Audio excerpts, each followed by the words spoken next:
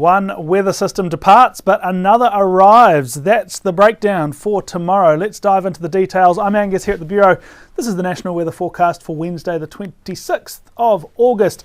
The focus in recent days has been on the east and the southeast. Lots of rain, a smattering of thunderstorms, and the weather system driving that is drifting eastwards. So we'll see some more rain in the morning, but throughout the course of the day, that will pull out into the ocean, and we'll really have an easing pattern across this part of the country with dry weather returning. But at the same time, in the west, a smaller weather system, but quite a potent one through southwestern WA. That's going to be bringing some heavy rainfall, particularly to areas south of Perth and eventually reaching Perth itself.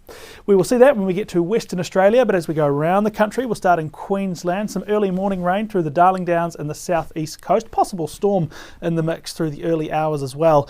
The bulk of that rain will clear up by about 9 a.m. or so, something like that. And after that, we're tending towards drier weather, although one or two showers could persist into the early afternoon, especially around the Brisbane Gold Coast area. Elsewhere, we have a fairly mild day, mostly sunny through areas Rockhampton northwards and across the interior and the west of the state. Overnight and early morning rain for much of New South Wales as well. Really areas from Wollongong right up to the Queensland border. We could see some thunderstorms through the night and into the morning as well. The bulk of the rainfall here will also be easing through the course of the morning, and after lunch we're probably just holding on to a couple of lighter and more sparse showers, but certainly could see a good dump of rainfall through the first half of the day. Temperature wise, we're pretty standard actually for the time of year, looking at temperatures near 20 degrees along the coast including Sydney, and similar inland, a little bit cooler at elevation. And all the rain from Tuesday will clear up overnight for Victoria, so a much drier Wednesday headed your way. There could be a couple of showers around the Gippsland ranges here, but don't expect any significant totals to accumulate. The wind will die off and the day will be fairly pleasant, but it will be a little on the cool side with a lot of temperatures in the mid-teens. Melbourne has a high of 15 degrees with a light southerly, but should stay dry with a little cloud cover. We will also have some cool southerly winds, especially affecting southern Tasmania, alongside a couple of showers. So we'll see our temperatures in the south and even in the west in that 12 to 13 degree range.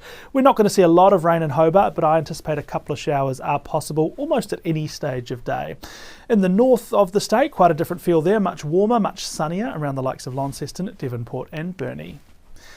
And after all the rain in South Australia to begin the week, we might not record even a single drop of rainfall here on Wednesday. A much drier weather pattern sets up across the state. Temperatures are pretty standard for August in that mid to upper teens range. Adelaide tracking for a high of 17 degrees. There won't be much wind. There will be a little bit of cloud cover around, but the sun should peek through from time to time as well.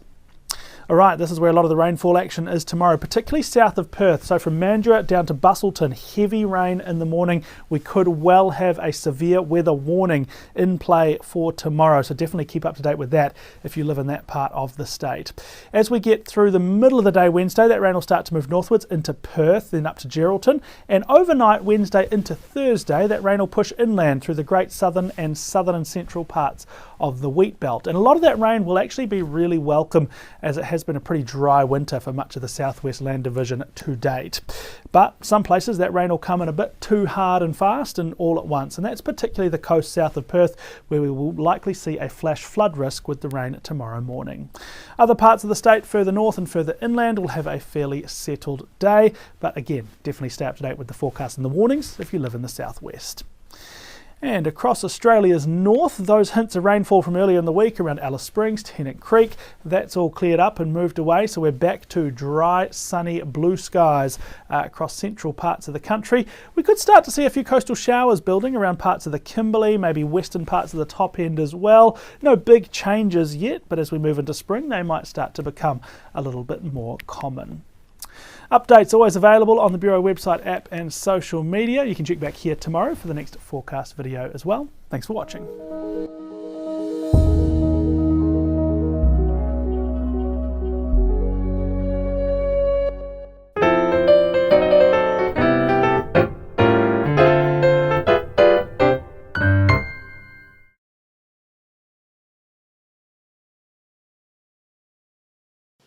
G'day everyone, welcome to the Pulse News Talk, and this is the Stephen Tripp Show, and believe it or not, my name is Stephen Tripp. This is the first journey that I'm on this show.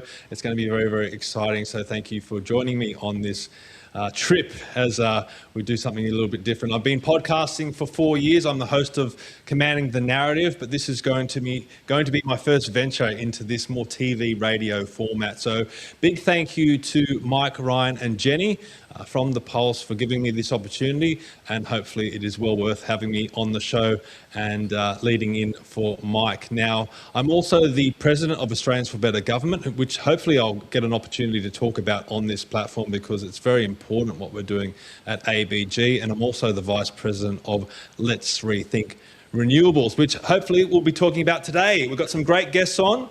Firstly, we'll have Councillor Adam Zahra from Campbelltown City Council. He joined me on a tour up to the Gympie region, Wide Bay area and South Burnett in Queensland. So we're going to be talking to Councillor Zahra, and also Emma Bowman, who's a fifth generation farmer out in Dunedin. She's going to be talking about the Bush Summitt that's out in Dubbo this week. So it's going to be a great show. But before we get to all of that, I want to talk to you all about the importance of independent media. And I guess that's what we're here for, to promote independent media here in this country, in Australia. And I think the mainstream media has really failed us over the last few years. Media has become very partisan. It's definitely not unbiased as it used to be, and there's no fair reporting happening as it used to happen. And a clear example of that was recently when Anthony Fauci was in Senate hearings in the US Congress. And we all know, or you should know, when he was being questioned on the COVID pandemic, which is very important to everyone. It impacted everyone, no matter your stance on the response to COVID. Really, Australia took direction from Anthony Fauci and his department. He pleaded the fifth, which means he refused to answer 111 times. Now, you'd think that would be a major, major story.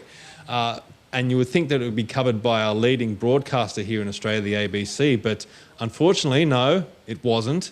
When I checked the ABC the morning after it happened here in Australia, I had to scroll down the list. I counted almost about 36 stories that were ahead of the Anthony Fauci story. Now, some of the stories that were ahead of it really took my interest. The first one was rare snails thought to be extinct settle into new home on Norfolk Island. Now, obviously, that is way more important than what happened with Anthony Fauci in the Congress. And the other story that was ahead of it was book returned to New South Wales Library 150 years after being borrowed. We're paying for this, the ABC. Billions of dollars are going towards the ABC, and the ABC should be reporting media or reporting news, which is important to all of us. And what other news could be more important than what happened with Anthony Fauci in the Congress? I mean, as I said, the whole direction of COVID was led by this man. Australia took advice from the US and advice from his edicts, and the response to COVID was basically led by him. Remember, he said, if you don't trust me, you don't trust the science. Well, this man refused to answer questions in the Congress, and the ABC was very reluctant to report it. So I guess that's what we're trying to do here on the Pulse News Talk, is report news as best we can. There's a lot of issues, particularly in rural Australia, that needs addressing, and the rollout of renewable energy is probably a good example of that, but also the economy. What I'm seeing in the economy at the moment is really raising alarm bells. I go on social media now, and I don't know if it's just the analytics or the algorithms just feeding me what I want to see, because I'm interested in this sort of stuff. But what I'm seeing now is not just journalists and politicians talking about the economy, but it's also financial planners, it's also real estate agents, and it's also small business owners, which has really surprised me, because normally they're focused on just getting business done. But now I'm seeing a lot of anger from business owners talking about how much they're getting taxed and how they can't get the same margins that they used to when conducting businesses. I saw a plumber the other day, which really surprised me. He was swearing and carrying on, obviously very angry about how the economy is being run. So that's a huge news story that hopefully we'll cover more here on the Stephen Tripp Show. But we've got a great guest coming on now after the break. You're listening to the Pulse News Talk and the Stephen Tripp Show.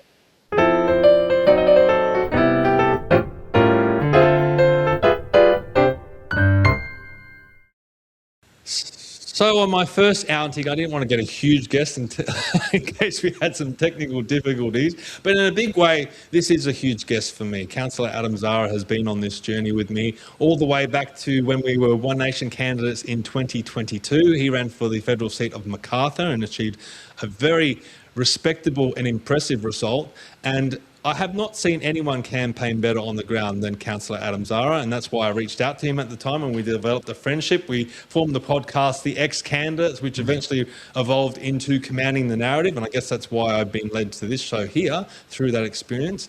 But he's also gone in a different path. He was the candidate for Campbelltown in the 2023 state election. He, again, achieved a great result against a very difficult candidate or a member of parliament in Greg Warren, a good sitting member. But in 2024, he was elected to Campbelltown City Council on his own as an independent, which is a fantastic result. He's also a family man and a small business owner, so I thought I'd have a chat with him. Councillor, how you going, mate? G'day, Stephen. How you going, mate? Very well, thank you. Now, you joined me up in Gympie on the weekend, or 2 weekends ago now. Yep. We toured a lot of areas around there, around the Wide Bay area and the South Burnett. We saw the impacts of renewable energy projects, just like we'd done previously when we went out to Dunedoo and Dubbo and those areas as well. Yep. So you're a councillor in Campbelltown. Yep. What is a councillor from Campbelltown doing up in Queensland looking at renewable projects and talking to locals? Why is that important to you? Well, I think it's very important because I need to understand the impact that the people of different areas are facing. Because the people of small cities like Campbelltown, or pretty big cities next to Sydney, but we're pretty big, but urban cities, the people just flick the lights on. They don't think about where the energy comes from. They don't think about the consequences of what this net zero and green energy supposedly is causing. So I wanted to experience it firsthand, and that's why we went to Dunedoo, and that's why I went up to Gympie and all that kind of stuff up there.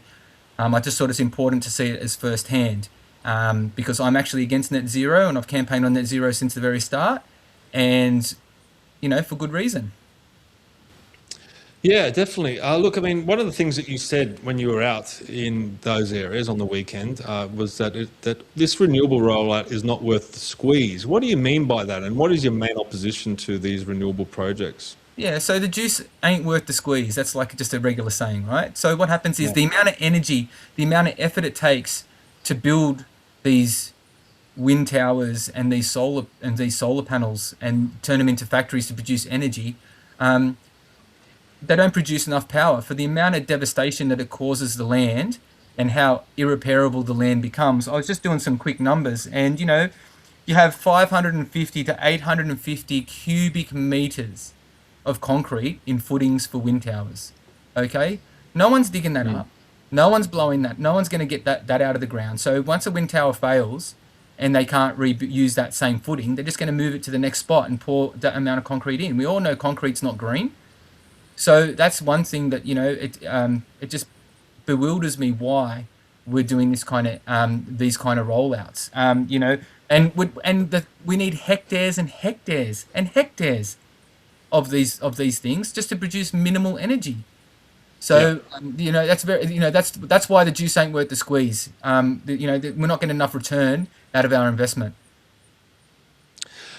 So look, I mean, we spoke to locals, and I guess that's the main reason why we were there. Yep. And we heard some harrowing stories about what they're having to face. And these are stoic people, strong people. Yep. What were some of the stories that really resonated with you when you were speaking to locals? Look, I think the biggest story that resonated with me was when we were at Kingaroy, and the lady's name has slipped my mind, but she had a wind tower less than 2 kilometres away from her house. It was about 1.8 kilometres away. And when the wind turns a certain direction, the tower actually faces the wind, obviously. And during the day, she's getting a strobe light effect through her house. So, or imagine having that line of darkness go through your house every couple of, like not even every couple of seconds. It's like 3 propellers going through the sun, making a shadow line travel through your house.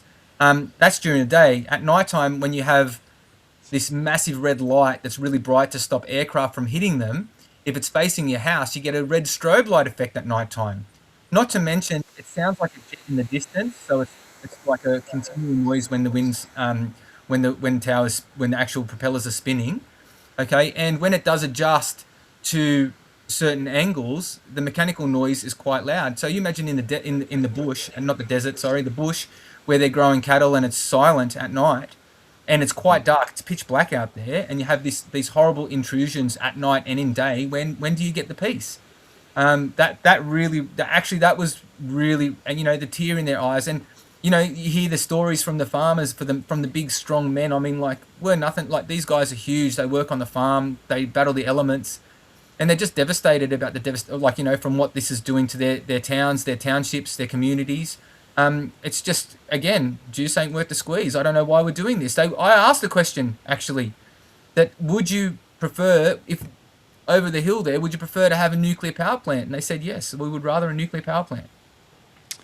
Look, you're a sole or a lone Conservative voice in the council. That's a big. I mean, the Liberals screwed up their applications, so no Liberals are in Campbelltown City Council. You're surrounded by Labor, the Greens, Sustainable Australia, parties like that with their green ideology that comes along with it. What would you, when you go back to council, what message are you going to send to them about what you witnessed, not only just when you went out to Dunedoo and Coolah and Dubbo in New South Wales, but what you've now seen, a very similar situation to what you've seen in Queensland? I'm sure your fellow councillors are not travelling out to these areas to see these projects like you have been. What can you relay to them, and do you think they'll listen? Well, I called them out on my social media page. Sustainable Australia Party and the Greens. Look, Campbelltown has a little bit different issues to out in the bush. I don't imagine a wind tower or solar panel farm. We're going to get batteries and data centers put into our lots of land, which I'm going to probably fight and contest as well. I don't see the value of them. But my message to them is that we can't build a road that needs to be built where 30 people die almost every year, or Appin Road has a ridiculous stat of deaths, and we're been trying to build this road. Not just myself, but many people have been trying to build this road over the years. And the amount of stuff we have to do for a koala, and God love those little creatures. We all love koalas, don't get me wrong, and we have disease-free koalas in Campbelltown. But the amount of hoops that you have to jump through to put a damn road in that's going to save people's lives over a koala, okay, compared to the devastation that these things cause and how many animals these things kill. I mean, you got a clear-cut hectares upon hectares. We looked at a solar farm. I think it was at I've got the note here, Woolgoora. Woolgara or something, right? And Woolooga. Sorry, I mean these names. Solar farm. I mean these names are hectic. But I was going to say, so Woolooga Solar Farm. 5 kilometres that way, 5 kilometres that way, for a lifespan of a few years. Heaven forbid there's no rain or hail or something that damages these solar panels. The amount of toxins that they leach into the ground, how much they got to clear cut. That you can't have sheep graze. Well, you can have sheep graze under them, but the sheep are useless because you can't even sell them after you graze them there because of the toxins in the ground after the leaching from the solar panels. Yeah, so I would say what's good for one is not good for another. Why do we devastate hectares and hectares of land when for literally 2.6 kilometre footprint, we could put a nuclear power station that's going to run for 50 to 80 years with constant baseload energy using materials that we have in the ground in Australia, providing reliable, cheap energy over obviously intermittent and fragile energy sources. Mate, does it frustrate you being in council? I mean, you're in the out, Western Sydney, but you're still within Sydney. Yeah. And I'm in the Northern Beaches where I'm surrounded by teals, and they're always talking about the virtues of renewable energy. But none of these politicians in the city areas want this stuff in their own backyard. I always talk about how Zali Steggall used to have on her website, she's deleted it now, that she does not support wind turbines along Warringah's beachfront. So these politicians in the city want this policy, but they want to push it out on rural communities. Does that frustrate you, being from Sydney? I mean, they don't want solar panels. I mean, you think you put solar panels on all the rooftops in Sydney if you really wanted this technology to work. You'd think you'd want wind turbines close to the source of where the power is needed. But why are we building it on pristine farmland? Well, I just don't think the politicians actually know where food comes from. I think they just go to the shop and go, I'll have 2 kilos of rump and I'll have 2 kilos of this and I'll have some fruit and veg. They don't realise that 3.5 hours out of Brisbane, you've got your food table there that's feeding everyone in Australia. Not to mention like Wagga and all those other places when we were up there, and Dunedoo, right, and the farmland, all the cattle that they grow, all the vegetables and stuff that get grown. Where do they think it comes from? You know, well and good to turn your power on or your light on and have light and plug your iPhone in, but we got to eat. What's more important? Yeah. It makes no sense. What's your feeling? I mean, look, the debate has moved to the energy side of things, and we talk about how renewables are just not going to work. I mean, look at the Snowy Hydro 2. They have to forge ahead with the Snowy Hydro 2 despite the cost blowouts because it's a big, massive battery and they need that battery. 50% AEMO says that would come from, you know, battery storage that would come from the Snowy Hydro 2. So if that project were to fail, the whole net zero rollout fails as well. That's how fragile net zero is, and we talk about the intermittent energy and what have you. But we used to have reliable baseload energy in this country. How do you feel about that? I know you just mentioned nuclear. What about coal? I know in previous podcasts I've had you on, you said you'd probably feel comfortable having a coal plant in Campbelltown or even a nuclear plant in Campbelltown. I mean, do you still hold that view? Absolutely, I hold that view. Okay, we visited a coal-fired power station. How serene was it? It was quiet. Yeah. There was the plumes of steam that come out of the chimneys. It's only steam from water being evaporated. It's clean. Okay, you know, if anything, you know, it puts moisture into the air and creates probably rainfall in the end. So, look, I'm all for that stance. Coal, we need coal. Okay, get coal happening. We need to reinvest in the coal infrastructure.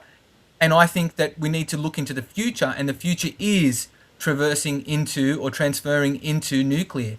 And we all know this. We know these, small modular nuclear power plants. You can literally put one right next to the coal-fired power station and plug it straight into the lines, okay?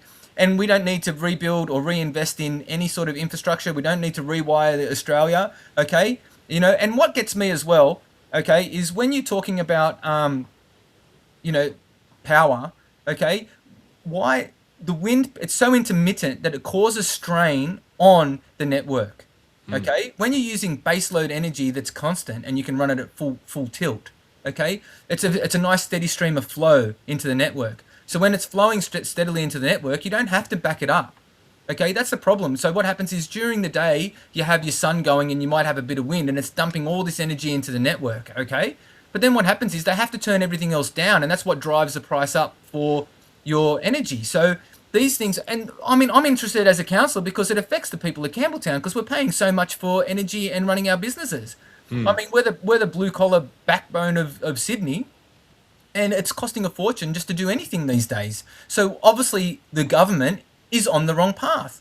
Take a step back, Albanese and the Labor government. Take a step back and go, we've made a mistake. No one's going to hate you for it. If you go, we've made a mistake, we've invested billions upon billions of dollars into this thing and it's not working, I tell you what we're going to do. We'll stop it right here. We'll backtrack on it. We'll invest in nuclear. We'll get our coal-fired power stations going properly again, because lack of investment from the government into coal fire stopped maintenance on these things. So no wonder why they're breaking down.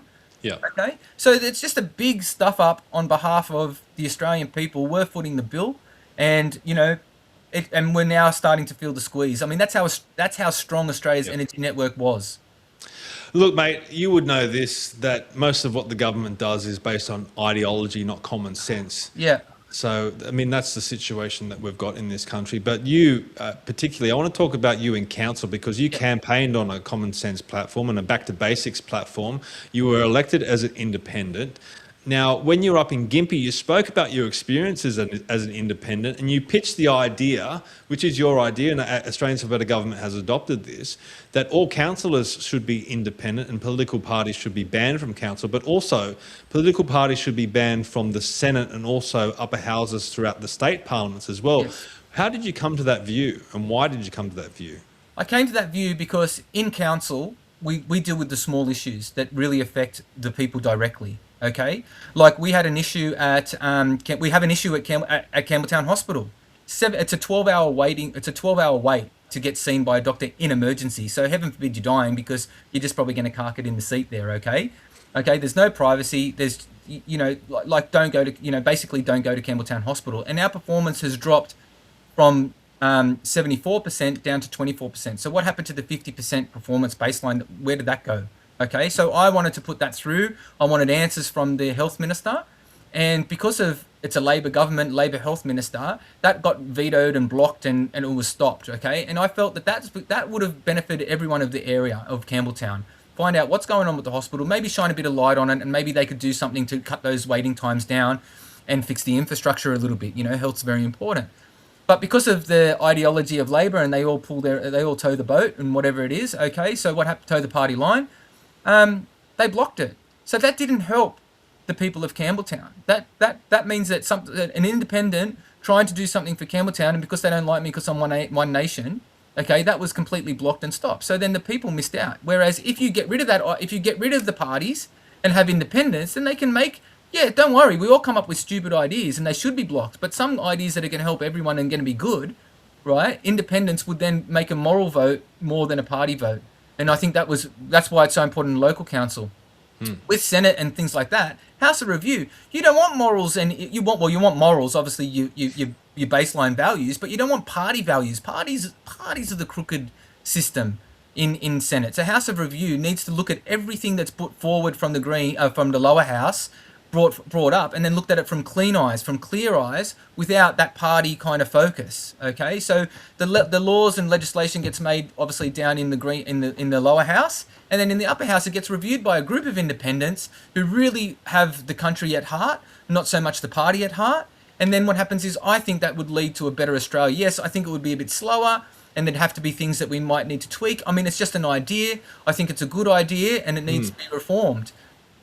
Yeah. I agree with you, mate. I mean, people would understand why you would need political parties in the lower house and the House of Representatives, and also the legislative assemblies in the states, because you need a party to form government. But in the Senate, there's no reason for political parties. The legislation that's coming into the Senate should be based on the senators should be reviewing that legislation based on the merits of that legislation, not their party affiliation. And in council, it's the same situation. And I know recently you actually tested your fellow councillors. You put forward a motion that you just assumed would be automatically accepted by all councillors. Can you tell us about that and what happened when you moved that motion? Yeah, so that was for the family and domestic violence issues that we have in Campbelltown and across the nation anyway, okay? And I thought, we voted for a family and domestic violence task force, which I'm now part of, which is great. I was invited to go into that one, so I am. But I thought, you know what, we could get some little signage done, like no bigger than the stop sign, so a no stopping sign or something like that. We could plant them along in different areas in the Campbelltown, obviously have a look around and see what the ideal areas were. And it would have basic information: 1-800-RESPECT, 000, and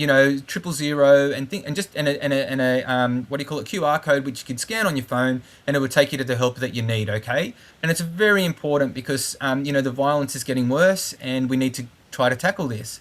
Everyone thought it was a great idea, and we could have voted on it then and there, right? But in the end, it was put forward to move it to the task force. Okay, and we put it to the task force, and then we'll see what happens with the task force. I'm going to the task force. I'm fighting for it. I think it's really important. But I feel, I guess what happens is, my opinions, not council-based, but my opinions are that, that should have just been accepted, put through. We should have done we could have done a council report on it and had those installed. We could be making them, putting them in right now, except now it's got to go to the task force. It's going to go through all the rigmarole. And guess what? Little independent doesn't get to put his name on it, which I don't care about anyway. That's why I didn't contest it. That's why I didn't fight it. I just wanted the motion to go through. And that was the quickest way I could see that it was going to get through without any arguments or fighting, because it's not about me and it's not about my name. It is about getting help to the people who need it and the vulnerable. But I just think it should have been put through, and there shouldn't have been really no request to make modification to that. Yep. To that policy. Mate, I just want to congratulate you for everything that you do. I know you're a small business owner. We didn't talk about that and the pressures that you're under as a small business owner, but you work 7 days a week, long hours. Sometimes you sleep in your factory because you just work non-stop. Right there, I sleep right there on the floor. But you're also fitting in council activities and also travelling up to Gympie and Queensland and to see things up close so you can be better informed about policy. So if people are impressed by you, and they should be impressed by you, how do they follow you on social media? Yeah, I'm basically on Facebook, Adam Zahra. It's an independent Facebook. I really don't have the address. I'm terrible with that. But just look up Adam Zahra, and you'll find me. You can't miss the bald head and the beard. Okay, so I'm all over Google, and you should be able to find me there. Okay, you can look me up at Campbelltown Council, and you can contact me on my phone numbers and stuff like that from there, and you can email me as well.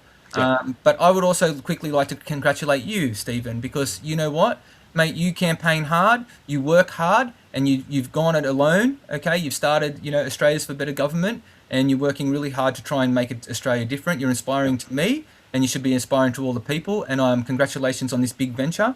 The Pulse is lucky to have you, and I'm glad that they've taken you on board. And we'll make sure that you're, and I'll support you as best as I can all the way through, mate. Awesome, mate. Thank you. I appreciate it. Congratulations to you as well for being the first guest on the Stephen Tripp Show on the Pulse, mate. We'll talk very, very soon. Thank you so much. You are watching the Pulse News today.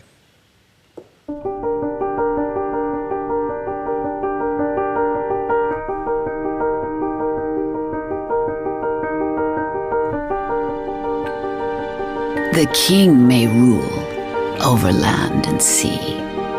The Lord may live right royally. The soldier ride in pomp and pride. The sailor roam over ocean wide. But this or that, whatever befall, the farmer, he must feed them all. The writer thinks, the poet sings, the craftsman fashion wondrous things. The doctor heals, the lawyer pleads, the miner follows, the precious leads. But this or that, whatever befall, the farmer, he must feed them all. The merchant, he may buy and sell, the teacher do his duty well. But men may toil through busy days, or men may stroll through pleasant ways. From king to beggar, whatever befall, the farmer, he must feed them all. The farmer's trade is one of worth. He's partner with the sky and earth.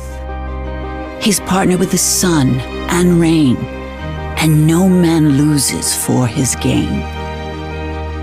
And men may rise, or men may fall, but the farmer, he must feed them all.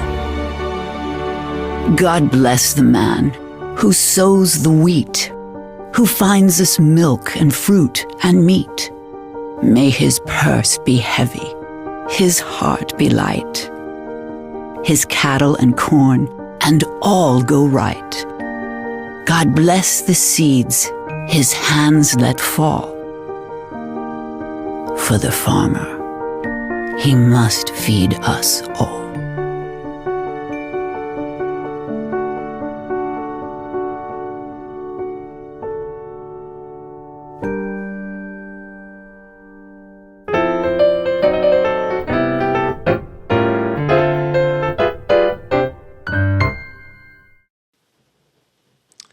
Welcome back to the Stephen Tripp Show on the Pulse News Talk. I like that little jingle that they've got for me. I don't mind that. I don't know what it reminds me of. I'll have to think about it, but I quite like it. Now, our next guest, Emma Bowman, is a fifth-generation mixed farmer out in Dunedoo. And from all accounts from people that know Emma, and I know Emma, she's very well respected, but we all know she's not to be messed with. I don't want to ever get on the bad side of Emma because I think I will have hell to pay. But she's also a committee member of Property Rights Australia, and she's been very outspoken about the rollout of renewable energy in her area within the Central West Orana, which is a renewable energy zone that covers 20,000 square kilometres of that area. I mean, some countries are that size. So it's a lot of people don't realise what's going out in her area, and she's been a big voice trying to inform people in the cities. So let's bring her on the show. Emma, good to see you again. Hi, Stephen. How are you going? We're good. I'm good, thank you. And we've got a little bit of rain here in Sydney. How are you guys going out in Dunedoo? Are you getting any rain at the moment? So it is actually raining today. It's not a heap of rain, but it's always good for us. We had a very late start to the season, so we had a pretty rough start to the year, but it did turn around in about May. So we do have some crops in, and it's very green. And if it keeps raining, the season should go with us. So we've been very lucky. Yeah, fingers crossed. Now, tomorrow and Thursday, you've got the Bush Summitt out in Dubbo. And someone actually sent me the schedule or the run sheet for the summit, and I was surprised. I mean, there's your normal collection of politicians, and Anthony Albanese supposedly is going to be there. We'll see if that happens. Barnaby Joyce, Angus Taylor, Chris Minns, also Peter Malinauskas, from the Premier of South Australia, is going to come up for it. But what really surprised me was there was a whole host of journalists. I mean, you would think that you might want to hear from a couple of journalists, but not a whole collection of them. I mean, I would think that the journalists would want to be sitting there listening, not doing the talking.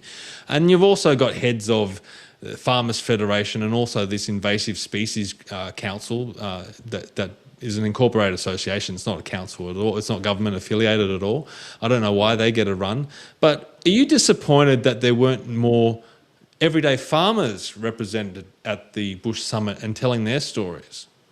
Definitely, Stephen, and I think that seems to be the disappointing thing to me most of the time, is that politicians come and see us and want to talk at us, when to me it should be flipped on its head, and they should be listening to what's going on here and what they can do to help us. And I think that's a big mistake on their part, and that's why things are going to shit.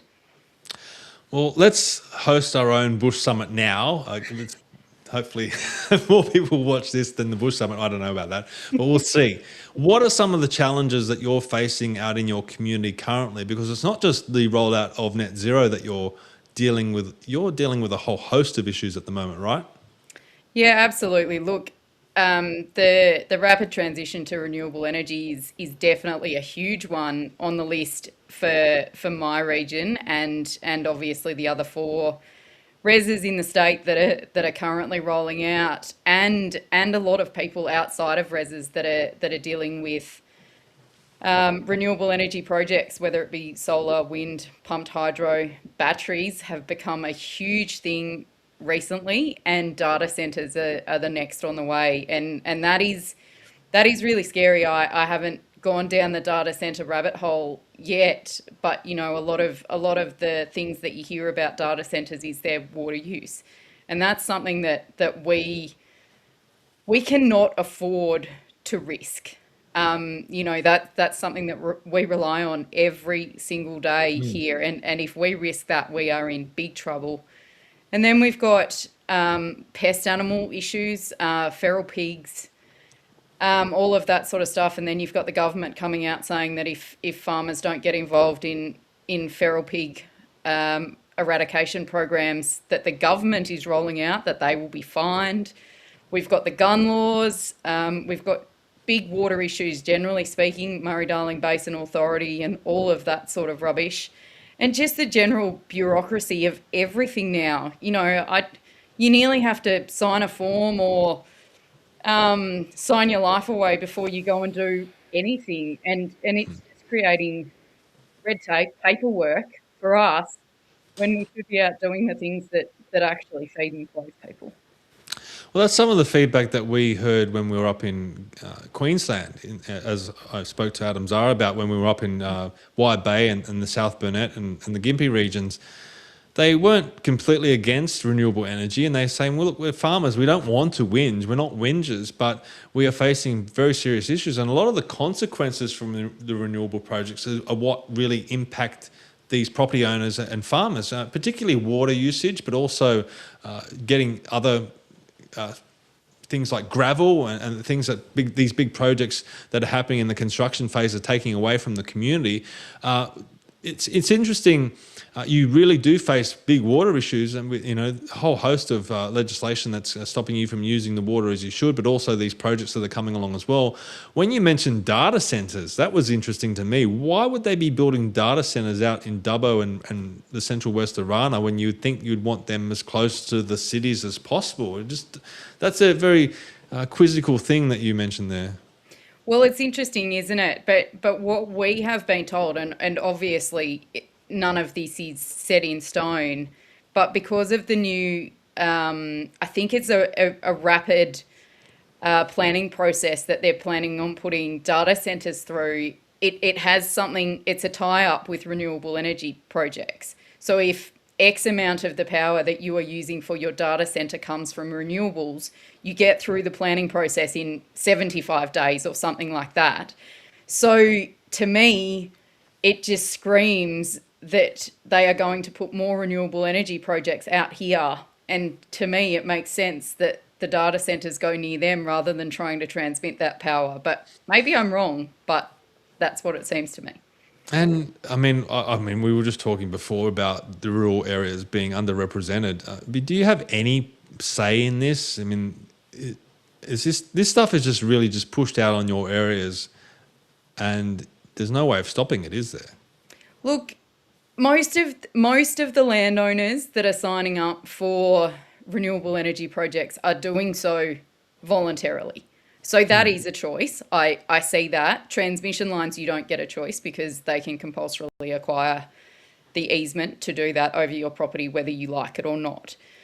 But what is making it really difficult is when landowners feel like they're between a rock and a hard place, that they're told that if you don't sign up for this project or, you don't get on board, you will get nothing and you will get all of the detrimental impacts that people are worried about as being a neighbour or in close vicinity to any of these projects.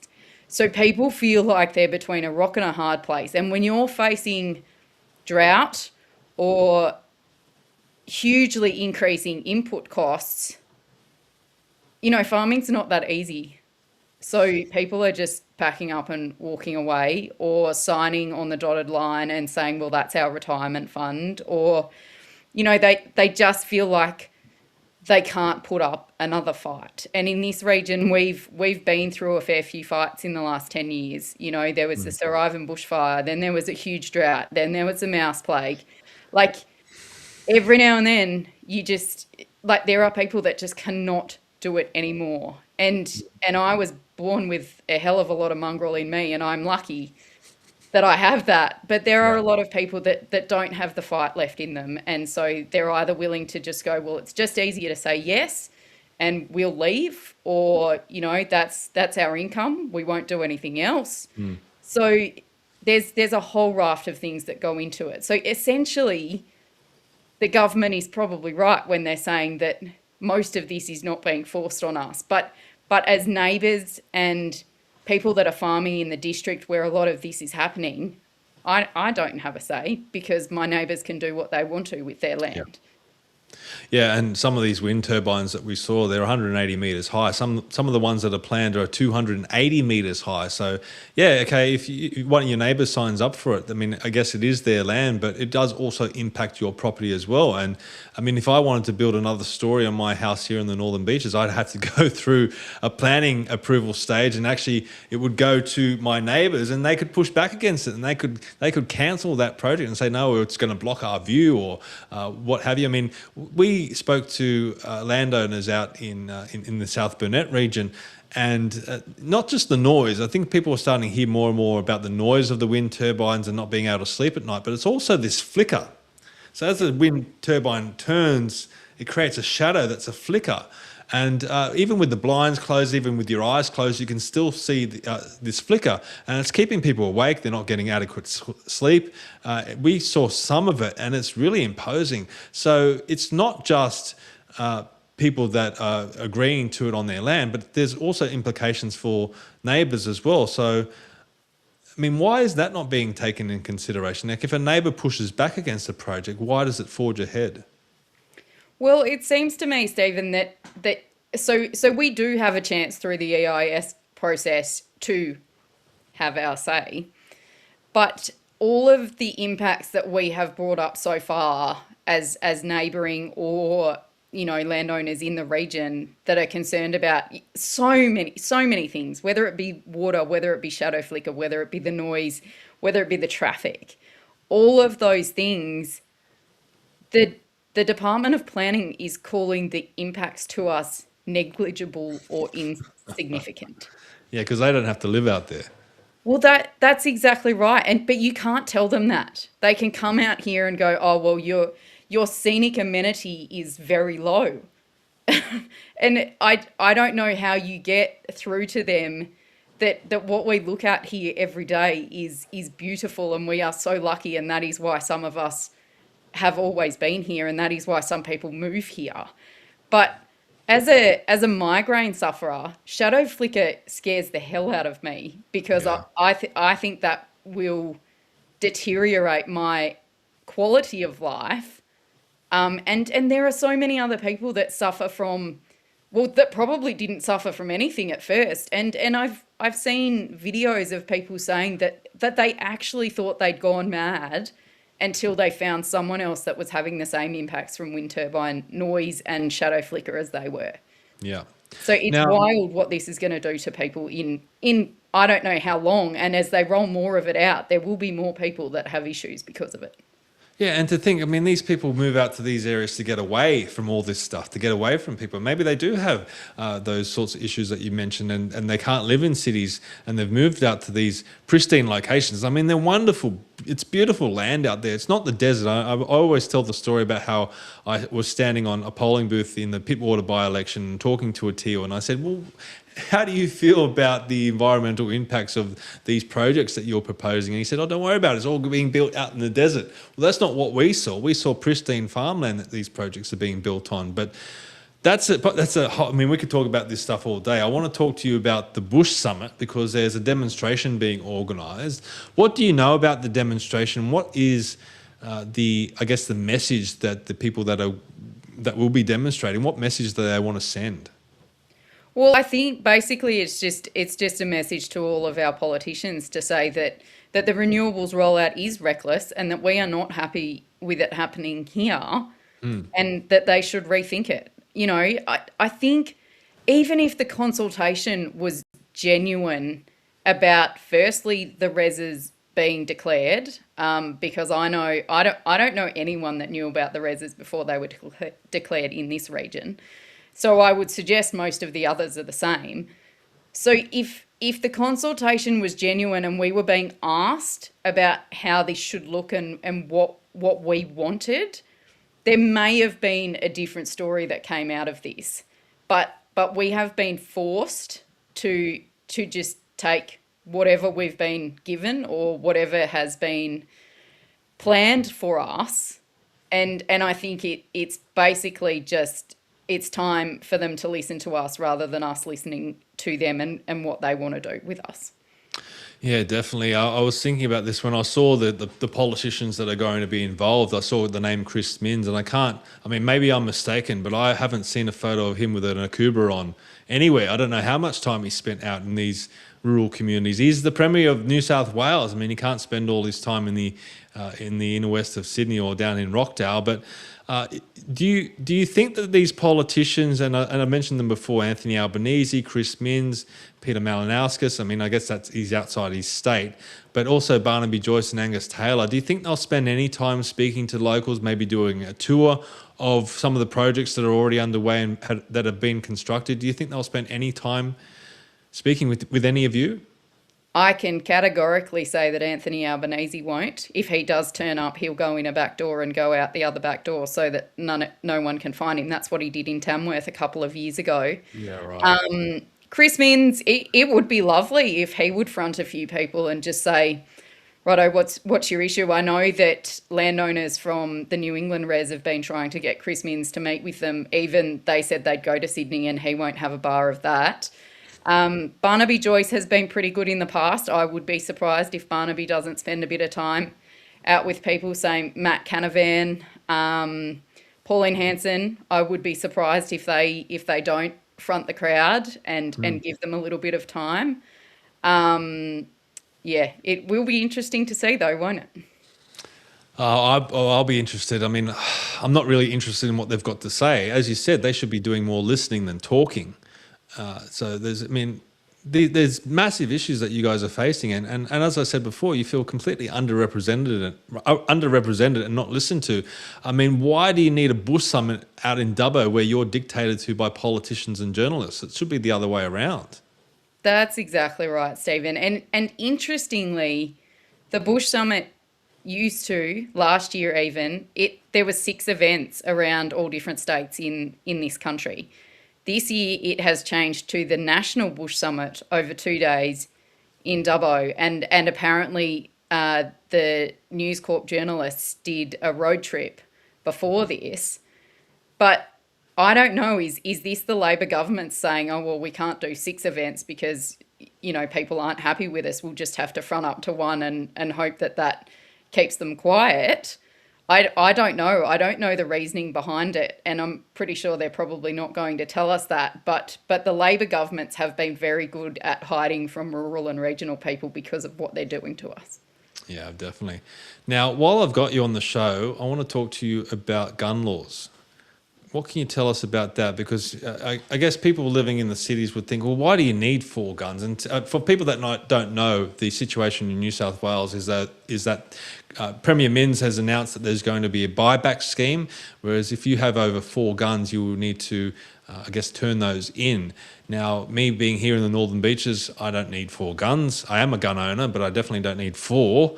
But for you in a rural area, can you explain why you might need more than 4 guns and why it's necessary for use on your land?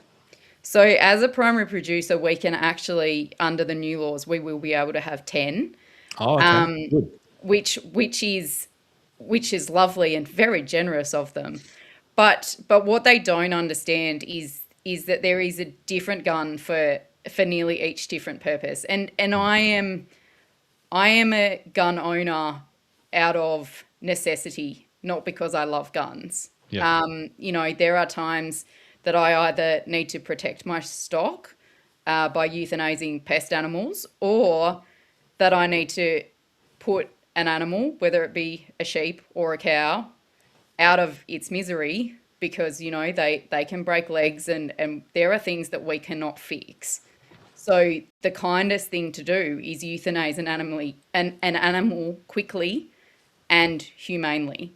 So you cannot use the same gun for every single purpose. And like I said, I use guns out of necessity, and I don't have a great big range, but I do know people that have a different gun for each purpose, and they do use them for that. And that is out of necessity to protect our livestock and to euthanize them humanely when something does go terribly wrong. And you can try all you like to not let anything go bad, but with animals you can't stop something bad happening.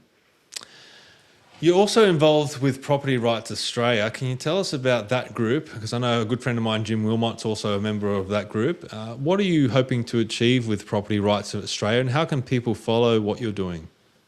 So Property Rights Australia was established in 2003, basically just what the name says, to protect private property rights, because the founders could see the erosion of our private property rights through, whether it be through government legislation, just the erosion of them was becoming obvious. So they founded the organisation in 2003. I've been on the board for probably nearly 12 months now. I am actually the vice chair. You're right, Jim Wilmot is on the board as well. We have a very, very passionate board of people that would like to see the turnaround of government to look to protect private property rights again. So it's all the same things we've spoken about: the rollout of renewables, the gun laws, the native vegetation laws, all of those things are eroding our private property rights. So I jumped on board in an attempt to, well, because I was looking for a group that would represent farmers proactively and effectively. So that is where we are looking to go, because I'm sick of seeing lobby groups, farmer organisations that, say they're for farmers, but actually just end up doing whatever the politicians need them to do to keep them happy. Look, Emma, thank you so much for everything that you do and for being a voice for rural communities, because when we were out in Queensland, one of the comments that I did hear someone say was that a lot of landowners don't want this stuff out in their communities, but they're not willing to speak up and speak out against it. So we need people like yourself with strong voices, sensible voices, to get out there with the courage that you've got and the mongrel that you've got, as you said before. So thank you very much. And thank you for joining me on the first edition of the Stephen Tripp Show. If people want to follow anything that you do, or even Property Rights Australia, is there any way that they can do that? I know you've got a very good newsletter. What's the best way that people can keep up to date with what you're doing? So Property Rights Australia has a very active Facebook page as well. If you just search for Property Rights Australia on Facebook, you will find it. The people that do the Facebook page are excellent. There is the website as well, and you can have a look on there, and you can become a member online as well. So yeah, keep an eye on that. Yep. No, I'd encourage everyone to do that. Thank you, Emma. Thank you so much. It's good to speak to you again. We'll have you on very, very soon. But for now, you're listening to the Pulse News Talk.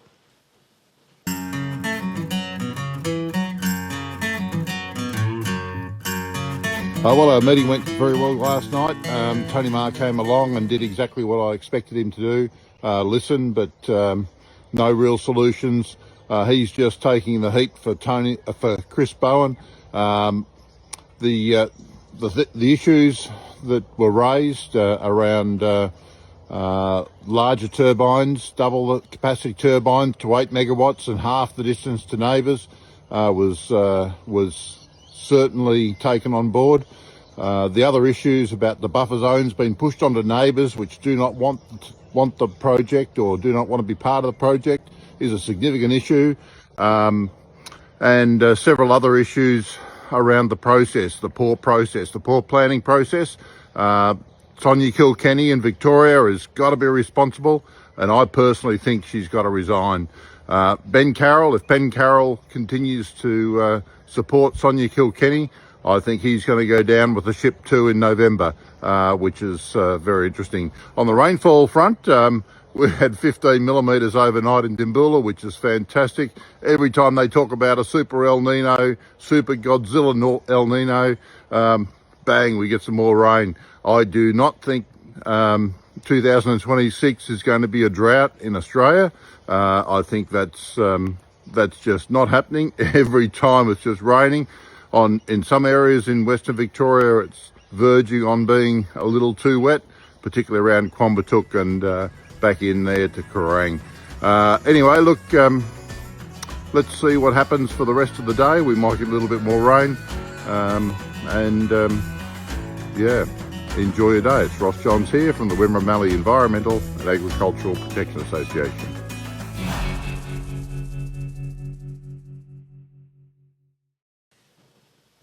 Welcome back to the Stephen Tripp Show on the Pulse News Talk. Now, quickly, just to finish up, I want to let you know about a press release that Australians for Better Government put out just yesterday. Head to australiansforbetter.com or head to our social media page, our Facebook page or X, to read that press release. But it related to John Ruddock, the Honourable John Ruddock in the New South Wales Parliament, grilling Premier Chris Minns recently and really calling for a plebiscite on free speech, on whether New South Wales wants free speech, and also views on immigration and multicultural policy. So check out that press release. It's very, very important. But up next, we're We've got Mike Ryan. Now, Mike has got a big show today, and I'm sure you all love tuning into what Mike is doing.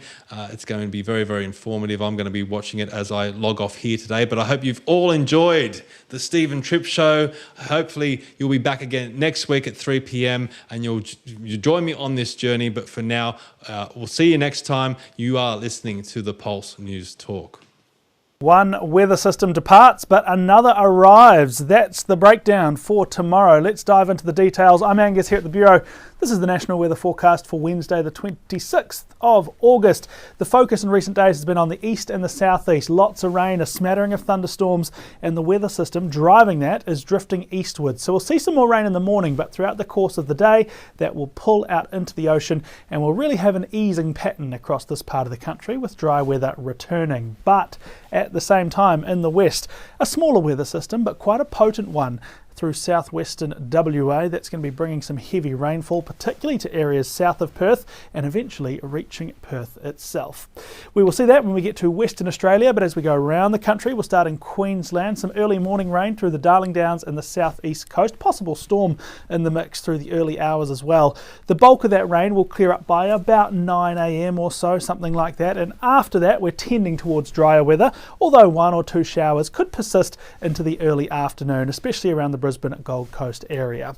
Elsewhere, we have a fairly mild day, mostly sunny through areas Rockhampton northwards and across the interior and the west of the state. Overnight and early morning rain for much of New South Wales as well. Really areas from Wollongong right up to the Queensland border. We could see some thunderstorms through the night and into the morning as well. The bulk of the rainfall here will also be easing through the course of the morning, and after lunch we're probably just holding on to a couple of lighter and more sparse showers, but certainly could see a good dump of rainfall through the first half of the day. Temperature wise, we're pretty standard actually for the time of year, looking at temperatures near 20 degrees along the coast, including Sydney, and similar inland, a little bit cooler at elevation.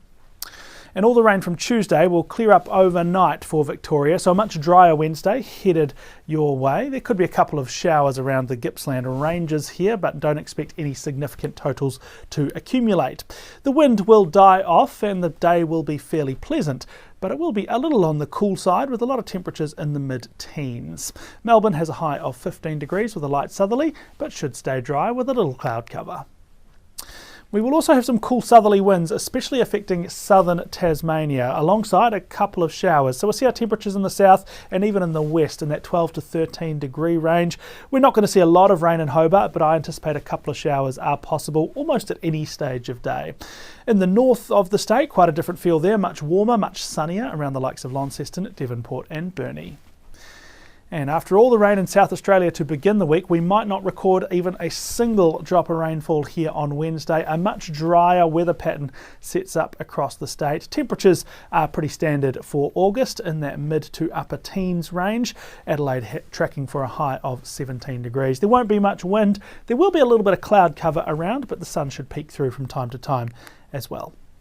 Alright, this is where a lot of the rainfall action is tomorrow, particularly south of Perth. So from Mandurah down to Busselton, heavy rain in the morning. We could well have a severe weather warning in play for tomorrow, so definitely keep up to date with that if you live in that part of the state.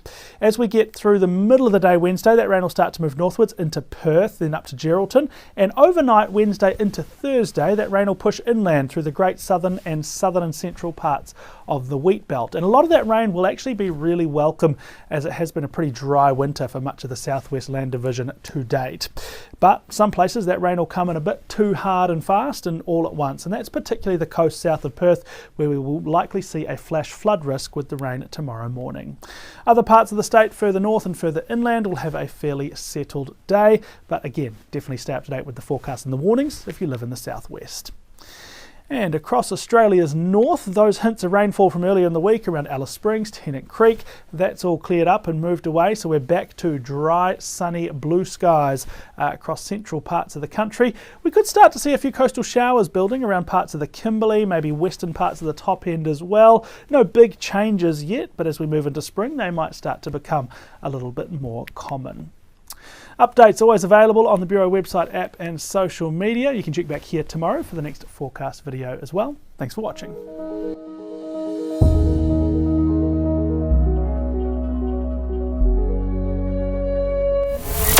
You're with Mike Ryan on today's News Talk, The Pulse.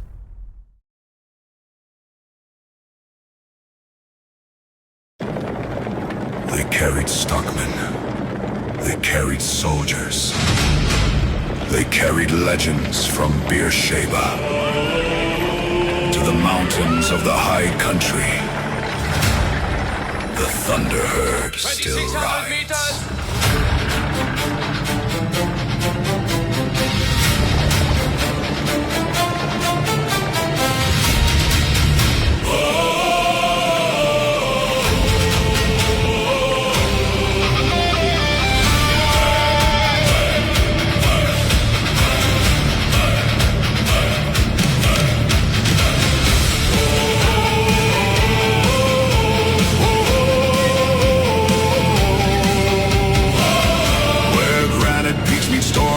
Skies and snow gums bow in winter light.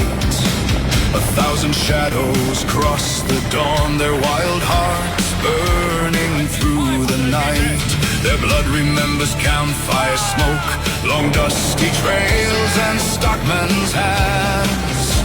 The freedom of a younger world still running through this ancient land. Listen. The mountains know their language. Listen. The valleys speak their names. They are the thunder rolling beneath the southern sky. From Beersheba's fields of glory to the mountains standing high, no chains can hold them. No walls contain them. The spirit of the light horse rides. They are the thunder, and the mountains know their names.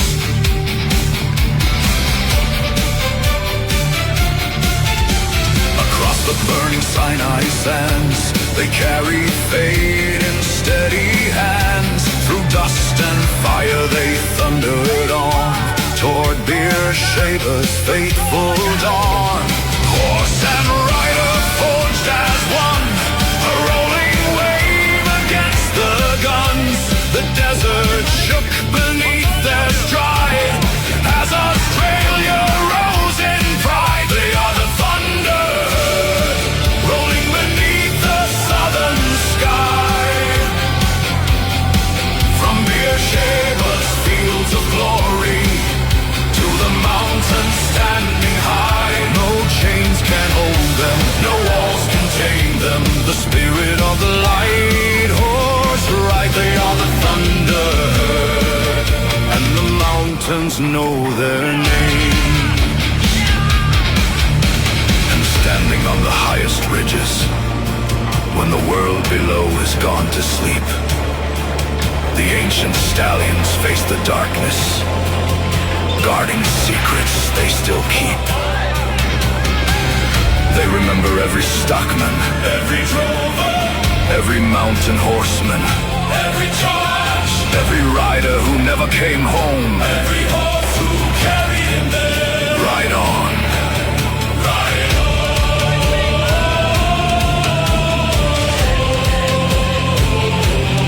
Ride on.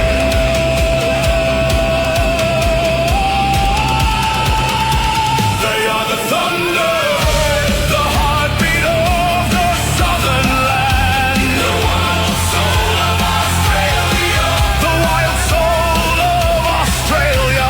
The oath that time has never bent. When lightning crowns the mountain peaks and storm clouds gather dark and wide, the spirits of the old light horse still ride beside their stride. No king commands them, no empire owns them, for freedom runs within their blood, as surely as rivers shape the land.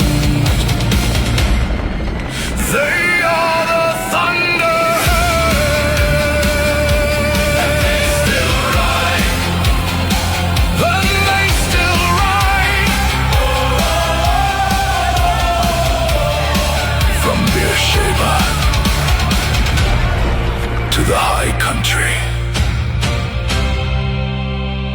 thunder herd still rides.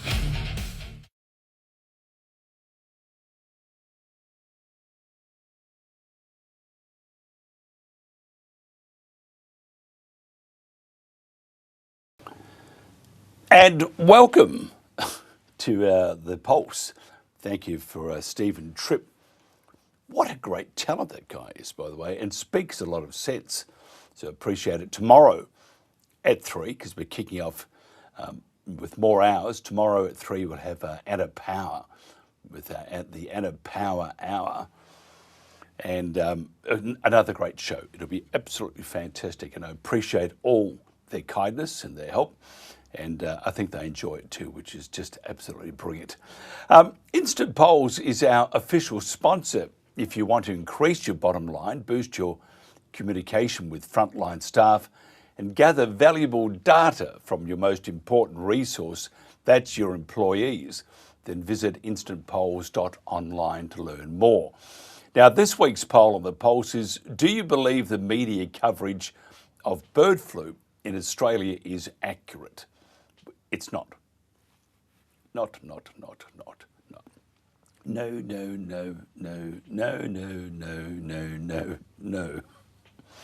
And no. I'm being polite. Anyway, just use, not trying to influence you, no. Okay, N-O. What? Somebody wrote in, give me a Jack Goff impersonation. No. That's just bullshit. There you are, that's Jack Goff there. That should keep you happy. Just use the QR code, by the way, on our screen to vote. Each vote is secure and anonymous and verified by 2FA. The poll closes next Monday, 31st of August. Holiday on Friday in Queensland. Yoo-hoo! I'm still working anyway. It's psychological. It's a virtual holiday for me. And the result will be broadcast on The Pulse after 4 o'clock. The link has been published on our Facebook page, which used to be the Country Telegraph. Now it's The Pulse. And you just, for those who have subscribed, hasn't changed, just a different name. Same beautiful faces, just a different name. Share the link and ask your family and friends to participate. That's please vote. Just vote, no, and make your opinion count. If you have another opinion, we believe in free speech. No. Okay, there you are. Management was deciding in the dark. We lacked a method to hear from people across the organisation. We started using instant polls under our brand. Their expert design templates made it effortless to ask the right questions of the people who matter most, our frontline teams. We've seen improved profits and happier staff, and we now make better company decisions thanks to instant polls. Join us. Try your first free poll at instantpolls.online. Vaccines will be rolled out across the country as part of the federal government's plan to stop the spread of the deadly bird flu. Native species in captivity will be top of the agenda as experts warn states and territories to prepare for mass deaths in their backyards. Feeling the heat in the henhouse. The Federal Environment Minister meeting with conservation groups as the bird flu outbreak takes flight. Spring and summer are coming. That's when birds get it together and start breeding, and this is when it's going to spread. Not afraid to ruffle feathers, advocates pushing the Commonwealth for an immediate $200 million response to the H5 strain. With 1 in 5 native bird and mammal species at high to extreme risk from the virus. To make sure that we're getting rid of weeds where birds are nesting, that we're making sure we have wetland connectivity, that habitat is not being destroyed. There's currently 236 confirmed detections of the H5 strain in wild birds, with 163 in South Australia, 58 in Victoria, just 1 in Queensland, and now 4 in New South Wales. Communities are telling us they are devastated. They are in tears about what this might mean on the ground. The government confirming a $2 million plan to roll out vaccines to states and territories over the coming days, prioritising native species in captivity. I'm able to confirm today that testing at CSI's laboratory has returned a positive result of the H5 bird flu in samples taken from a long-nosed fur seal. at Beachport in South Australia. This is sadly our first confirmed case of the H5 bird flu in a mammal in Australia. I know that this news will be distressing for many Australians, particularly for those people with a close connection to the wildlife and the land, including our First Nations people. And although this is a concerning development, it is not unexpected for us to start to see infection in other wildlife, particularly in marine mammals. I have been advised that at this time the detection does not appear to be associated with other sick or dead marine mammals. An infection of this individual animal is likely to have occurred due to exposure to infected wild birds or the environment that they share. Sadly, we also know that once the H5 bird flu is spreading in the natural environment, it is not possible to avoid significant losses. Across the country, the latest figures indicate that there have now been 298 positive H5 bird flu events in Australia since the outbreak. I want to close by reiterating that at this stage there is no evidence of infection in our poultry or agriculture systems and that the risk to human health remains low.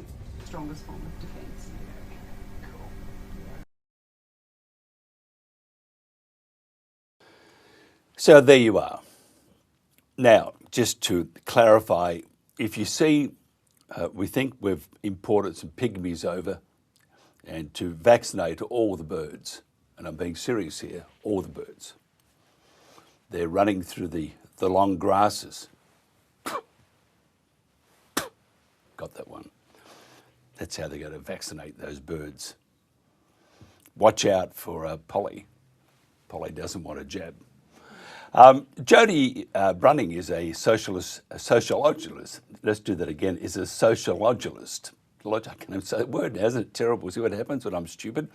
And PSGRN New Zealand's or NZ's lead researcher and primary media contact. PSGRNZ works with qualified researchers and volunteers who work to produce transparent, high-quality science information to educate and inform the public. We have Jodie on to tell us about bird vaccination in New Zealand and questions everyone who cares about our wildlife should be asking. So first of all, Jodie, thanks for joining us. Thank you so much for inviting me on. It's great to be here. I'm just wondering about those pygmies running around the place with those poison darts, getting those birds. Do you think that sort of vaccination will work? Well, I personally would like to address Julie Collins' discussion on marine mammals. She refers generally to the H5 bird flu. And so that broad term, that generic term, risks implying the evidence of harm is associated with all H5 viruses, infers this massive magnitude of risk posed by the specific, I think, that H5N1 clade that's a, let's call it by the details, 2.3.4.4b virus, which is not being correct. So she's sensationalizing the topic. So the other thing I think it's really important to talk about at the start of this is the fact that we're talking about an HPAI, a high pathogenicity bird flu, avian influenza. And what happens with that is that these pathogenicity describes the capacity of a virus to cause disease. The capacity. It does not mean that every species exposed to that virus will die. There will be high mortality or morbidity rate. And so the HPAI classification is also largely defined on the pathogenicity characteristics and mainly in poultry, in housed birds. So it's really, there's a lot of communication coming out of the agencies right now. I don't know how scientific it is, and it's really concerning to hear this general term of H5 when perhaps they're talking about a far more infectious or dangerous strain. But that whole clade with the 3.4 there's a whole area of viruses in that too. This is why it's a really broad thing.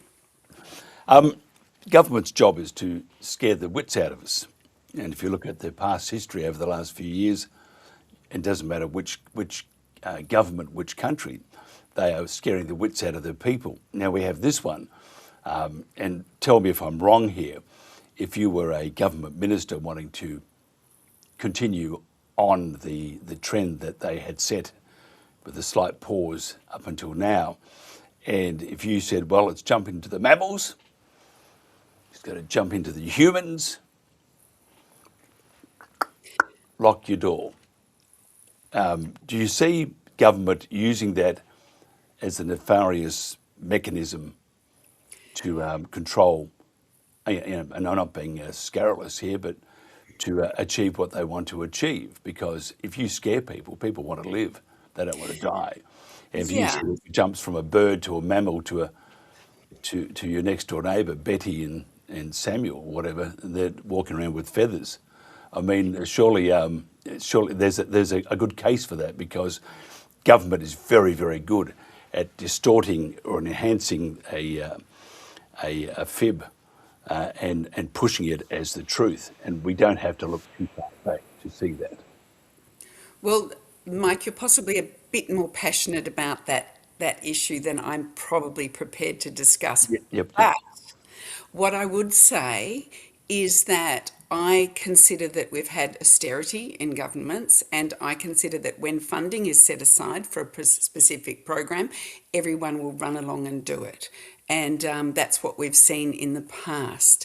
So they have a program, they want to achieve this, they create the funding, and everyone does it. And so the evidence, so we can talk a little bit about the 300 core breeding birds in New Zealand: the kakapo, the takahe, the shore plover, the black stilt, and the orange-fronted parakeet. They're in the middle of a vaccination campaign now, I understand, with a H5N2 vaccine.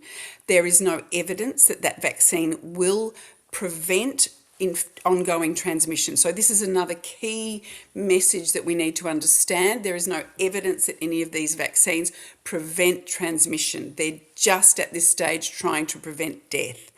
But the only problem is, in New Zealand, this H5N2 vaccine is theoretically based on a trial in 2024 and 2025 on using an H5N3 vaccine.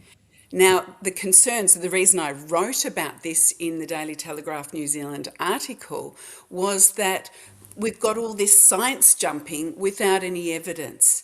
And in that article, I wondered what the extent of evidence was for the penguins down in St Kilda, because what we've seen in New Zealand with the Department of Conservation and the Ministry for Primary Industries, they're working in different ways. The Ministry of Primary Industries gets the funding, but they import the vaccine, and also they're the regulator that says, oh, we're going to approve it, even though it's not proven effective. So they're doing that, and they've done that with the H5N2 vaccine as well as the H5N3 vaccine. They're importing it themselves, and they're saying we're going to push it through. Now, these are vaccines designed for poultry. They're not designed for wild birds.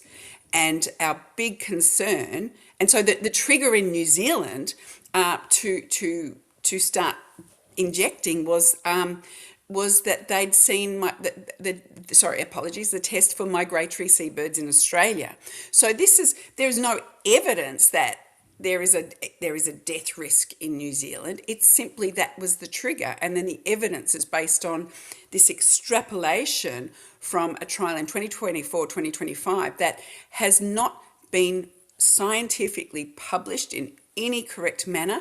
It is unauthored, and they present the so-called safe evidence as merely percentages. So we don't even know what of those species that were injected, how many there were. We know at least one died, and they said that was from stress, but that's going to be a problem with all endangered native species. So we're not seeing any evidence that is showing that this will protect the birds. And what that actual trial did acknowledge was, because there has been no no real test with the H5N1. They really don't know if it's going to be effective. They've looked at the antibody testing, and they've done a hemagglutinin inhibition test on one species of bird, but they haven't published the data on that either. So it's sort of sciencing, but not the sort of science that is robust enough for our national, like these birds are of national interest in New Zealand and Australia. So, but the evidence on the New Zealand side certainly isn't there. Here's something for you to, because I am actually very concerned, because do they know the side effects of what it will do to the birds? And if looking at different species of birds, not just ones of feathers, surely each one of those is going to react differently. And thirdly, one shot or one dosage doesn't suit all. This So is what the happens to the birds? Do they know what's going on?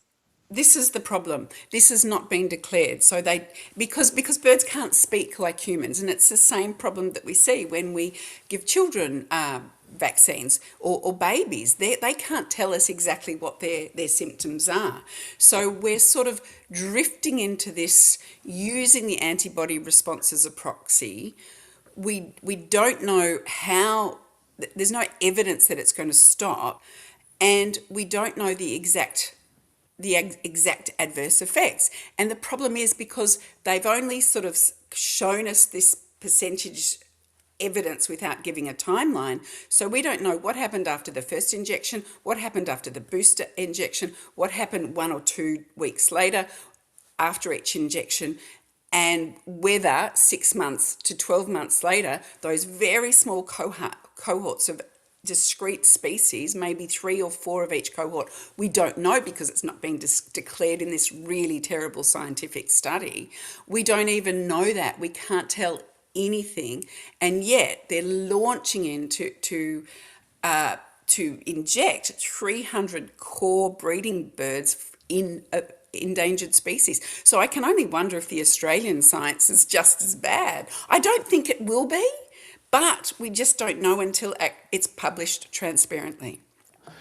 The governments are advised by the Invasive Species Council. There's no doubt about that. They have a lot of oomph with various state governments and also federal governments. They're very good lobbyists. And Jack Goff, on behalf of the Invasive Species Council, was pushing for the vaccination for the birds. Jack is a former union member and lobbyist in the New South Wales Parliament, and has no qualifications. And they do have, and I have to be clear about this, they do have scientists who are part of the Invasive Species Council, but I don't think any of those scientists are vaccinologists or anything like that. So we have then the Australian government, for example, wanting to vaccinate, as with the New Zealand government, to protect the birds. They have no evidence. They have nothing to back that up to say that it won't kill the birds. And if you don't know, for example, if you don't have a clear conclusion that's safe, then one would think it's unwise to do it. Peter McCullough, who's a friend of ours, Peter McCullough, very famous doctor from around the world in the US, and Peter says that in a small town, not a small town, a fairly large town, but not a huge town in the States, they had bird flu there, and they kept getting this bird flu. It would come back quite regularly, and they didn't know what to do. And he said, "Have you tried natural immunity?" And that's what he did. And he said, anyway, Peter was saying that it was a success. That itself would seem less dangerous than trying to jab the birds. Absolutely. So what happens, and this is different for poultry. So poultry flocks are different because they have a far higher turnover. I'd also like to mention, as a sociologist, my undergraduate is in agribusiness. So I've come to this through looking at risk for poultry farmers, particularly small independent poultry farmers that could face risk from higher thresholds, and they would go out of business, leaving the big boys playing. So the idea of a cross-reactive response from the virus is actually something that we could think of might be a thing in longer-lived endangered species populations. So over time, viruses become endemic in those populations, and the birds can experience asymptomatic or subclinical infection. And this is part of the challenge. We're not seeing the seropositivity testing we're seeing is this one test. Oh, it came back as H5, and another test, it came back as H5. So if we talk about effects in mammals, in the US, there's a US case study talking about dairy cow workers because you get the influenza A in the dairy cows, I believe. And what you would see in the workers handling the cows all the time was conjunctivitis. That was the risk that was being identified.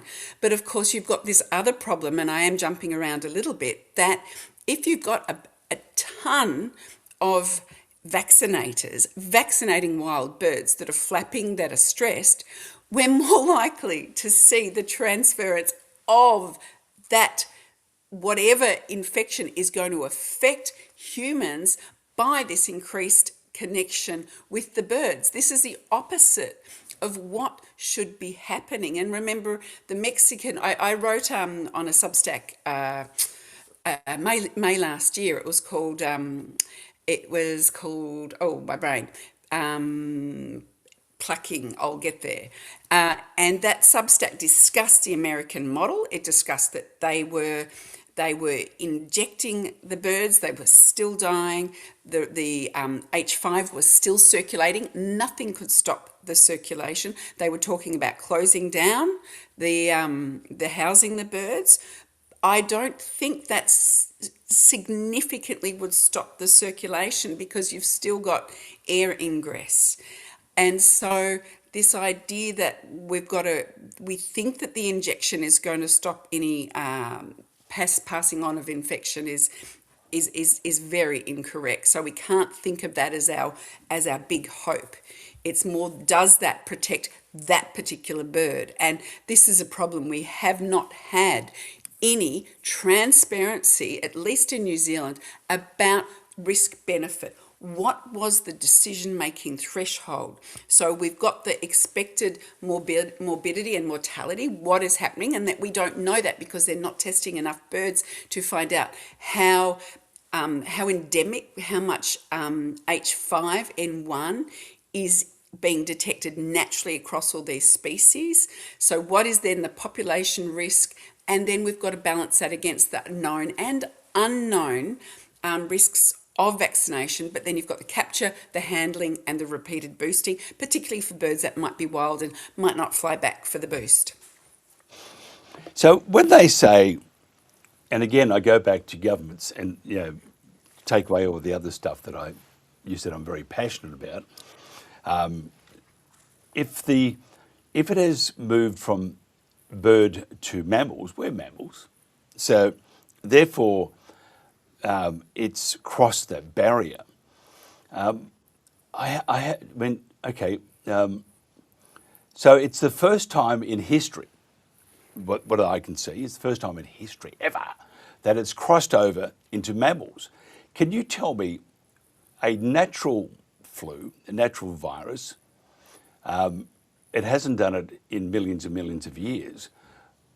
Why is it doing now, or is it not natural? Because Peter McCullough also said that he feared a lab leak because they created a virus. They play with viruses all the time, and all of them you don't want to get out, and some do sometimes.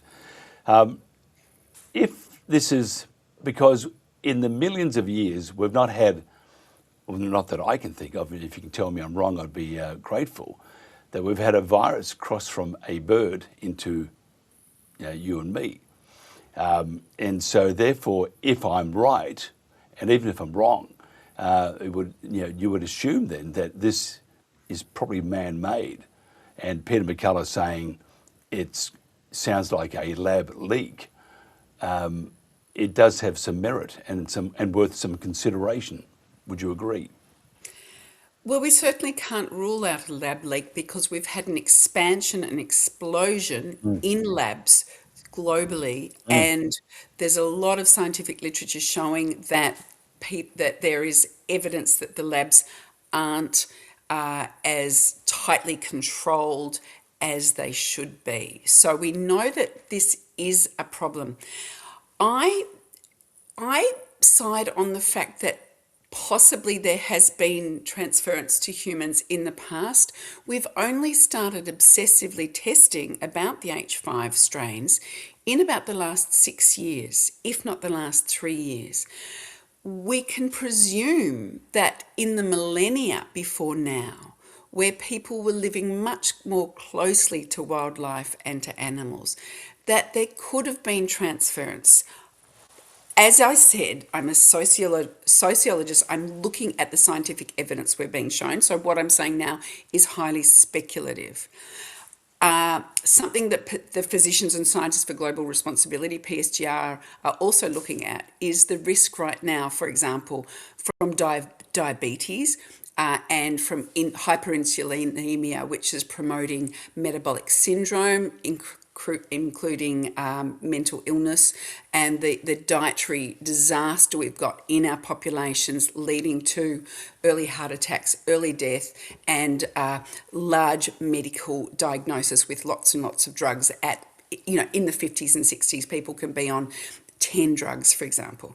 This is a far greater population health risk than HbA1. It is the overstated fluff around this, based on the evidence to date, based on who are in our hospitals and who are filling up our hospitals, tells me that this is a political agenda of the government because they're overstating the risk. They're generalising the H5 concept. They're not publishing the data on the thresholds and the decision making. So the lack of transparency and the clarity on this sends us all the message that we should be very skeptical of government agencies. So there is always the tiny risk for human health. There is a risk for endangered species, but the cues we're seeing in our hospitals right now are not from an avian influenza, and the governments can be addressing this major health crisis and not clogging up the media with this problem. And if you look at, you mentioned the media, clogging up the media is like, bring it on. In this country, and I presume you're aware anyway, but the federal government pays 70-something million to some of the media outlets around the country. And then they audit those media outlets to make sure that they're continuing on the good work of telling their audience what they want them to hear. And those outlets are legacy media and some independent media. Crikey's one, which is dreadful. I always featured in Crikey. They wouldn't leave me alone. And the other one is Michael West Media, and why you would ever do business with the government unless you, and I understand you got to eat, but at the same time once you start taking money from the Pied Piper, you're in trouble. So they're pushing their narrative. The narrative should be scrutinised, and people should go, nah, it doesn't pass the pub test. But when you had the media pushing and pushing, so people get home, throw on the telly or go online, and it's bad bird flu, and you can see it starts off a bit here, a bit there, and it sort of just dies a little bit. Then something else comes out, a bit of nudging here and a bit of nudging there. Then it ramps up, and now that it's jumped, from birds to mammals, and again, no one's questioning the PCR test, by the way. And it's, I think, 45 cycles, which you can get a chicken wing and they can give you a result. A dead chicken wing too, for that matter, from Kentucky, fried chicken. So all these things, and to me, there is not a whole lot of science involved here. it's saying there is a whole lot of science, but it just seems to, and I understand why they're doing that, by the way. That's just my inherent nature. I do understand why they're doing that.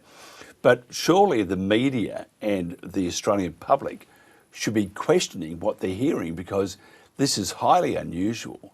And when you start presenting the fear factor, you're going to, as you said, you're going to have a mass, not a mass cull, that's a terrible thing to say, but you're going to have people popping into hospitals. The next thing will be hospitals can't handle this new flu. And then you start gearing up for whatever activity the government wants to do. And I'm off track here a little bit, but if you look at the Australian government in their online, it talks about 2030. In 2030, I used to go, yeah, no, maybe it used to be 2020, I think, and then 2021. And so it's 2030 that they want to own this and do that, joined at the hip with the UN. And the story itself, crossing from bird to mammal, is now starting to make legacy media or mainstream media around the world. So I'm trying not to bring you in here on what I'm alluding to, but surely the Australian public or the media who are supposed to and are not, but they're meant to be to watch over us and tell us exactly what is happening and the truth, surely they should be questioning what is being presented by government. Let's go back to Julie Collins in that presentation at the start, and she talked about, was it sea lions or seals having the H5? Tell me, has everyone here seen sea lions or seals basking out in the sun, and they're surrounded by big rocks that are covered in bird poo? The birds sit on them, the birds love them, they've been living with birds for millennia. Of course, the sea lions and the seals are going to have strains of H5. The logic tells us this is what happens to sea lions and seals when they live near seagulls. So, we've got to keep asking questions, because we've got to say, hey, Australian government or New Zealand government, did you look at that COUTY 2026 review where they found striking differences in outcomes between wild bird species and populations, including infected birds would remain healthy and survivors would develop H5 antibodies, and the difference between the adult and the juvenile survival that would suggest possible immunity? Are they looking at the science? We can be sceptical and we can keep asking questions. That's what we do at PSGR. We look at the policies, we look at the legal precedent or the law relating to that, the regulatory decisions, and what the scientific literature is saying. And then we put that together to try to understand a situation. And the big problem is, part of the capture of funding in the last 25 years has been turned into, for science, has been turned into following the innovation. And innovation is a proxy term, or patents that come from innovation is a proxy term for GDP, economic growth through innovation.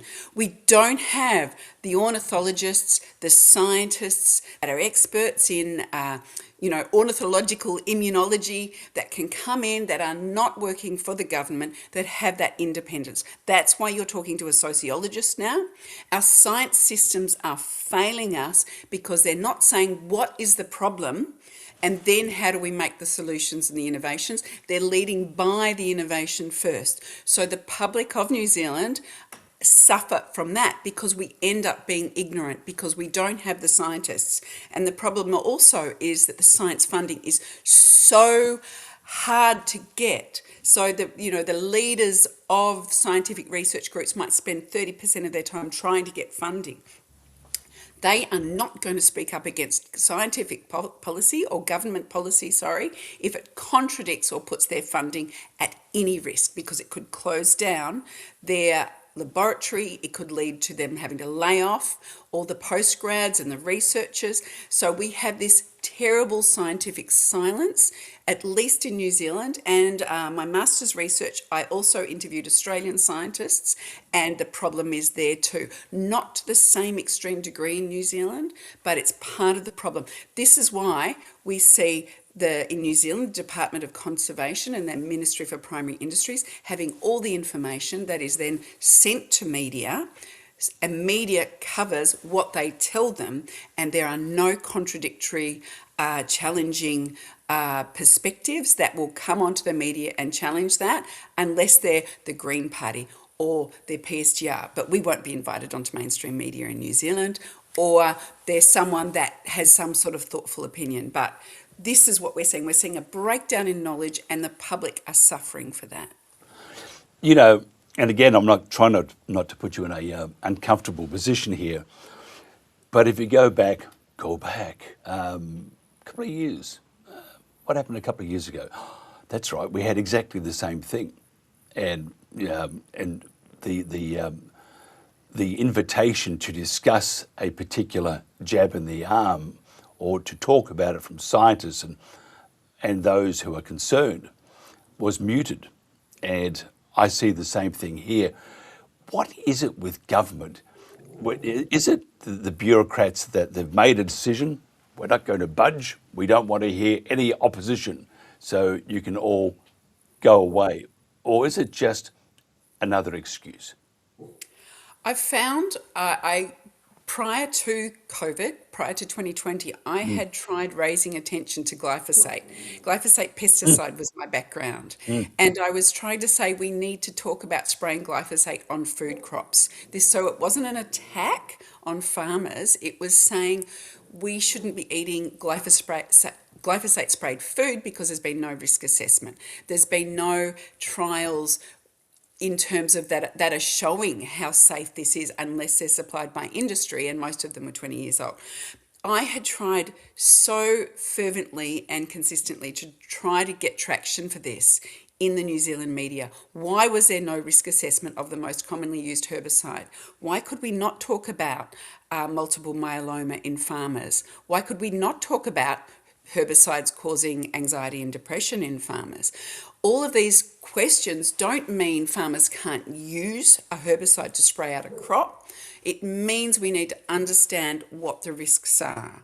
And that has never been done in New Zealand. So I had been aware that the media would not cover anything that would contradict the status quo. So once we entered COVID and there was all of a sudden a coronavirus that was on the loose, I was quite skeptical. And because I was finishing my master's then, I was plugged into the universities so I could look behind the paywalls. So I was looking at all the literature. And so what we saw were scientific studies, particularly from, for example, John Ioannidis, that were being ignored by the government. We saw science being written out. So this is the same strategy that seems to being played, and we have to keep asking questions, because it's all about what authority, what was the benchmark, what was the threshold of risk, and more people need to understand, and that these questions are not the questions that make someone awkward and the person that you don't really want to talk to at the dinner party. These are bloody important questions that the people need to ask. It's interesting, just off track here from the birds to glyphosates in Roundup. I follow a guy called Nick Dugmore, and Nick's a South Australian guy, with stage 4 bowel cancer, and he puts it down to when he was younger, when they used Roundup on everything, and he used to roll on it and didn't care. And I mean, I grew up on the land too, and I recall Roundup. I mean, we had a beautiful lawn, and one day my brother, who didn't like to mow the lawn, went and sprayed the whole thing with the Roundup, and it was like the Sahara Desert. It works very well. And you look at paraquat, there's another one. Paraquat, farmers, the Australian government said, and wait for this one, you can't use it anymore because it's going to harm the birds. What it's really going to harm also are people. And anyway, but they didn't put that part in because they were resisting banning paraquat. So they got 2 years in some areas of agriculture in Australia, not all of it. And they're not very happy. The sugarcane people aren't very happy that they can't use paraquat in 2 years. Yet, if you're looking at the government and CSIRO and all those sort of places, they should be there to tell us that this stuff, we know it's not good for you. 70 other countries have banned it. We know it's going to do damage to you, even what you eat. I mean, this guy did a test on two wines. One was expensive, the other was cheaper, and he found glyphosate in that wine, which is terrible. It means that you have a chance of falling off the perch earlier than God wanted you to. So all these things that that the cover-ups and the distortion of, the enhancement of, such as the bird flu and stuff, government really has us around their little finger. How do we break that? How do we find out more? And secondly, what's happened to I was always taught to question, to ask why or why not. And nowadays, people just follow like lemmings across a cliff, follow the government. They said that's great for you. Paraquat is not good for you. Glyphosates are not good for you. Jabbing the birds, because we don't know what's going to happen to them, is not good for them. Yet no one questions. I think more and more people are. So when you and I were growing up, we could not go on the internet and do a big search of all this, and young people can. I think that young people are sicker younger.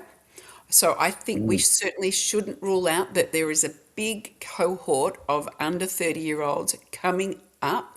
They know they've been gamed. They know they were gamed during COVID because they now know they weren't at risk, but they were actually more at risk from the technology. They're now understanding that they've got a broad range of gut diseases and other problems that mean they're taking diets and dietary shifts into their own hands. They're watching elderly relatives with diabetes, not reversing their diabetes, and they can do a search on AI today and understand that diabetes can be reversed particularly in the first 7 years. There is actually no excuse for diabetes anymore, type 1 diabetes with the exception, if we had governments working properly. So I think we can't say that. I think maybe in COVID people were more gullible, but I think today people have wizened up. They are more cautious. They are more guarded. And from what I understand, there's a lot less people watching the mainstream media than there used to. So there's not the same capacity to sort of hoard us into acquiescence with their scientific claims and their assurances. So I think I really think we need to be really optimistic about people and just really keep asking people to share information and to ask tricky questions. And it's very hard also online, though, to find that information. I mean, and I'm not just saying that because it's Google, YouTube, Google, whatever, and other, Rumble, X, all those, they do censor. And a lot of times it's on more on political, but when it comes to science, again they censor, and because it crosses over into a government's policy, so it becomes political, but also becomes your health at stake. And if you want to find out something online and you go to Google, you're not necessarily getting the truth because one, it could be a distortion of the fact, badly written or just made up. Or you'll find that the algorithms will push it so far down that you won't find the alternative treatment or the alternative information to be able to make up your mind. So it sort of stacks. So I think it's hard also for people to find that information because the algorithms from certain search engines won't let you. I do believe I use AI. I use AI extensively. I use AI to find literature, then I'll go into the scientific literature, onto Google Scholar, for example, and then I'll do another search, I'll double up, I'll cross-reference. So this is discernment.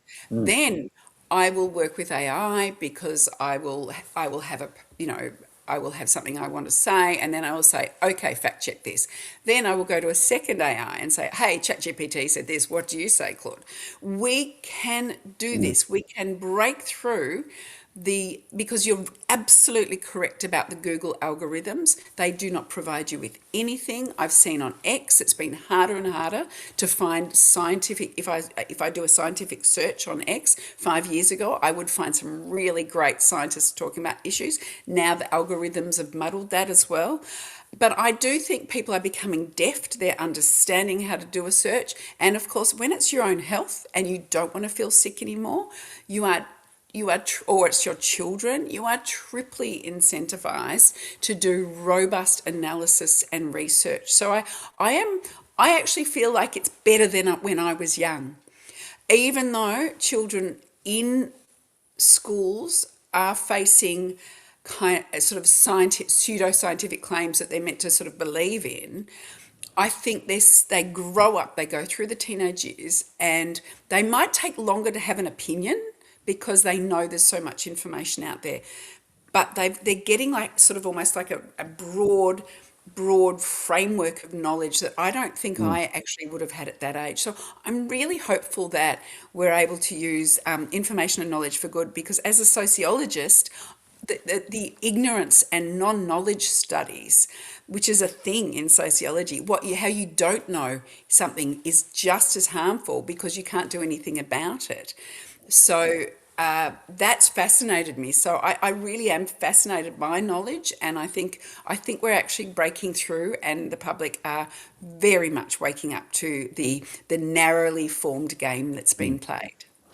I certainly hope so. There's other issues. You and I probably disagree on climate change, but I won't go there.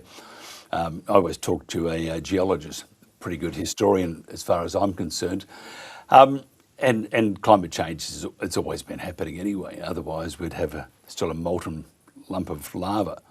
It gets very uncomfortable, to be honest. I think seasonality, weather patterns, Milankovitch cycles, I think people should, again, be curious. They should say, okay, what is the evidence for anthropogenic versus natural climate change based on the historic record? And they should not just accept what's thrown at them. No. I agree. And the other thing is too, again, off track here, but I'm enjoying this conversation. We have to stop it. I can't stand it. I'll have a hissy fit later, let me tell you. To save the planet, we're going to destroy it. If you look at the transmission towers and the renewables they're putting up, such as the turbines, I'd look at the Great Dividing Range as an example. And they're just, they're not entirely bulldozing the top of it, but all of these turbines go on the top of the Great Dividing Range. And in Queensland, around Townsville, I think something like 3,000 turbines they want to install. But the problem with that is they're absolutely desecrating the environment to save the environment. And it reminds me of that in Vietnam when those American soldiers napalmed the entire village to save it from communism. And we're doing the same thing with our environment. So I think people need to, and again, mainstream media or legacy media and a lot of alt media or independent media don't talk about that. And we do need to. I am definitely concerned about the life cycle, for example, of solar panels. I'm concerned about heavy metal leaching. I'm concerned about what happens when a bushfire runs through, which is very likely in Australia, especially I come from northeast Victoria.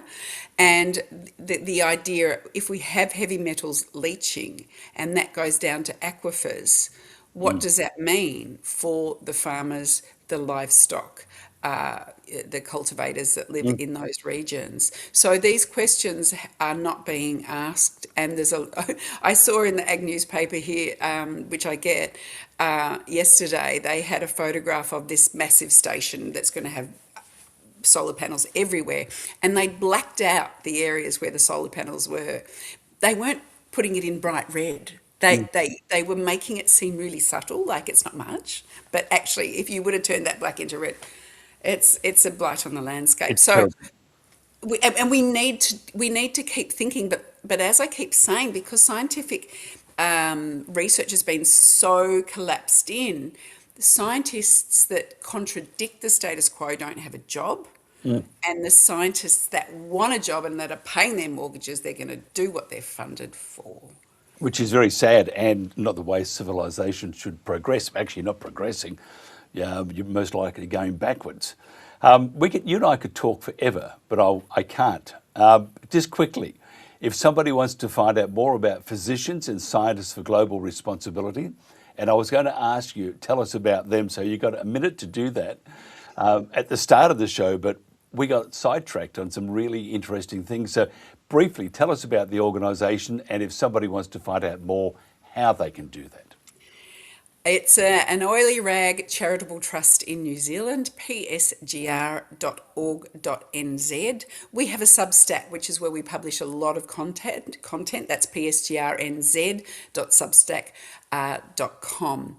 Also, I talked about my own Substack, Jr Bruning, Jr Bruning, or Talking Risk, and Substack. And in May 2025, I wrote the piece, Don't Make Bird Flu a Plucking Disaster.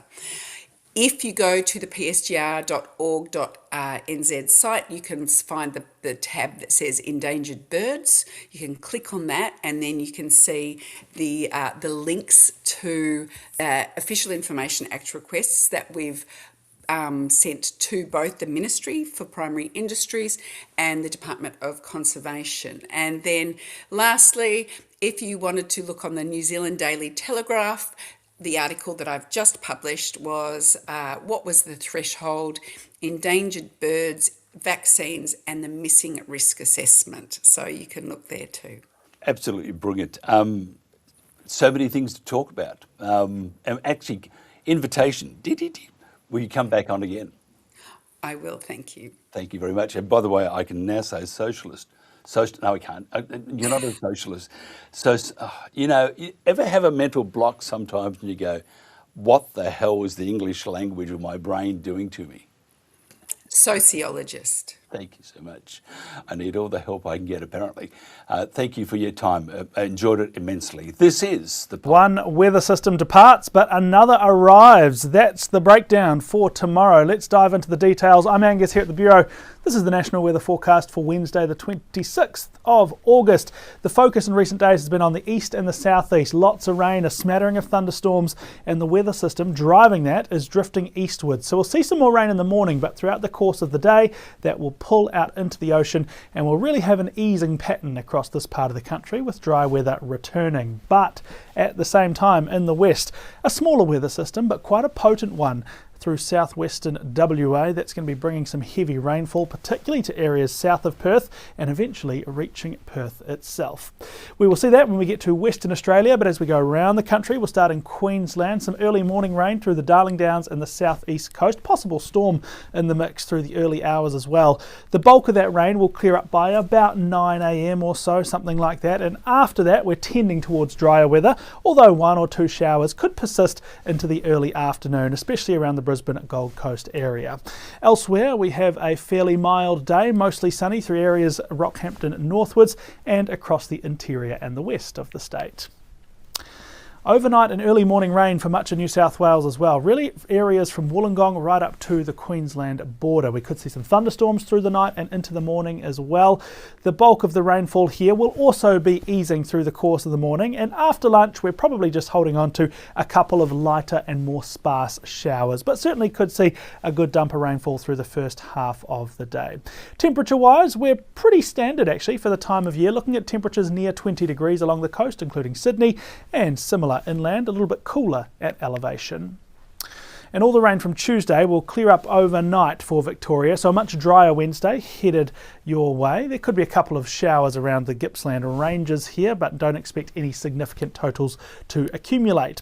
The wind will die off and the day will be fairly pleasant, but it will be a little on the cool side with a lot of temperatures in the mid-teens. Melbourne has a high of 15 degrees with a light southerly, but should stay dry with a little cloud cover.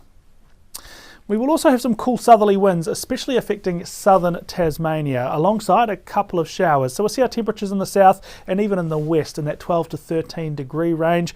We're not going to see a lot of rain in Hobart, but I anticipate a couple of showers are possible almost at any stage of day. In the north of the state, quite a different feel there, much warmer, much sunnier around the likes of Launceston, Devonport and Burnie. And after all the rain in South Australia to begin the week, we might not record even a single drop of rainfall here on Wednesday. A much drier weather pattern sets up across the state. Temperatures are pretty standard for August in that mid to upper teens range. Adelaide tracking for a high of 17 degrees. There won't be much wind. There will be a little bit of cloud cover around, but the sun should peek through from time to time as well. Alright, this is where a lot of the rainfall action is tomorrow, particularly south of Perth. So from Mandurah down to Busselton, heavy rain in the morning. We could well have a severe weather warning in play for tomorrow, so definitely keep up to date with that if you live in that part of the state. As we get through the middle of the day Wednesday, that rain will start to move northwards into Perth, then up to Geraldton, and overnight Wednesday into Thursday, that rain will push inland through the great southern and central parts of the wheat belt. And a lot of that rain will actually be really welcome, as it has been a pretty dry winter for much of the southwest land division to date. But some places that rain will come in a bit too hard and fast and all at once, and that's particularly the coast south of Perth, where we will likely see a flash flood risk with the rain tomorrow morning.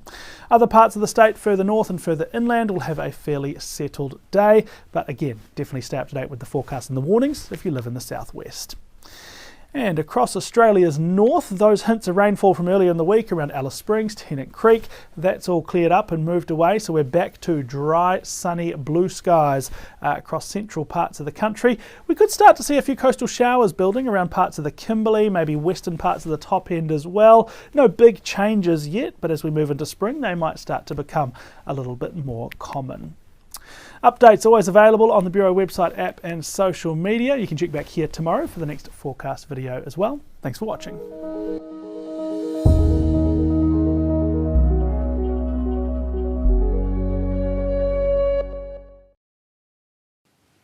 And welcome back to The Pulse. Nice to have your company in this second hour. Instant Polls is our official sponsor. Now, if you want to increase your bottom line, boost your communication with your frontline staff, and gather valuable data from your most important resource, obviously you just go, which are your employees, then you have to visit instantpolls.online to learn more.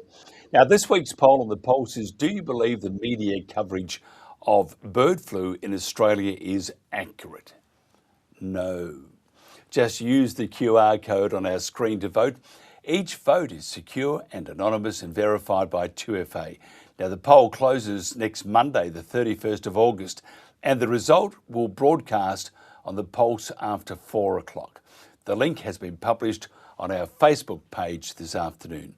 Share the link, ask your family and friends to participate, to enjoy the love, and also to make sure that your opinion counts. We are giving you a chance here at the Pulse to have your say, and we think that everybody should have a right to have a voice. So go to it. Instantpolls.online is the company, the group that is sponsoring us, and the QR code, as you can see on my right-hand side, it's there, smack bang on the left-hand side of the screen. This is the Pulse. Management was deciding in the dark. We lacked a method to hear from people across the organisation. We started using instant polls under our brand. Their expert design templates made it effortless to ask the right questions of the people who matter most, our frontline teams. We've seen improved profits and happier staff, and we now make better company decisions thanks to instant polls. Join us. Try your first free poll at instantpolls.online. So many places where they're using 1080 poison baits. Yeah, it's an absolute travesty, mate. It really is. 1080 baits, if you've seen what a 1080 bait does to a dog, it's one of the most horrific things you'll ever witness. And the second you see something like that, you'll be a big advocate for getting rid of 1080 baits. It's not the way to solve the problem with wild dogs and foxes and things like that. On Sunday, August the 30th, I got a phone call from my husband. I wasn't here, I was out in Aramac staying with family. And he rang me very distressed and crying on the phone and told me that Tippy was dead. And he then described to me how that happened. He said he was inside, heard Tippy outside yelping, which progressively rapidly went to screaming, and he was thrashing him, throwing himself around. He went under my car, which is parked on the veranda in a carport, threw himself under the car and up under the wheel arch, obviously looking for sanctuary. Greg tried to grab him and got hold of his leg, and as he did that, he just dropped dead. So he rang me and told me about this, so I was obviously quite distraught as well. And then he had to go into town, into Bundaberg, to pick up for a pre-arranged appointment. And when he came home a couple of hours later, Faye, our Maremma dog, was also dead. So within a couple of hours, we're not sure, any time between 9:30 and midday is when she died on that morning. So yeah, Greg took them to bury them, and he took Ted with him when he buried these two dogs, and Ted was there with him. And after Greg finished burying them, he wouldn't leave. He just laid, he sat, moved around. He wouldn't leave the gravesite, so Greg had to literally pick him up and take him away. So he knew his mates were in there. So yeah, sorry. 1080 is not a humane poison, and despite people's claims that it is humane, we now recognise that that's not the case. It's not good enough to pretend to ourselves that it's humane and keep on doing the same old thing that we've been doing for years. There's no excuse to keep on using a poison that is not humane and that we know is not humane.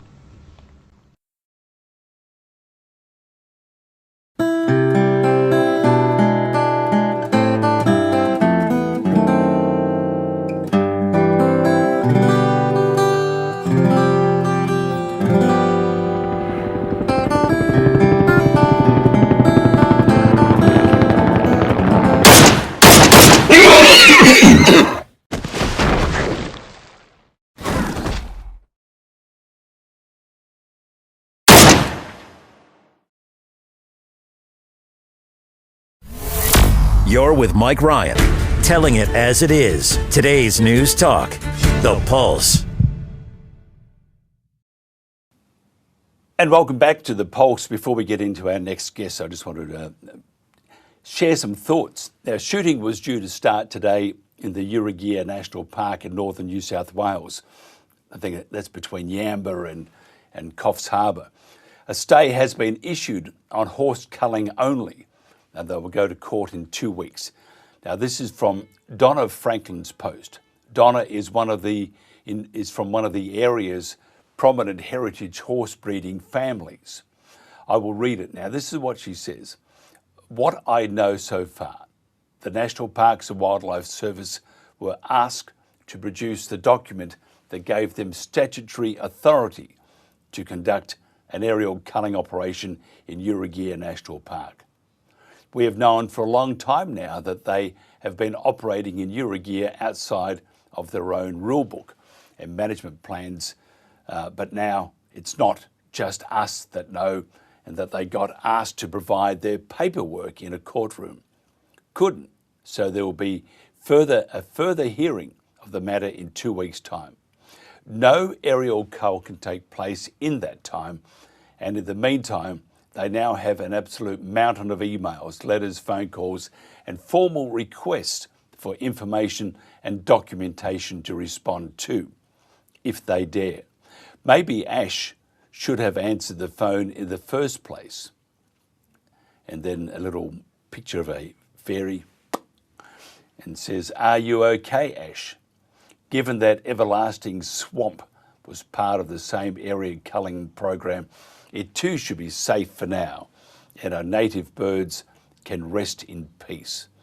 Thank you to every little birdie out there who took on the task of looking into the documentation, shared the research, made the calls, sent the emails, and generally put pressure on the National Parks and Wildlife Service to provide the evidence." And by the way, I think there needs to be a royal commission, an investigation into the tentacles that have ensnared the National Parks and Wildlife Service. They are acting abhorrently like big time bullies. The Invasive Species Council, ICS, New South Wales government, federal government, all the other people that are involved or orgs that are involved. There needs to be a royal commission, because when you join the dots, in my own humble opinion, the stench of corruption is huge. Now, back to the to what I was reading, sorry about that. I get very upset because it's not right.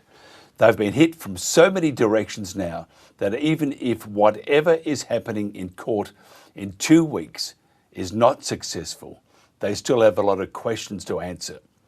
And the says, well done team, clap, clap, whistle, whistle. I said it after the fires and I will repeat it again now.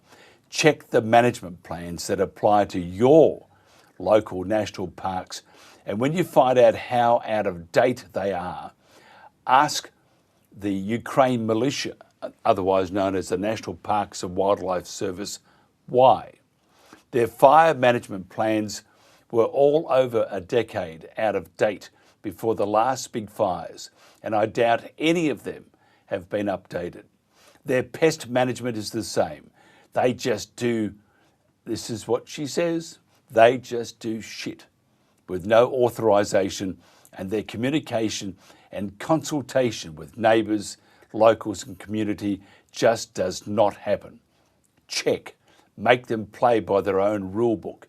Remind them that they are public servants and we are the public. They work for us. Time to relax and rest up and dry out the boots, but don't put them away. So that was a very, very, it's a great post, and that was on, I think it was on, not X, I think it was more on Facebook, but I have to say it was just stunningly great, and I appreciate that very much. The idea of shooting these creatures, and I go on about it, but we are destroying our heritage. We are throwing our history down the toilet. And as for these animals, you've got to stop. Don't stop, and then you'll rot in hell, and this country will too. We have to take back Australia. Simple as that. It is not the ISCs. It is not the federal government, Chris Bowen, that absolute dwarf of a brain of a person. It is not the New South Wales government, Penny Sharp and the others. They are all to blame. It is not the LNP, who are as weak as anything. It needs to be you. You are the only ones to take back this country, because if you don't, it will be gone forever. Just look at the Great Dividing Range, going to bulldoze the top of it. They're doing it now, killing the koalas. By the way, native animals cannot live 400 metres either side of a turbine because of the noise factor. Birds are wiped out. Native birds are wiped out. If there's a fire, you can't put it out because they are not allowed to have aerial support. You can't get into where the fire is because it's too thick. We haven't got the horses because we've shot them. So we've got to do better. And if you could see I saw a pic the other day of this horse, this beautiful horse being led to slaughter, and the look of terror on that horse and the other horses' faces. It says that we as a civilization, we as humanity have failed miserably, and we have to fight very hard to take back what is decent and what is Australia. Australians are paying more and getting less. Energy security is economic security. Economic security is national security. We sit on vast reserves of coal, oil and gas, but we are not fuel secure. Policy unmoored from physics and economic reality has turned an energy-rich land into a decadent state. No sector is being asked to bear more than agriculture and regional communities. We are willfully turning a rich nation into a poorer one. To keep Australia prosperous, sovereign and free is our duty, and in an uncertain world, our best defence.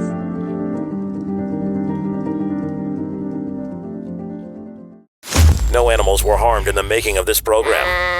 However, we did injure a receptionist and a technician. Sorry. Today's News Talk, The Pulse. Shannon Laurence-Bade and her daughter Ayla founded Herd on the Ridge Inc. Now, Shannon is renowned for her work with horses and works hands-on every day, having devoted her life to these animals. Ayla works behind the scenes in administrative capacity and has a terrible job, that, by the way. She gets the raw end of the deal here. I'll have to talk about that one, I'm sure. And has experience supporting not-for-profits and rescues. Herd on the Ridge Inc. is located in the Upper Hunter Valley, a serene, private and beautiful part of the world. And for decades, Shannon and Ayla have been rescuing and taking in unwanted horses, dogs and cats as a privately funded venture. They are laying the foundation for a dedicated sanctuary property where animals can live safely, recover from trauma, and simply exist without fear. Thank you for joining us. Oh, hi, Mike. You're going to go, I always say this to my guest, I know you'll go to heaven. And oh, thank you. And I get jealous because you have to give me a lift in or sneak me in, I'm sure. Tell me about your organisation. What motivated you? Well, my motivation was working with the Brumbies initially travelling down to Victoria and basically taming them and preparing them for domestication. And I spent a lot of time away from home, so I decided to start something up here. So that's what started it up, the passion behind the Brumbies and wanting to do something here at home rather than being away from home. Mm. And then you also look after other animals, cats and dogs. Would that be right? We have cats. We have a ex-street cat, mum cat, with her kittens who are looking for homes, and we have a resident pig, and I have several dogs that were rescued from pounds. Yeah, and you can always judge, can't you, the character of a person on how they treat animals. Certainly. And I can see that the pig will be great company, the dogs, great company, the horses, great companies. You know that cats are from Mars, they're from outer space, and they will control you. Yes. Anybody who has a cat understands. By the way, we've got, it feels like 672 cats, but we do have a few cats at our place, loved dearly, or in fact, we do as we're told, dearly. Yes. How do you find your cat? Tell me about your cat, I'm interested. Oh, I've got Misty, for example. Oh, she's beautiful. She'll come walking in the bush and stuff with us. She, talking about cats and them bossing you around, she'll direct you to where the food is stored, and with the most mournful meow, meow, meow. So that's Misty. And we've got Walter as well. He's a white cat, and he's a little cool dude, actually. Yeah. Yeah, but you notice they look at you. And then they look down and they have to work out which thumb they're going to put on your head because we are under their control. Oh, certainly, yes. But anyway, I think animals are magnificent. To do what you're doing, it's not cheap. Tell me about how hard it is to keep it up, with the cost to run it and make sure you're looking after and doing the right thing by the animals. Yeah, the cost to run it is. Yeah, it's extensive at times. It's mainly the cost of hay at the moment because we're in drought and we're in winter as well. So that's a task at the moment. Just mainly fundraising. We get a lot of support from the public, which is amazing, and we're very grateful. But yes, it's hard with the hay at the moment. I live my day by the hay. My day's by how the hay's going. Well, how is your day going today? I've got a new bale today. Good on you. Good on you. And how long does the bale last? A bale, so we get the large square bales. So at the moment they're lasting, we've got 22 horses, so that it's lasting about 4 to 5 days. Yes, yeah. It's not long, and the horses must look at this like, yum. Yeah, they just, yes. So if somebody wanted to help, how do they donate? They can go to our page and then go to our website. We've got our the details for our bank account there. So that's all there. And also it's on the Facebook page as well. So they'll find it there as well. Yeah. Now, I was trying to find a video and I can't find it. We had a major data breach with the company that looks after us, so they deleted everything. So I couldn't find that. Couldn't find that video, but it was from the US, and it was just respecting a gentleman that died, and he was called a horse whisperer. You're called a horse communicator.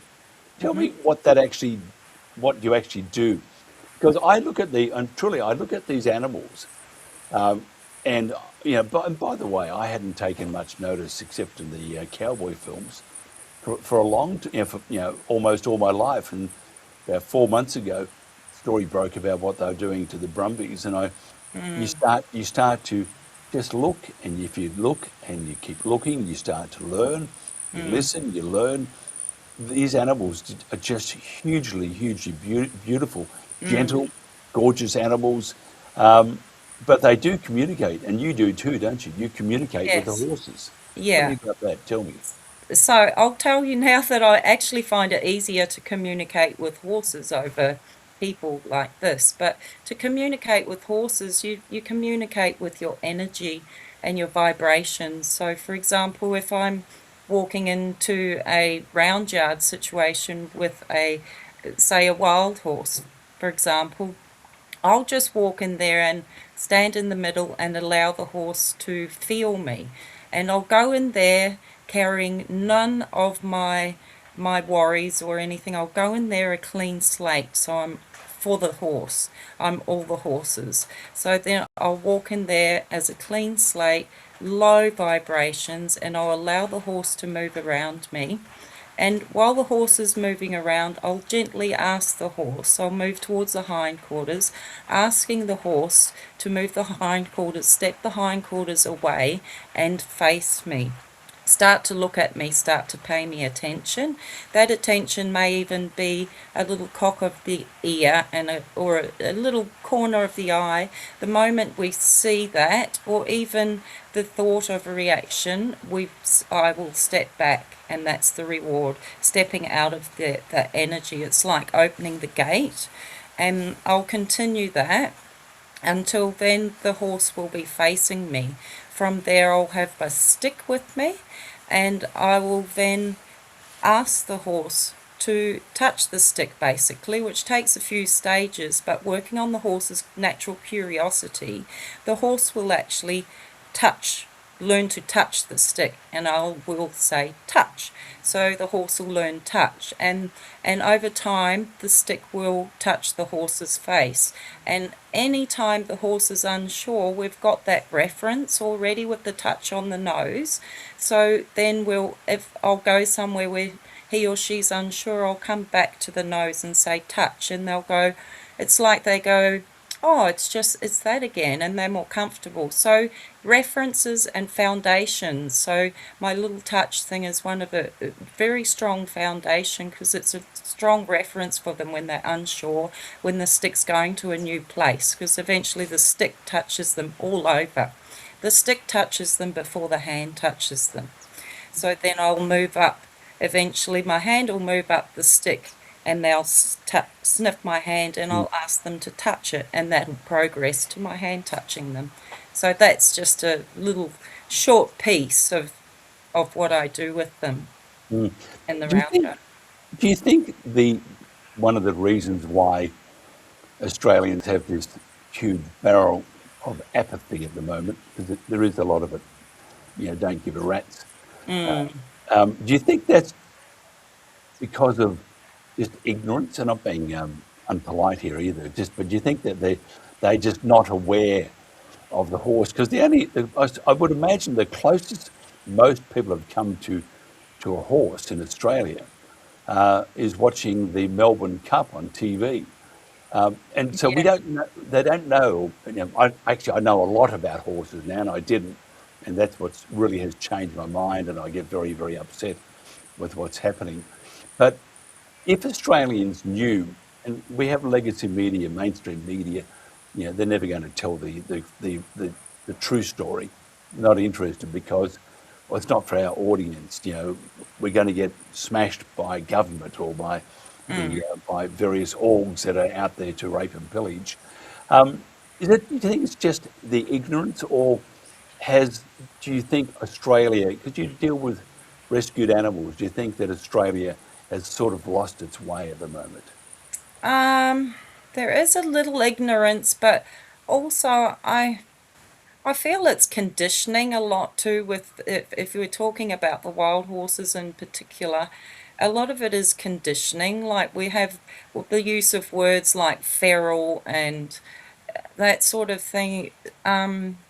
It's a hard question for me because I've been brought up differently. I was brought up in New Zealand and not in like an Australian country scene. In Australian country scene, there's a lot of shooting of kangaroos and koalas and wombats and stuff out there without the government being involved. It's the general public. So I wonder if it's that same attitude as well. I'm not sure. I've even heard of people that aim for wombats and hit them and stuff. I'm not sure on that one.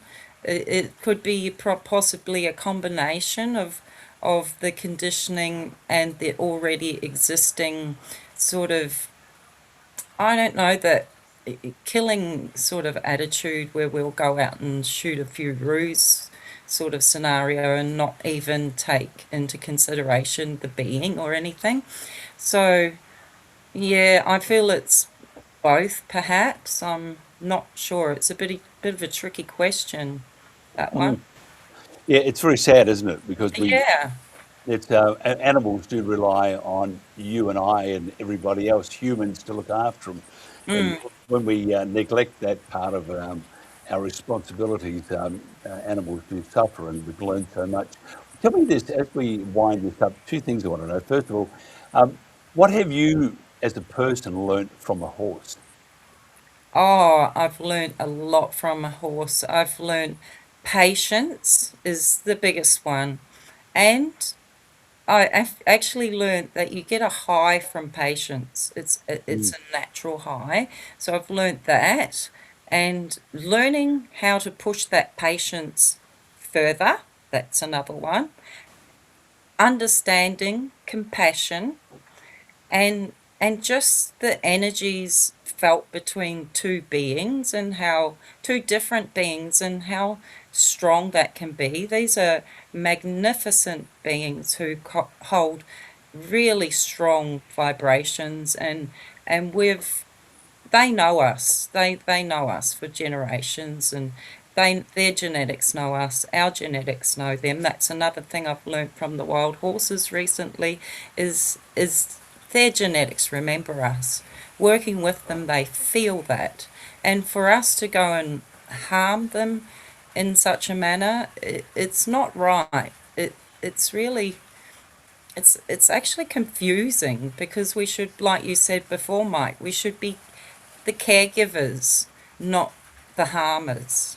Yeah. And for those that shoot the animals, whether it's a horse or whatever, it just smacks of being a bully, the mildest term I could use. And that doesn't make a bloke go and shoot a horse, doesn't make that bloke a man. No. It makes him a coward, basically. And the National Parks and Wildlife Service for being part of this massacre, I think they, again, I keep saying they need a royal commission because they are doing a terrible, terrible thing to Australia. And I can smell when the breeze is blowing my way, I can smell the stench of corruption. Look, it's been absolutely wonderful chatting with you, Shannon, but we don't know your website. What's your website? It's on the Facebook page. Sorry, I haven't memorised it. It's heardontheridge.com.au, I think. Yes. Good on you. Something like that. Yes. Good on you. When you next speak to one of your horses, please tell your horse that we are doing our very best. Yes, thank you very much. Thank you. This is The Pulse.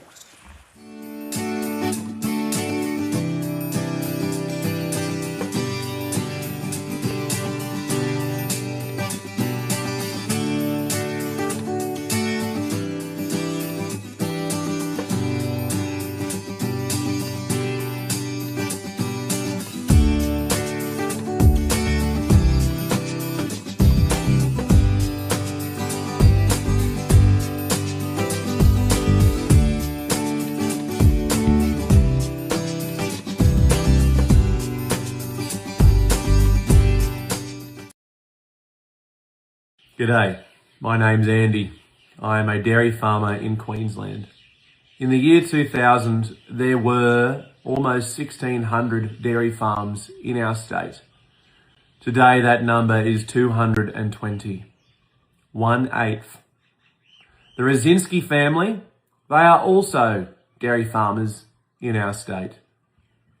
Their contract is almost coming to an end, and they cannot find a new home for their milk, which may force their closure. Watch this. Hey everyone, Jason Rosinski. 4 weeks to go. Still no contract. Still no conversations. Still no rumblings. Nothing. You would think that, being that I'm in the Wide Bay electorate and our member is Tony Perrott, who is the State Ag Minister. I've spoken to him twice. He knows our situation. Keep getting told behind the scenes things are happening. Well, we're 4 weeks away, Tony. What is happening? What are you going to do about it?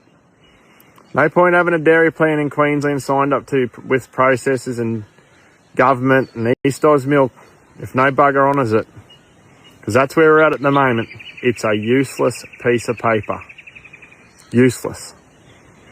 What are you going to do about it? Are you actually going to honour things and try and grow the dairy industry in Queensland? Or are you here to screw it into the ground? Because I tell you what, we had 1,500 rough farmers in the year 2000 when you all deregulated it.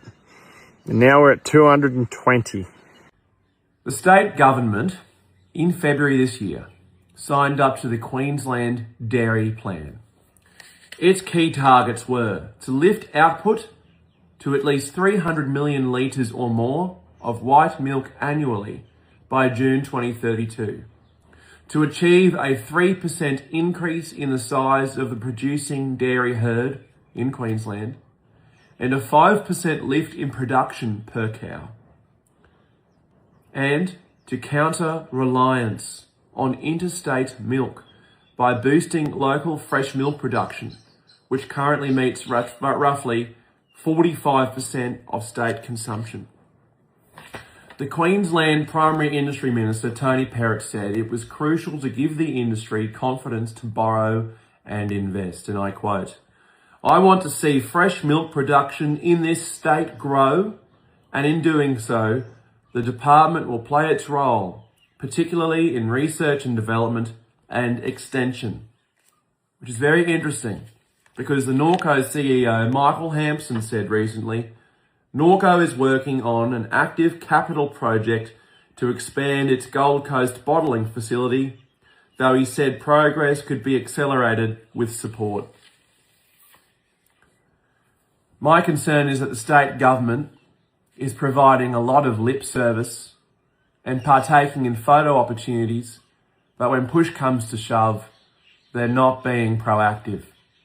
And I would think that losing dairy farms in Queensland, which is seemingly the case, is very counterproductive to the Queensland Dairy Plan, which really sets out a pathway for a great amount of growth, not only on farm with milk production, but also encouraging and enticing new families to join the dairy industry in our state. I implore the state government of Queensland to take action, to put money where your mouth is. You are a well-performing government, but you are performing dismally here, and that doesn't need to be the case. Come along for the journey. Invest in our Queensland dairy industry. Bring confidence back to our dairy industry. Help facilitate change. Not the station for people who label truth as misinformation just because they don't like it. For facts and truth. Today's News Talk, The Pulse. And welcome back to The Pulse. Sian, Whitewolf and Molyneux. I get that. Molyneux, that's what it is. Is an Australian entrepreneur. Slap me down. President of Wild Horse Protection Australia, and a passionate advocate for practical, long-term solutions for Australia's wild horses. A mother and guardian of 3 wild dingoes, who aren't dogs, by the way, Sian has spent years developing a deep connection with Australia's wildlife. Now, for more than a decade, Sian has worked with entrepreneurs and businesses around the world as a coach, mentor, and energetic healer, helping people to align purpose with business and personal growth. Another one that will go to heaven. As president of Wild Horse Protection Australia, a brand new org, Sian is leading a movement based on and focused on creating positive collaborative pathways for the future of Australia's brumbies. Now, Sian's here to talk about her brand new show. Starts just over an hour's time here on The Pulse. Sian, thank you for joining me. Greetings, you're frozen. Hello, Mike. Thank you for having me again.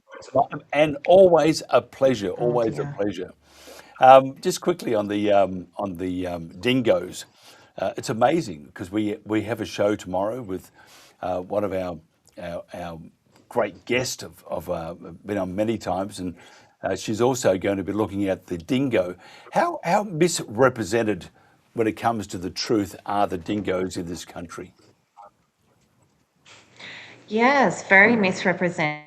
Unfortunately, sorry if my internet's not the best, I'm not sure what's going on. Unfortunately, they're labelled as the wild dog in Australia and not represented as the actual species that they are, and that they've been here for a long time, that they are an important part of our landscape and keeping the balance as an apex predator. So they're just labelled as a pest and a wild dog, I think, because they do put pressure on farming, but there has to be some coexisting pathways that happen. And worse than the misrepresentation is that they're using 1080 bait on the poor dingoes, which is just horrific. And many practices that the parks are doing need to be outlawed, to be honest. It is terrible, and I think those people need to be also held accountable because they know what they're doing. They know it's going to hurt, or the huge pain. It's just terrible, and I think the idea that we kill is just it's a bit archaic. We need to stop that. We need to start looking, as you said, to learn to live with what's around us instead of the old age, out with a sledgehammer. What do they say in Queensland? Anything that moves, you shoot it. Anything that doesn't, chop it down. And it hasn't changed. We've got to stop that throughout Australia because once they're gone, they're gone. And the dingo's been here for, I think, 5,000 years. Is that right?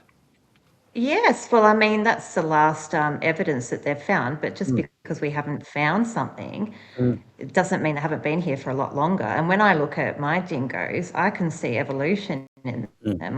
To me, they've been here for a long, long time, and they're part of the landscape. And they also were companions of the Aboriginal people as well, First Nations people, and you can see that in them too. So they're quite a unique animal. It's like they're wild, but they can also be a companion. So we really need to treat them with respect and revere our wildlife for what they can do for us. And even worse, Mark, that you're saying like shoot it and sledgehammer it, that's a lot quicker death than a 1080. Terrible. I saw a rat dying the other day of 1080, and it took a good day, the poor thing. And so God knows what it's like for the dingoes.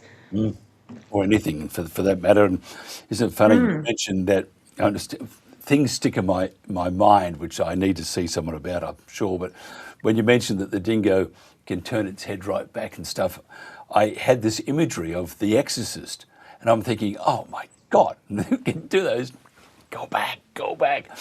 Tell me about your big bash that you've organised, and that it's very, very important too. So tell us about this. Yes, well, really, I'm trying to think outside of the box. Me and my lovely ladies in our group have come up with a very exciting event. We want to raise awareness. We want it in the spotlight more, what's going on with the Brumbies and the cull. We want Australia to care. And we're also trying to raise funds for, thousands of acres. And so we thought, well, let's think outside of the box and actually do what a lot of people around the world do, and we put on a ball and we do a gala fundraiser.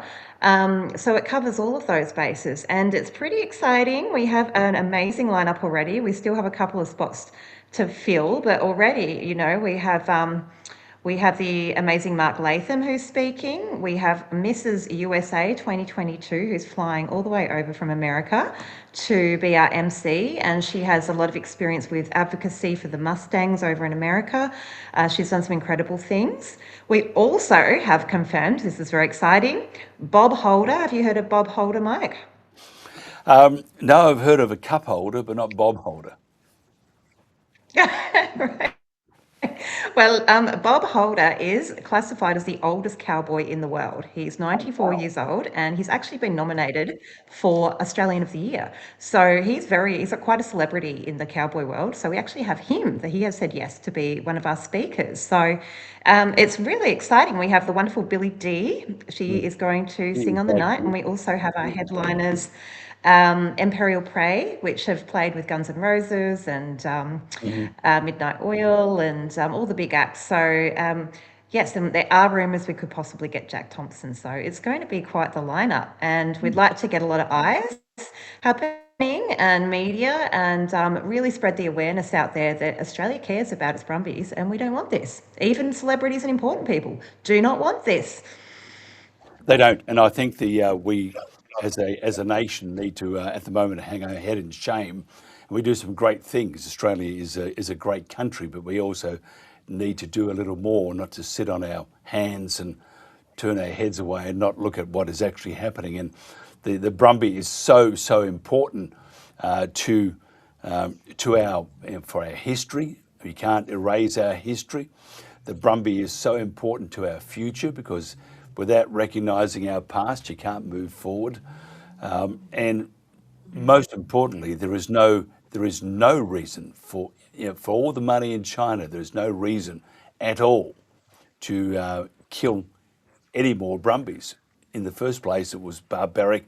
There is simply no reason, unless there is a nefarious back event happening, which it is. It's all about money. And it's almost like a war. Someone said it's like a war. It is. It's an information war, for that matter. But for the horse itself, it's a lot more severe. Your show tonight, it's called, let me get this right. It's, I have completely, and I did your promo for you. Wild Legacy. Isn't it terrible? Mental block. You got it. I need a scotch, quick. You do well, Mike, remembering everybody and all the guests and all the information. You do a remarkable job. Yes, So a good scotch actually doesn't have to be good at this stage, as long as it's got some alcohol in it. Tell me about Wild Legacy, and tonight your first show. You're looking at why the wild horse story matters. So we wanted to keep with the theme of wild, us being Wild Horse Protection Australia. And so Wild Legacy is about wild horses, wild places, and our living heritage, but more importantly, the relationship that people have with those wild horses. So we'll be covering landscapes around Australia and also globally. We have a lot of global connections with the horse world. So everything from the Australian Brumby to the Mustangs of America, and then even going into Mongolia with the wild horses there. So we like to explore the relationships, and also it's important with what's happening globally, because it's not just happening in Australia, the pressure and the land grabs and I was just looking at the Mustang roundup, which is just awful. There were 6 deaths in one roundup. And, it's even more prolonged than what's happening in Australia. So we want to be able to talk to those guests as well, because when we come together, we can learn things together, and we can, as a power, put pressure on the government. So I think sharing stories and what's happening and bringing us all together will be powerful. So I think that's where we'll stand out a bit in the show, so people can come along and join in and get more of a global feel for things, and storytelling as well. So we'd like to explore stories and people that have had relationships with wild horses. Absolutely brilliant. Now, if somebody wants to go to the Big Bash and be part of it, 2 things. How do they do that? And secondly, do you provide them with Panadol for the next day? No, that's their responsibility. And they might need it. No. So they can go onto our website, and We've just lost Sian there. She'll come back in a second because the internet is it's doing some wild things at the moment. I'll come back to Sian now. I think Sian is there. Sian, Earth calling Sian. We're there. So you were saying you're just about ready to tell us how they can get hold of tickets and stuff. How do they do that? You can go to our website, wildhorseprotectionaustralia.org, and then we have an events link. And you can go on there and book your ticket. So it's $2.50 a ticket, and that's so it can go towards the organisation. It's for our donations, and you also have an option to pay that off with Klarna and Zip. So we're giving payment options if you can't afford that all in one go, which is awesome. So you can go onto our website. I also have links on my Facebook. Yeah. Absolutely fantastic. I've got to tell you about 2 packets of Panadol. Actually, I've been taking, I forgot, it's another one. Anyway, my wife gives it to me all the time, says I should have it more often. It's good for the blood or something. But headache tablet, let me tell you, because if you don't have a headache tablet, you really haven't had a great night out. Let's destroy some grey or some brain cells. Sian, thank you so much. Look forward to your show in just over an hour's time. Thank you very much for all that you're doing for the Brumbies and the animals throughout Australia. It has been absolutely a joy to be able to chat with you. Thank you so much. Thank you, Mike. Bye-bye. My pleasure. This is The Pulse.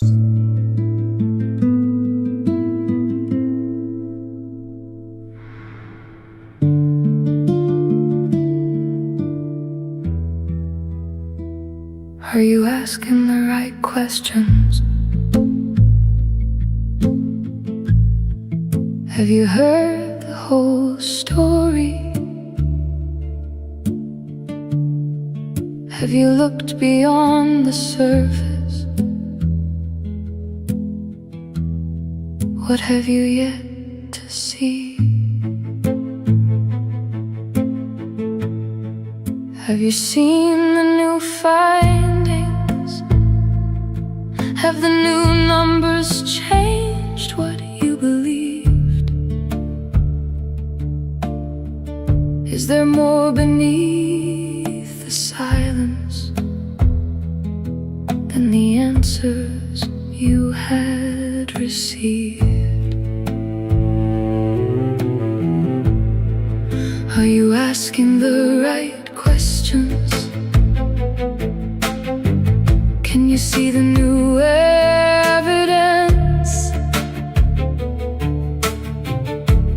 Have you paused to question what the plan was built upon? Are you considering every option before more life is taken? Shouldn't certainty be a must?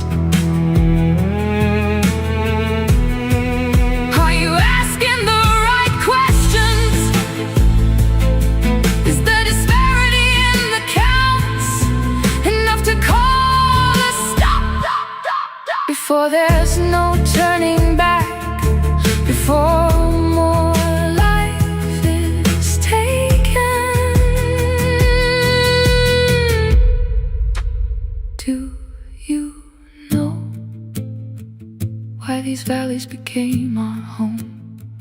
Have you watched us drink from the mountain streams? Have you seen the paths our mothers taught us? Have you asked what we gave back to these mountains? Have you considered every alternative? Do you think protection and compassion can walk this mountain path together before the wind carries only our silence? Before our ghosts walk these mountain trails?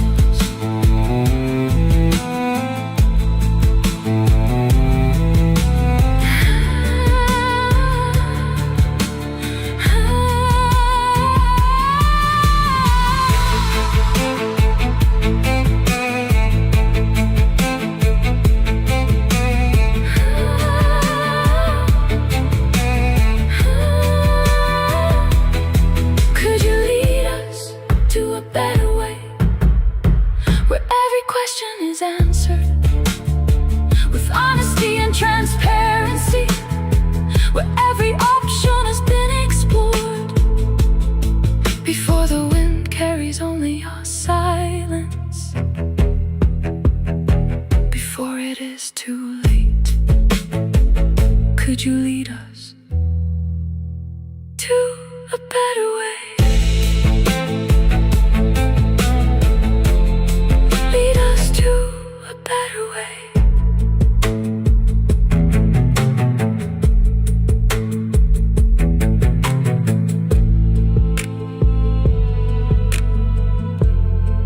Lead us to a better way.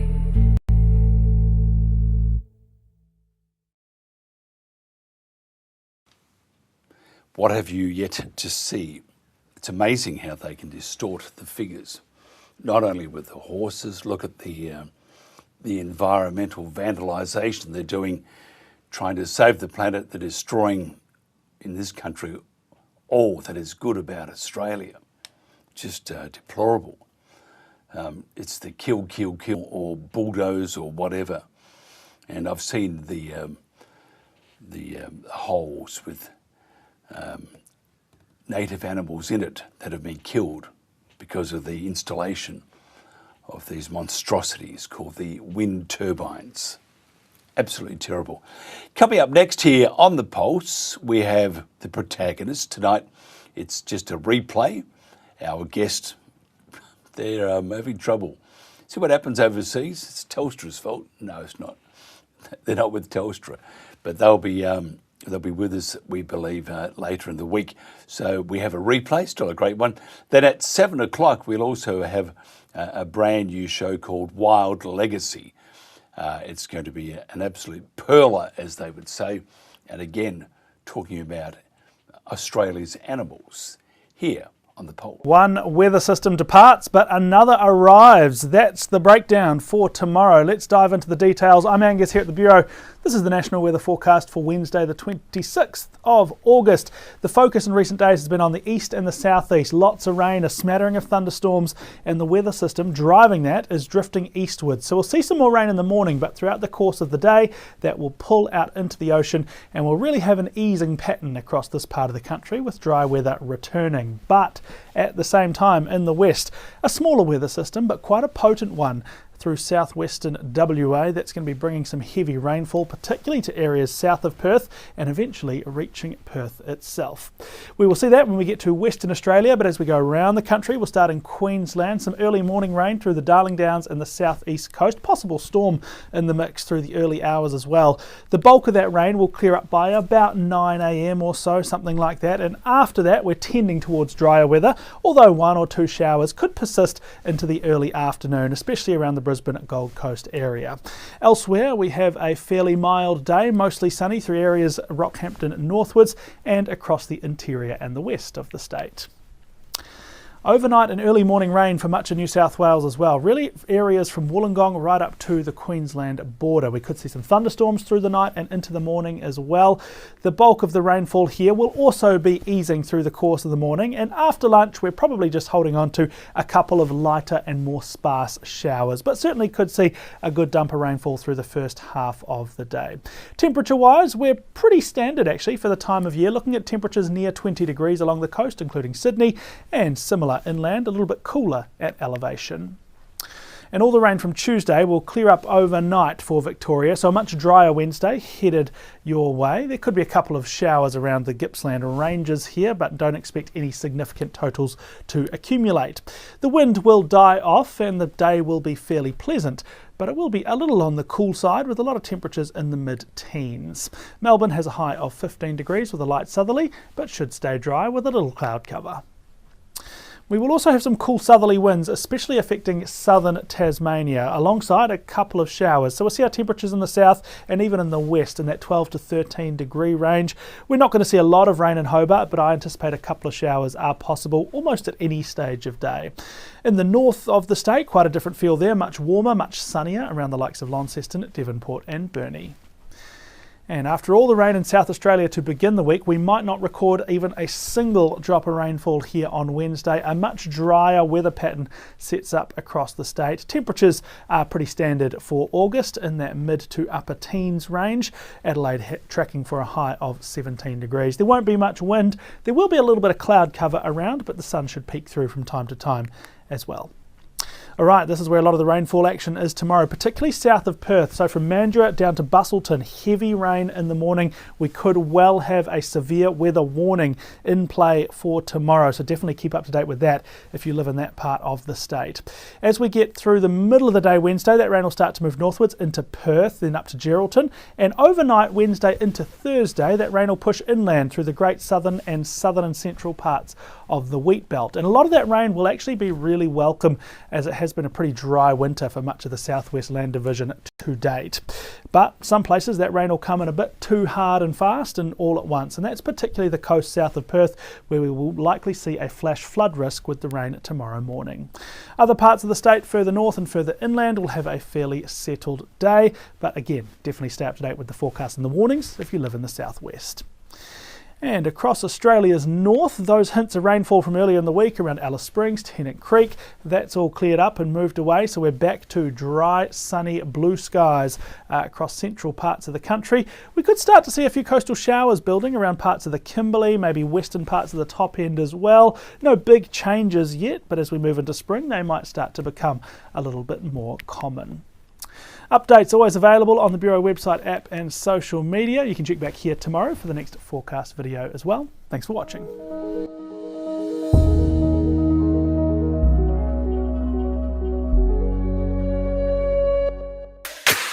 Want to be part of the conversation? Then let us know on the Pulse Interactive Live Chat Room at thepulse.today. We tell it as it is. Today's news talk, The Pulse.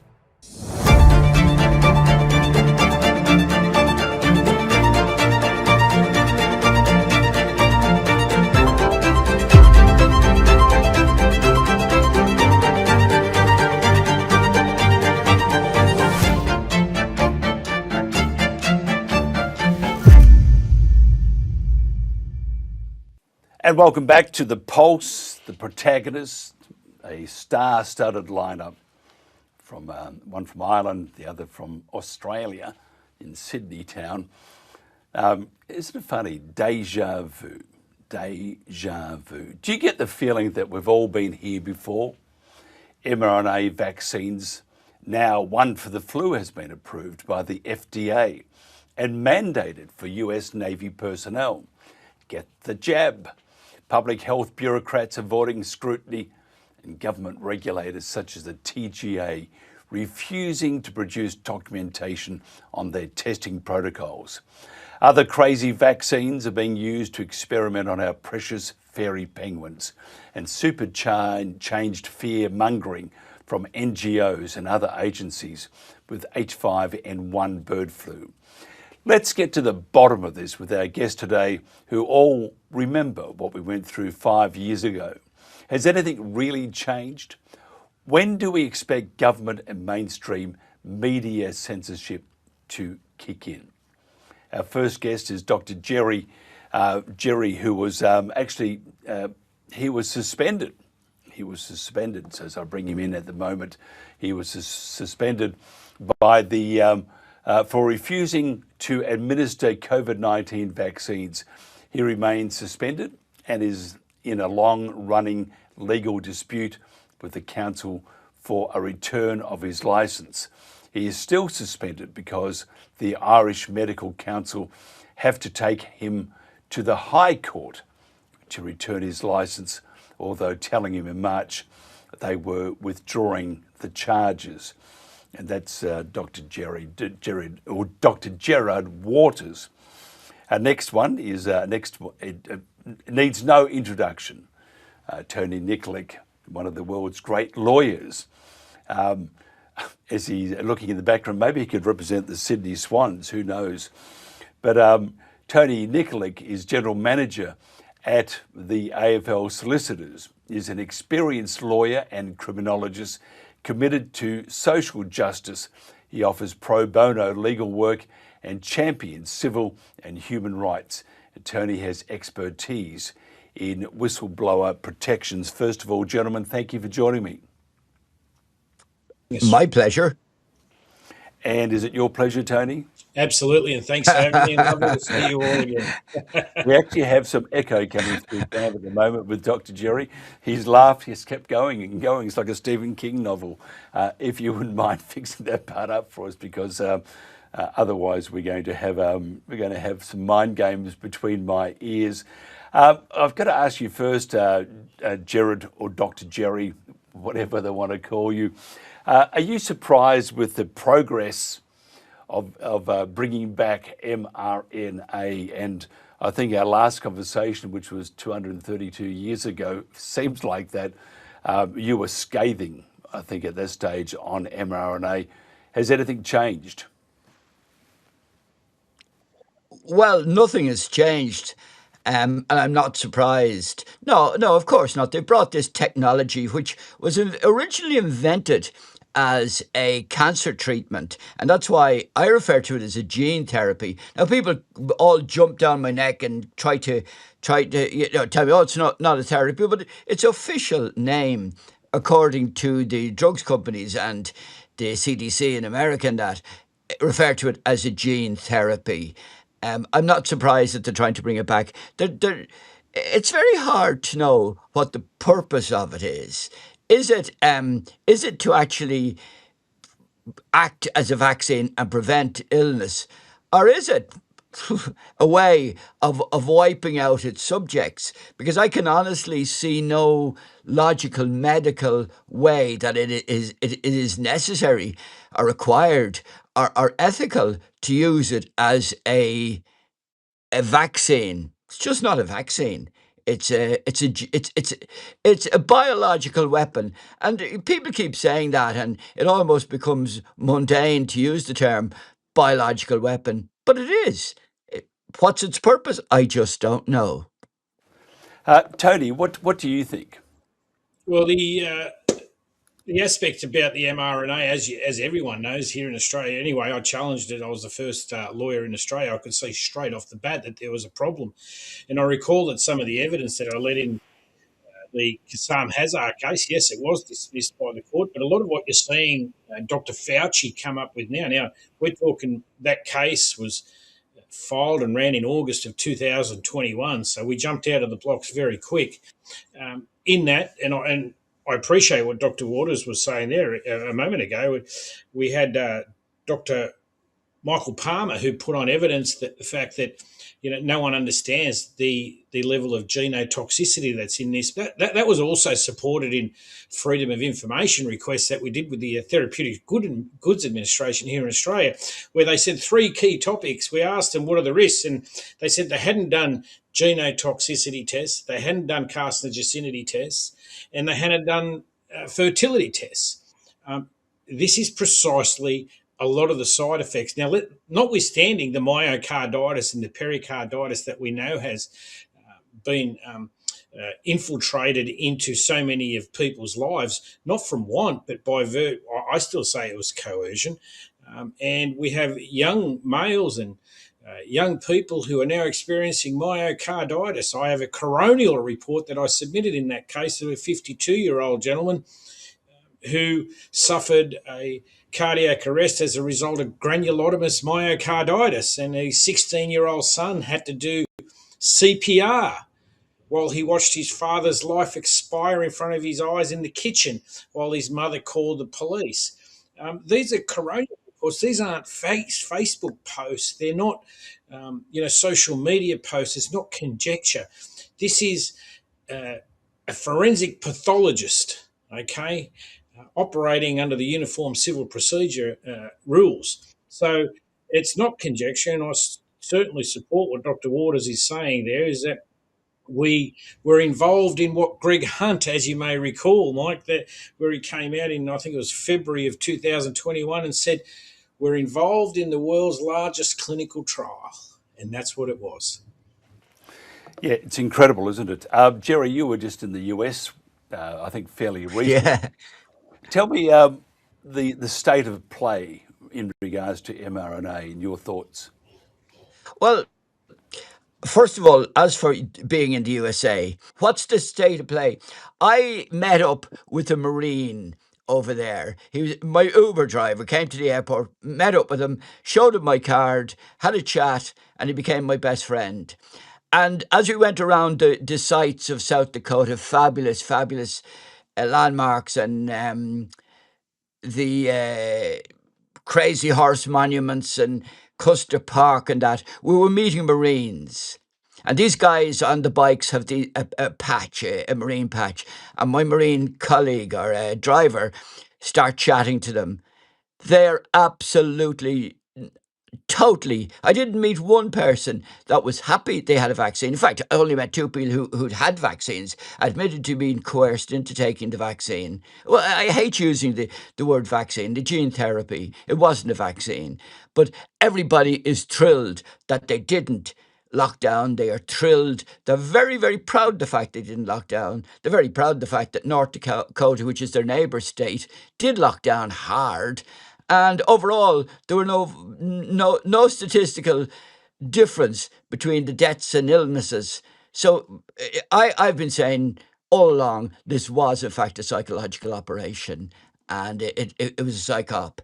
And but that's the little bit of America I saw, and even on the plane coming back, I got chatting to a guy, and a woman in front had a particularly acute hearing, and she turned around and started chatting to us. Everybody is on board. Literally on that plane they were on board, but they were very on board the idea that COVID was a pathogenic hoax, and the vaccination was a bad idea. Sorry for going on, Mike. You know I'll take over if I get half an opportunity. I had noticed. Joanne Noble is going to do author and blogger and speaker. Joanne, thanks for joining us. Your thoughts on it seems like deja vu all over again. They're coming back for another jab at us with the mRNA. What's your thoughts? So much about this is about trust, isn't it? I mean, it's a very complex medicine, and how much do we trust them? Fauci wouldn't answer the questions in Parliament, in Congress. And, we had a study here in Australia called the Quovax study in Queensland that was supposed to be 5,000 or 10,000 people. They stopped it after 1 year. We never got the results from that. So, I'm frustrated that, it feels like we're not dealing with the trust situation. If they were so sure it was good and if it was so safe, why aren't they doing proper long-term studies? Now, they have done some studies on the latest influenza mRNA. And if people wanted to check Marianne Damazi's site, she's looked at some of the latest results coming from this one. But again, we see them doing odd things. They've got one study on 20,000 people getting the normal flu vaccine and 20,000 getting the new mRNA vaccine. And the results are that they claim it's 26% more effective, but when you look at the absolute risk, it's really less than 1% more helpful than a vaccine. It's not being compared against no vaccine at all, which, I would like to see that trial.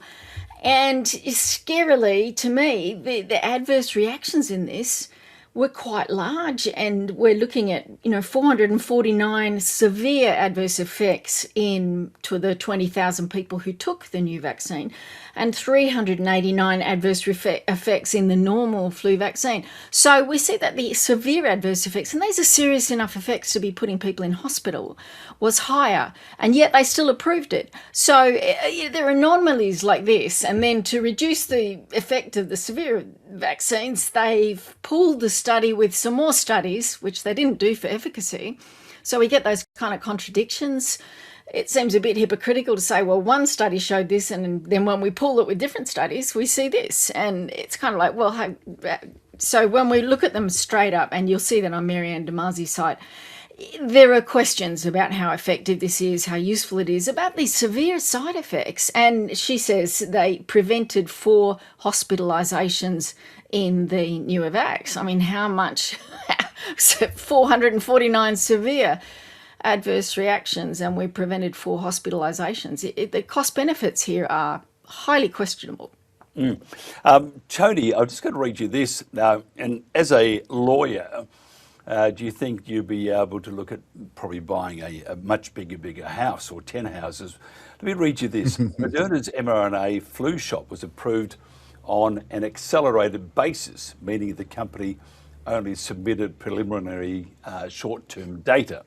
Now, the full study doesn't end until 2030, but they have the approval already. That's a few years a bit early. This surely, I mean, once there is one injury, there will be a number of injuries. Once there is one injury, doesn't that open the Pandora's box to litigation? Well, yes and no, because here, if you recall, Dan Andrews said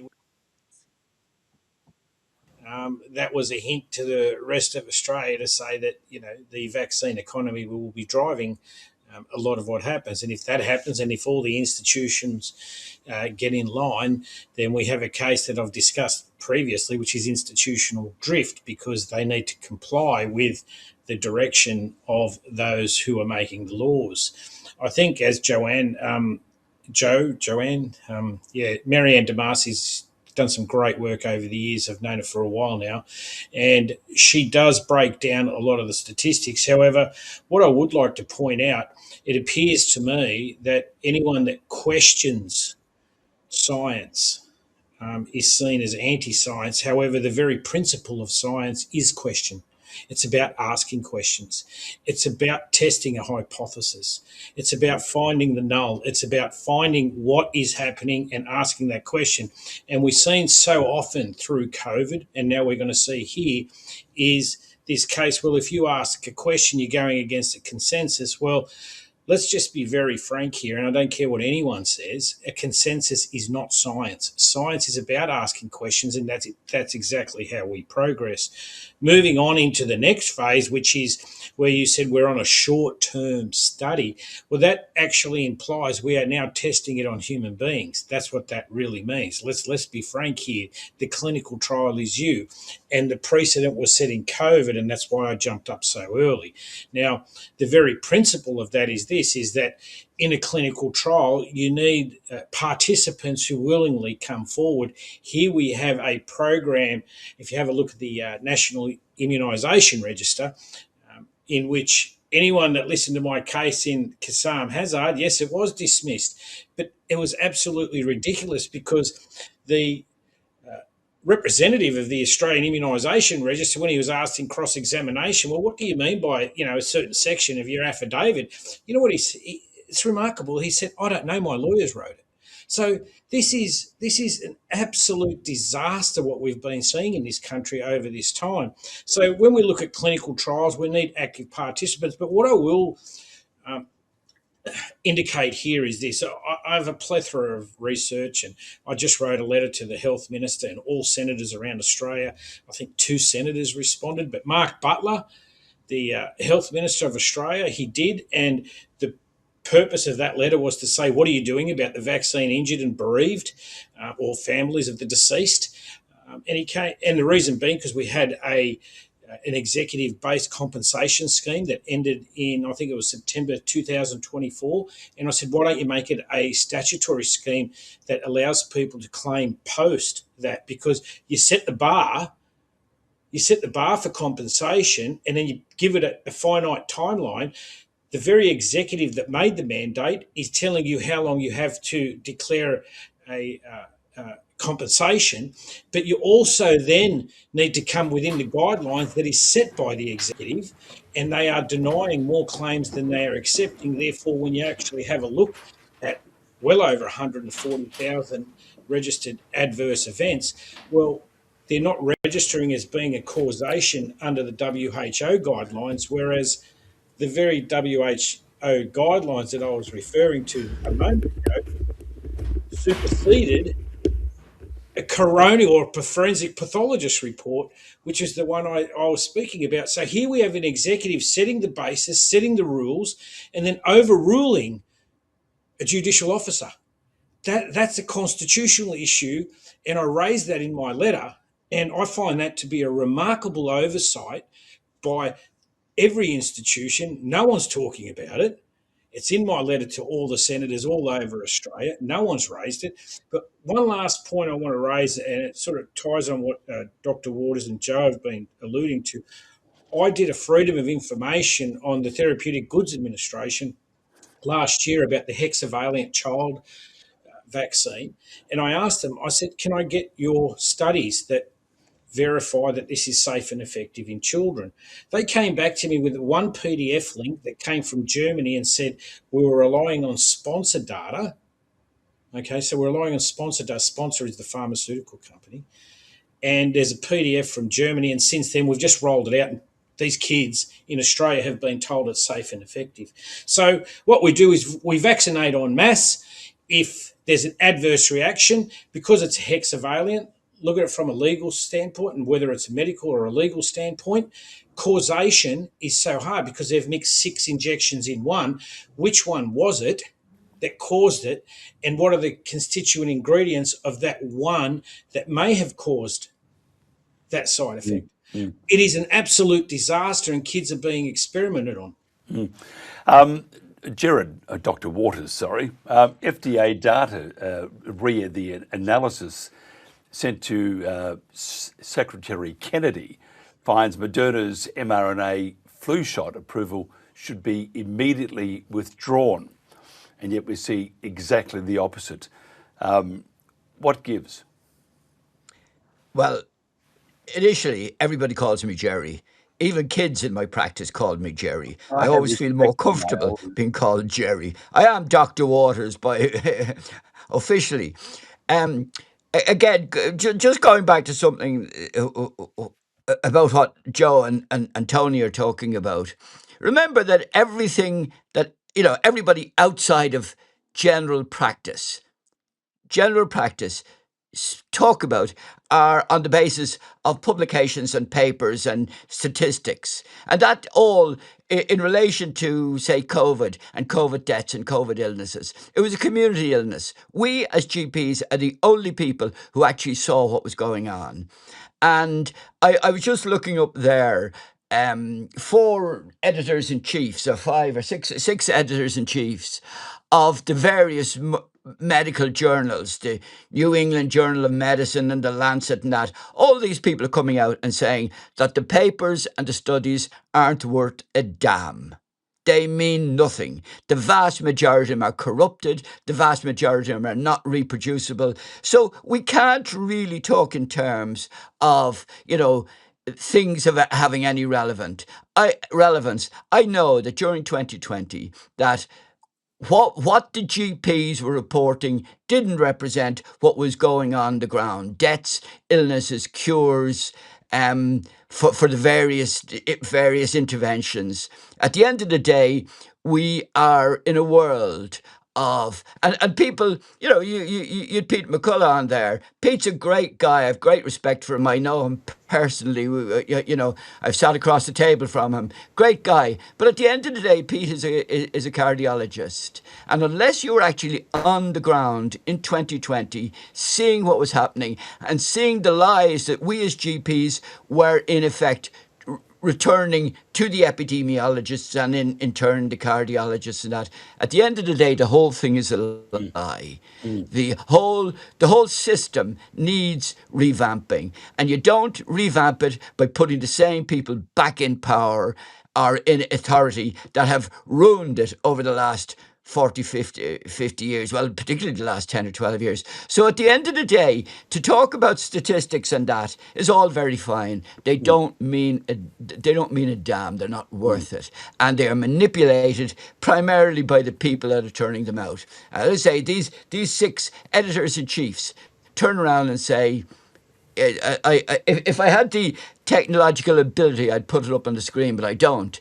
But it's easily confirmed that the editors-in-chiefs of the medical journals say at least half the studies aren't worth a damn, and the other half are questionable. So, to talk about statistics in anything, it just doesn't wash. It means nothing to me. Unless I see things with my own eyes and my own ears, it's hard to do.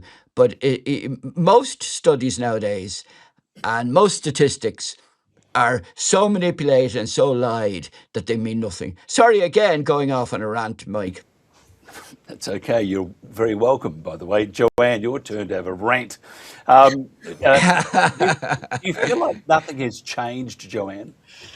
Well, Fauci, what else can I say? Fauci, where are the answers? Why is this man still able to say, I will not comment on Fifth Amendment. I mean, where is the justice in getting some answers? We know that he was aware that it may have been a bioweapon leak. We know the US has admitted they have 120 bioweapon labs around the world. Think about that. I mean, that's enormous. Why aren't we discussing this on the news and talking about the risk of playing these games, these gain of function tricks with viruses? And which also leads me to recent news talking about using artificial intelligence to change bacteriophages, which are viruses that infect bacteria. But if you can do it with them, you can do it with anything. And this is part of the reason people don't seem to understand there's a hell for leather race on in artificial intelligence, because a lot of cracking of the code of viruses, of the way our immune system responds to them, of the vaccines, of the antibodies, a lot of that is being crunched by artificial intelligence. And this is a race we don't want to be in, but we actually can't afford to lose. Because, if we're doing those kind of research, you can bet China's doing that kind of research, and 120 labs around the world are doing research. So it's a race we have to have. And again, when I come back to my rant thing, is the cheap energy. You can't run AI without cheap energy, and Australia is just crippling itself. But that's another topic. But just to get back to the viruses question, what could be quite scary coming out of these labs is an arms race of viruses. And given how badly we responded to the last one and how corrupt the system seems to be, it's a race. We really need to focus on what's going on. And yes, and I think ultimately, getting back to the vaccines question, my rant would be, I think that we should be looking at antivirals. And the antivirals are just the chemicals that seem to work to help our bodies fight these vaccines, allow us to get natural immunity.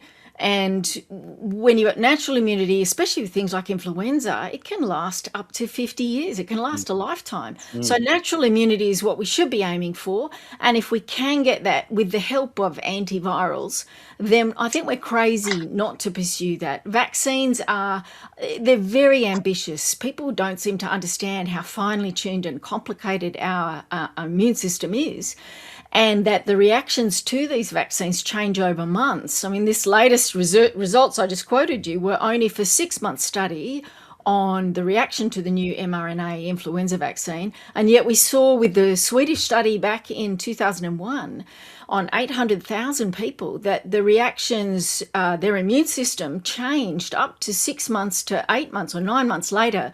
They were getting negative reactions. So the vaccine was predisposing them to have a worse immune response to the virus than if they hadn't had the vaccine at all. So we need these long studies before we play with these games on our immune system. And it seems crazy to me that we don't have, and we're not even trying to get 5 and 10 year studies with good placebos, do it properly, but we can get results with antivirals so much quicker. And why are we not talking about them? Yep. And Tony, as a lawyer, does it depress you that no one really has been held accountable? We look at Fauci in the US.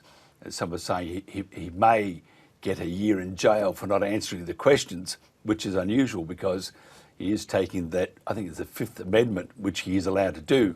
So I'm not too sure how that can be a crime anyway. So he could actually walk out scot-free, walk off and have a very pleasant life, which would, you and I had this conversation years ago. How do we hold these people accountable? Because at the moment they are not, and they are developing and progressing and becoming even stronger. Well, that's a double-pronged question, really, if you think about it, and I think it's a really good question, to be quite candid. On one sense, someone who is pardoned shouldn't need to plead the Fifth. It's certainly doesn't go hand in hand, and the privilege, according to case law in the USA, is that the pardon doesn't extend to someone who pleads the Fifth, or the Fifth doesn't extend to someone who's had a pardon. On the other hand, if you deny a pardon, you can plead the Fifth, and the privilege does extend, and that's in case law in the USA. So that's a little bit of trivia in that sense. However, what Fauci has disclosed is something that a lot of people have been discussing here in Australia. We've been running cases on that. It's on the case record. It's in documents. But one thing I will like to say here is this: is I sat with Senator Ron Johnson last September in the Senate Hart building over there in the USA in Washington, D.C., and I sat in the front row during one of the COVID inquiries there, and I want to thank everyone, Toby Rogers and those who are Aaron Siri and all those guys. We sat there together, and the issues with respect to that is, I know discussing this with Senator Johnson is this idea of a bioweapon. It is not a fanciful thing, because when it's created, and it's created in a lab, and we use this term called gain of function, which everyone is talking about, but everyone's forgotten about the seamless ligation. Seamless ligation is that aspect of where you can re-edit the DNA, and the best way I can put that in a very simplistic term is you've got a book, it's got chapters.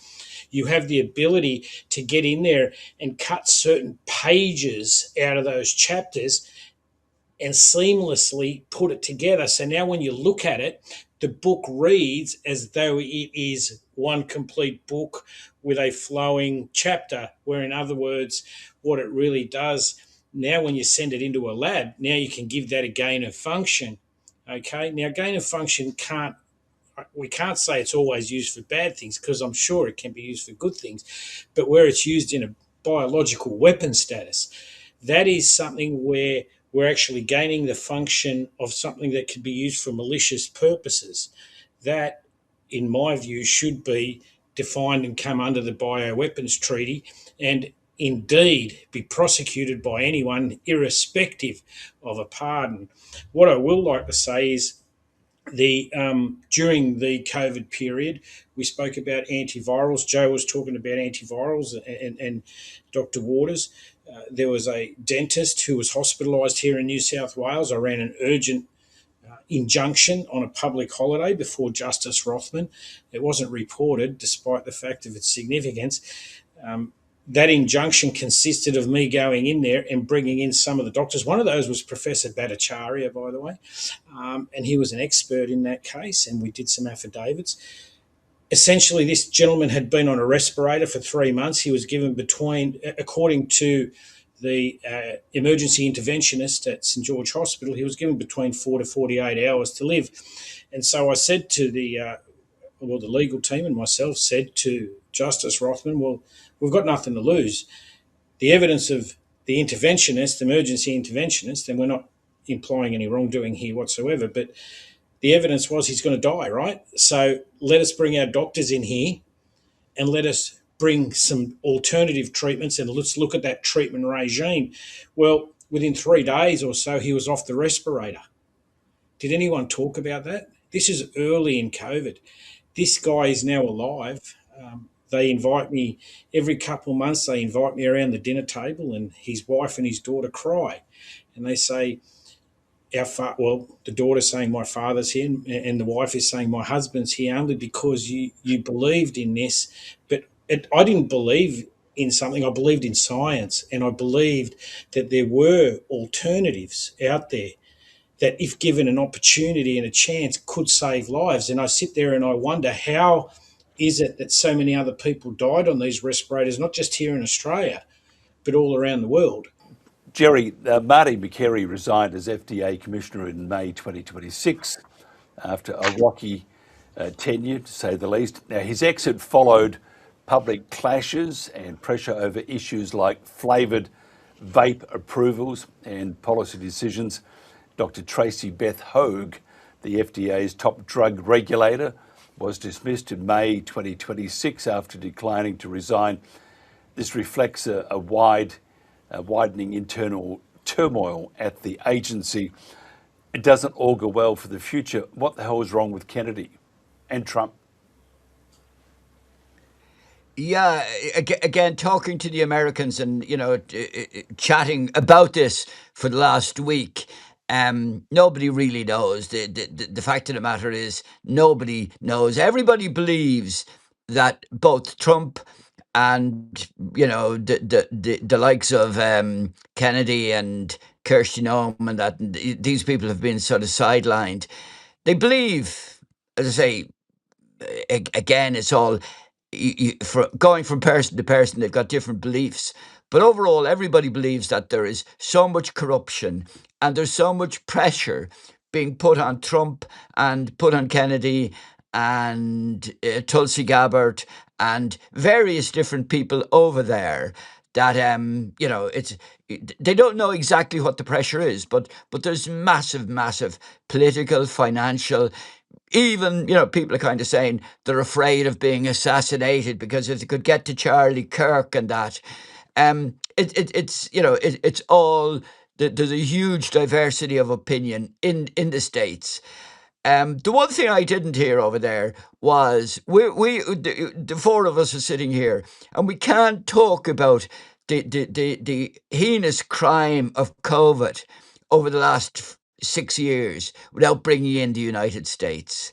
The reality of it is the United States was in effect the pivotal point, was the ground zero of COVID. And I didn't hear one American doctor, one American anybody apologising to the world for that. I'm a bit surprised that nobody is. I'm Irish, so I don't have to apologise. There again, us Irish, we don't apologise for anything, because we were right all the time.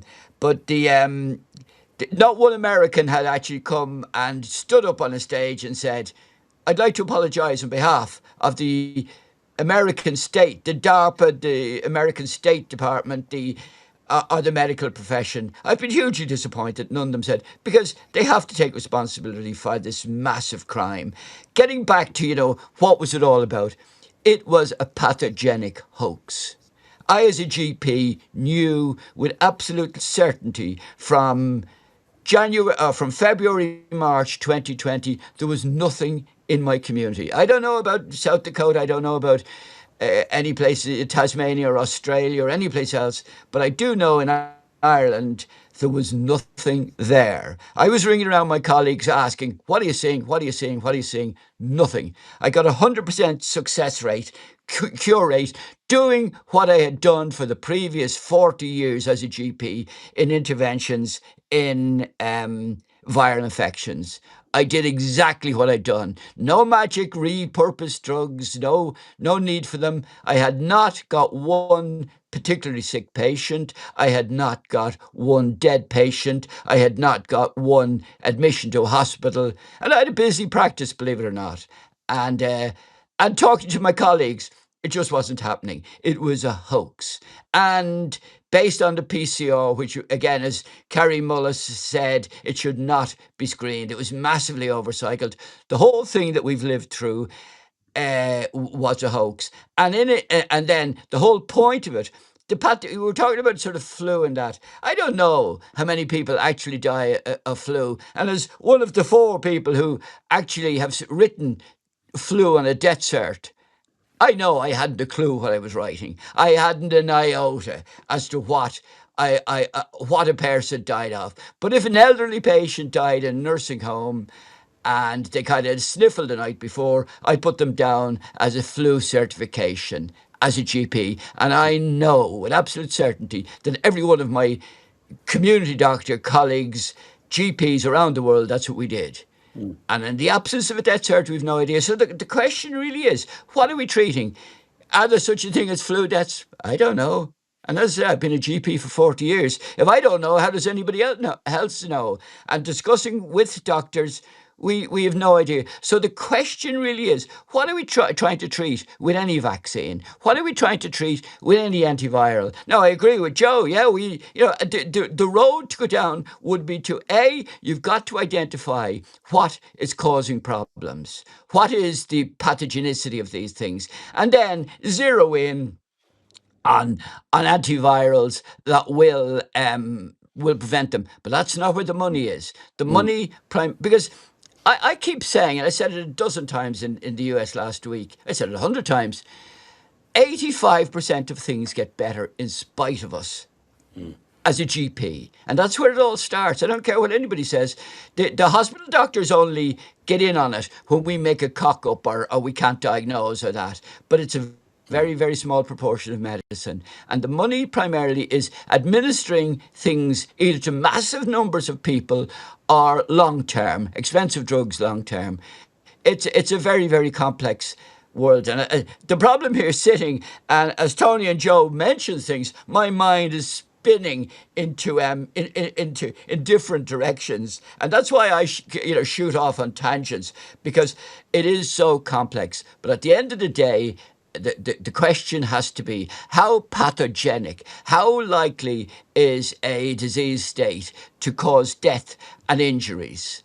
It's massively inflated sometimes. As I say, I don't even know if people ever die of the flu, and then people start quoting the Spanish flu and that. Again, remember back then, treatments were bloodletting and purges. There were no antibiotics for that, So all these things are totally distorted. Again, sorry about shooting off on a tangent, Mike. I know I didn't answer your question, or maybe I did. I don't even know what your question was, quite frankly. But it was very interesting, I have to say, regardless what you're talking about. I've just got to ask you, Joanne.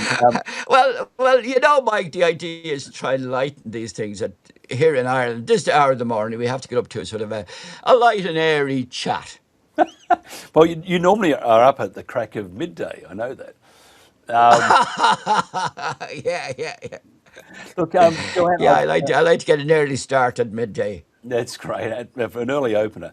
Alex Antic, Joanne, has already clashed with the TGA to find out more about the testing of the new vaccine.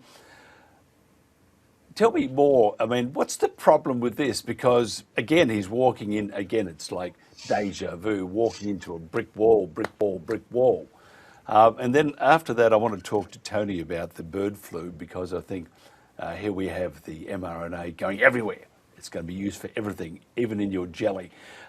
Joanne, tell me about Alex Antic and why he's having so much trouble getting information from the TGA. Well, there's a study showing the TGA, I think, was getting 96% of its funding from via the pharmaceutical companies, in the sense that it was the pharmaceutical companies funding the studies that the TGA was quoting and talking about. And we saw in 2001 the TGA banned ivermectin, and did that on the basis that if it was available, people were choosing not to get the vaccine.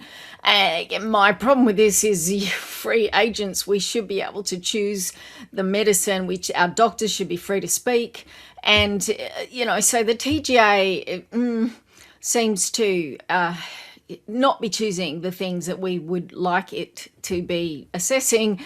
And there's very little focus on the TGA, which, I feel is a real shame, because to me that was always crazy logic to ban essentially safe treatments, because people may choose not to get the vaccine if they felt they had a safe treatment. Again, we come back to vitamin D and the fact that we've known for years that this helps in these kind of infections. It's intrinsically very safe, and yet again, we didn't have clinics in car parks to hand out free bottles of vitamin D, but we had clinics in car parks to hand out vaccines for free, which obviously we're all paying for some other way. And, my frustration is we should be looking at these natural treatments always and first, and vitamin deficiencies and mineral deficiencies, and getting to those and solving those before we start subsidising the big money, expensive and not long studied drugs. So, good on Alex Antic for asking the questions that should have been asked by most of our media way back 4 or 5 years ago. So, yes, I'm frustrated too. And so glad that some of our elected representatives are asking the questions. And I mean, on the other topic, in terms of the flu, I'll say people may not want to hear, but in Australia, my experience, unlike Jerry's, I had no direct experience with the virus at all for nearly 2 years. Here in Western Australia, we just shut the borders. We had no disease. We didn't need the lockdowns. We didn't need the masks, and we didn't need the vaccines, although they did force them on us in the end anyway, because there was no virus. And my solution would have been just to stop the virus getting out of China, stop the flights, leave all bioweapons in the place that leaked them, and don't let them into your country as the best way to deal with these issues until you know more. And so I'm a bit of a hard borders girl. When we look at the data, and all this data needs to be questioned, but we look at the data in Australia, and the death rate from influenza was COVID was an extraordinary 3% in that first year, which is unbelievably big and probably exaggerated because it mostly seemed to hit nursing homes. But again, the PCR test, which was overdone in so many countries and overcycled, here in Australia, we got down to one positive result for every 3,000 to 5,000 tests. So we had the opposite problem. We were throwing buckets of money at testing and hardly getting any positive results. So they weren't overcycling here, and we could be sure of the cases at least had the virus. But, again, so difficult to know how to interpret this, except I do think that the initial version of that SARS virus was quite dangerous. And of course, by the time Omicron came, we saw it was very different. But and to Jerry's effect, yes, we didn't see anyone here get sick because there was no virus here at all. But just to put the other angle through, hard borders.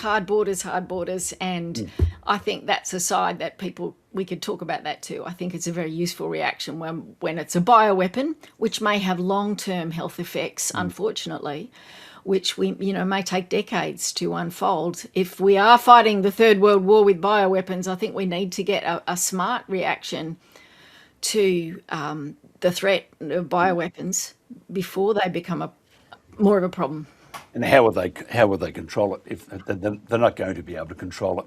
I've got to ask you, Tony, because we're all familiar in Australia with bird flu, and I've seen a few seagulls with masks and everything flying around. Not very well, of course, but I'm making light of it.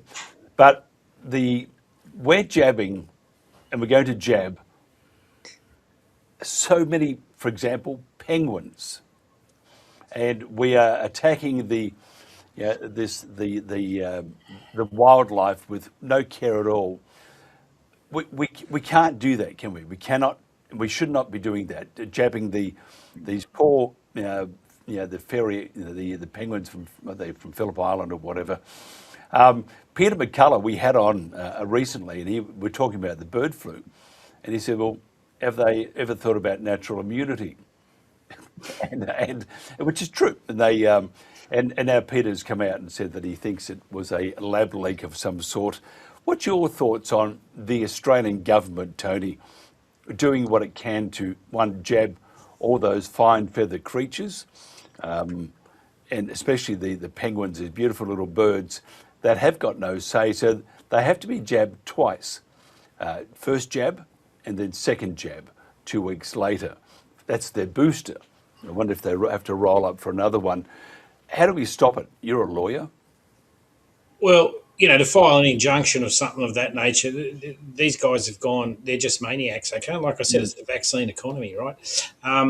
Firstly, I don't know how they're going to get informed consent. That, unless you go bok, and that constitutes, and then bok, that's your second issue that you've got to be. I really think that Australians need to understand, not just Australians, but everyone around the world needs to understand that when we're working in a heavily influenced market that has these competing economic issues, then you can understand why, and I wrote about it in my book chapter of 2014 in the International Handbook of Whistleblower Research, and I know I've mentioned it on the show before, but it focused on three key areas. That was defence, renewable energy, and pharmaceuticals, and taxpayers subsidise each and every one of those sectors.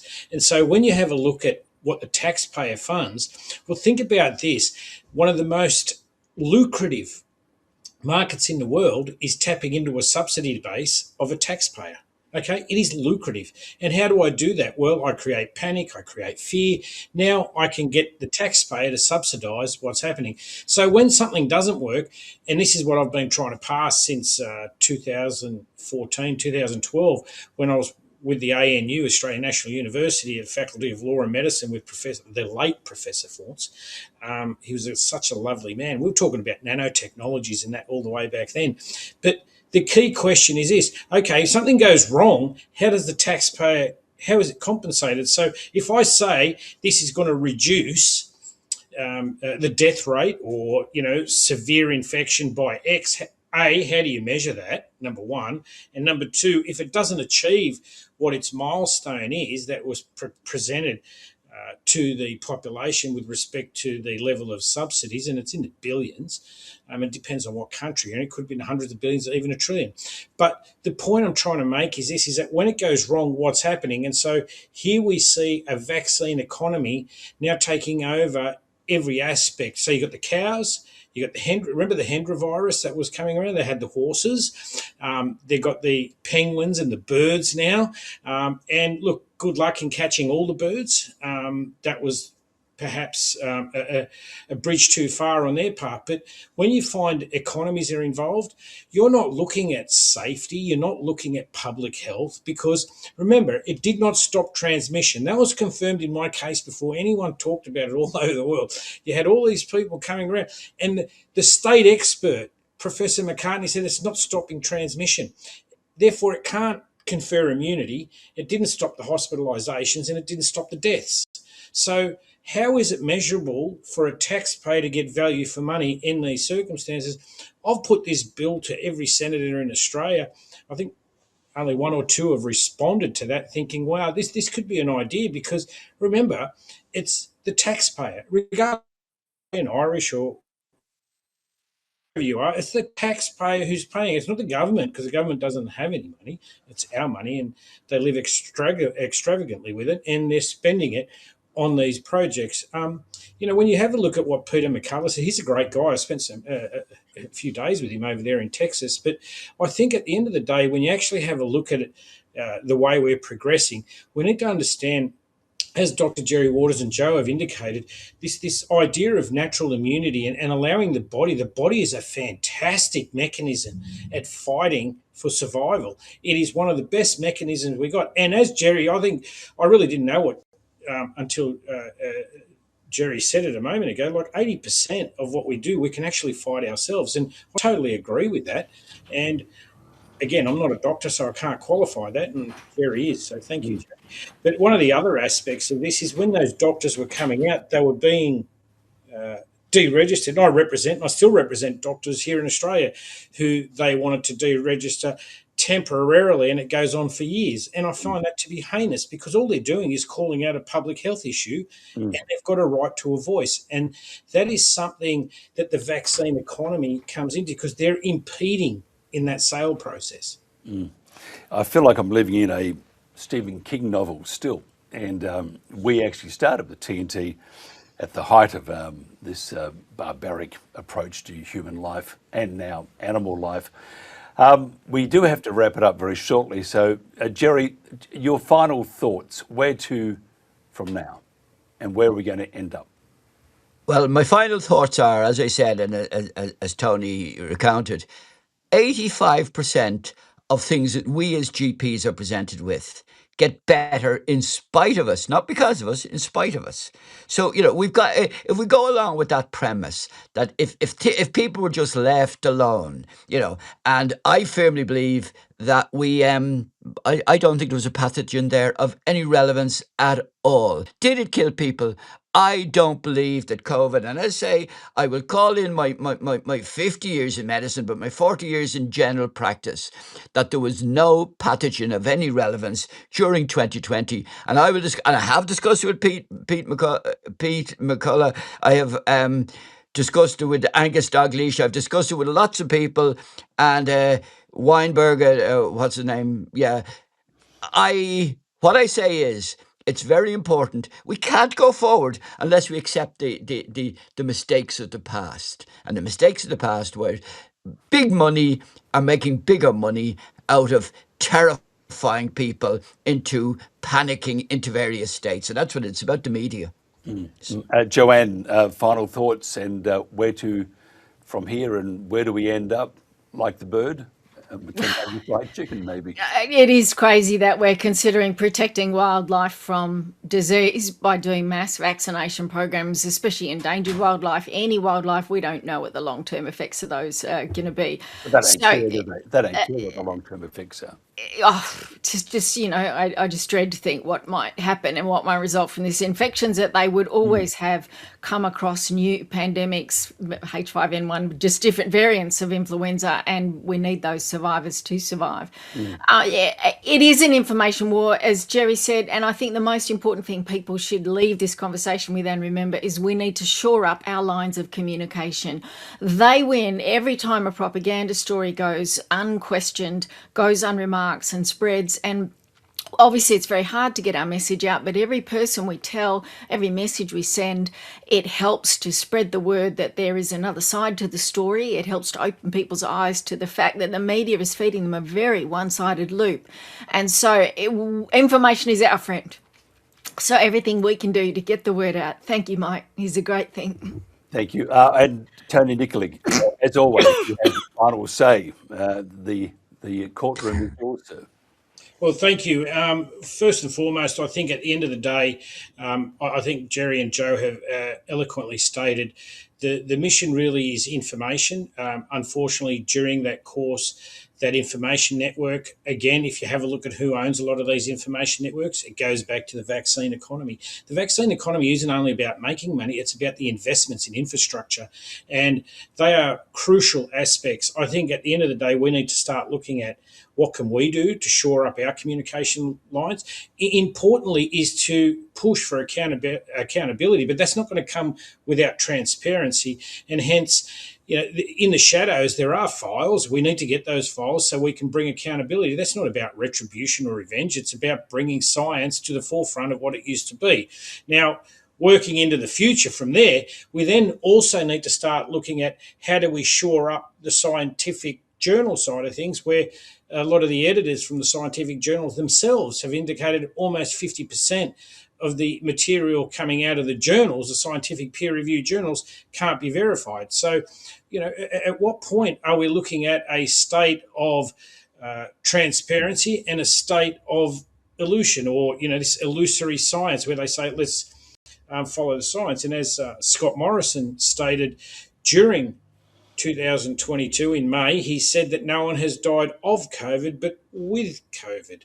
And he said all the states know this. So there it is. There is a very big difference. That was in my letter to Brad Hazzard, the 7th of July 2021, that went out to all Australian ministers and senators. The next point from there, Mike, I think my next point is a cigar, scotch or a wine. Enjoy yourselves. Enjoy the ride. It's a shit show out there. Let's enjoy it while it's here. Well, I like the idea, not the cigar because I will die, but good whiskey, Lapthrog. Jerry, would you recommend a Lapthrog? And if you do, That's great news. If you don't, I'm not taking any notice of you. But if You're ignoring me anyway, Mike. But what if somebody wants to find out more about you, besides you buying the next round of Leptrol? Oh, well, hold on. I've been suspended by the medical council. I've no earning potential, so I will have to sponge off the rest of you. I've spent my life sponging off people, but no, I'm on Twitter. I've got 56,000 followers on Twitter, and it's Dr. Gerard Waters, Oturisk, Oturisk, and that's where where if you want to find out about the rubbish that I talk about, or the rubbish that I spew out, that's where you can find me. It's not spewing; it's actually very valuable, and I thank you for your time, Joanne. Author, blogger, speaker. First of all, would you recommend a whiskey? And secondly, how do they find out more about you? Oh, look, I'm a dark chocolate girl, so that's the answer to everything. And not 42, dark chocolate. I blog at joannova.com.au. So you just Google Jo Nova, you'll find me and all the people who hate me. And live off donations, and have done for 18 years now. It's the underworld of science, commenting on the things that are not popular, not fashionable, and happy to get questions from anyone on the blog. Thank you so much, and we must do that again too. I appreciate your time. And Tony Nikolic, you mentioned Scotch. What sort of whiskey are we drinking tonight? A nice from the Spey River single malt. That's what I'm thinking. But it might be a red wine. It might be a nice Pinot Noir. So I'm still to decide on that one. But again, it's just to wind down after a big week. I don't usually drink, but after a big week, I don't mind that. Except at breakfast. What about only on days that end in Y? I won't drink any other day. Good on you, Tony. Love you forever. Dr. Jerry Waters, Tony Nikolic and Joanne Nova, thank you so much for being part of the Protagonists. And that's about it for me for the week. Short week, but it feels like a very long one because we're doing all the work behind the scenes. And the new look for the Pulse, hope you appreciate it. It's been a fantastic journey. And I sort of feel that we're coming back anyway. Head down, backside up, as they would say, and just watch out for the doctor with those gloves when you bend over. Have a great weekend. There's Jerry. That's right. Look, I'm not going to go there at all. That's it. I will catch you again on Monday. Thank you so much. Have a great weekend. This has been The Pulse, and this is The Protagonist.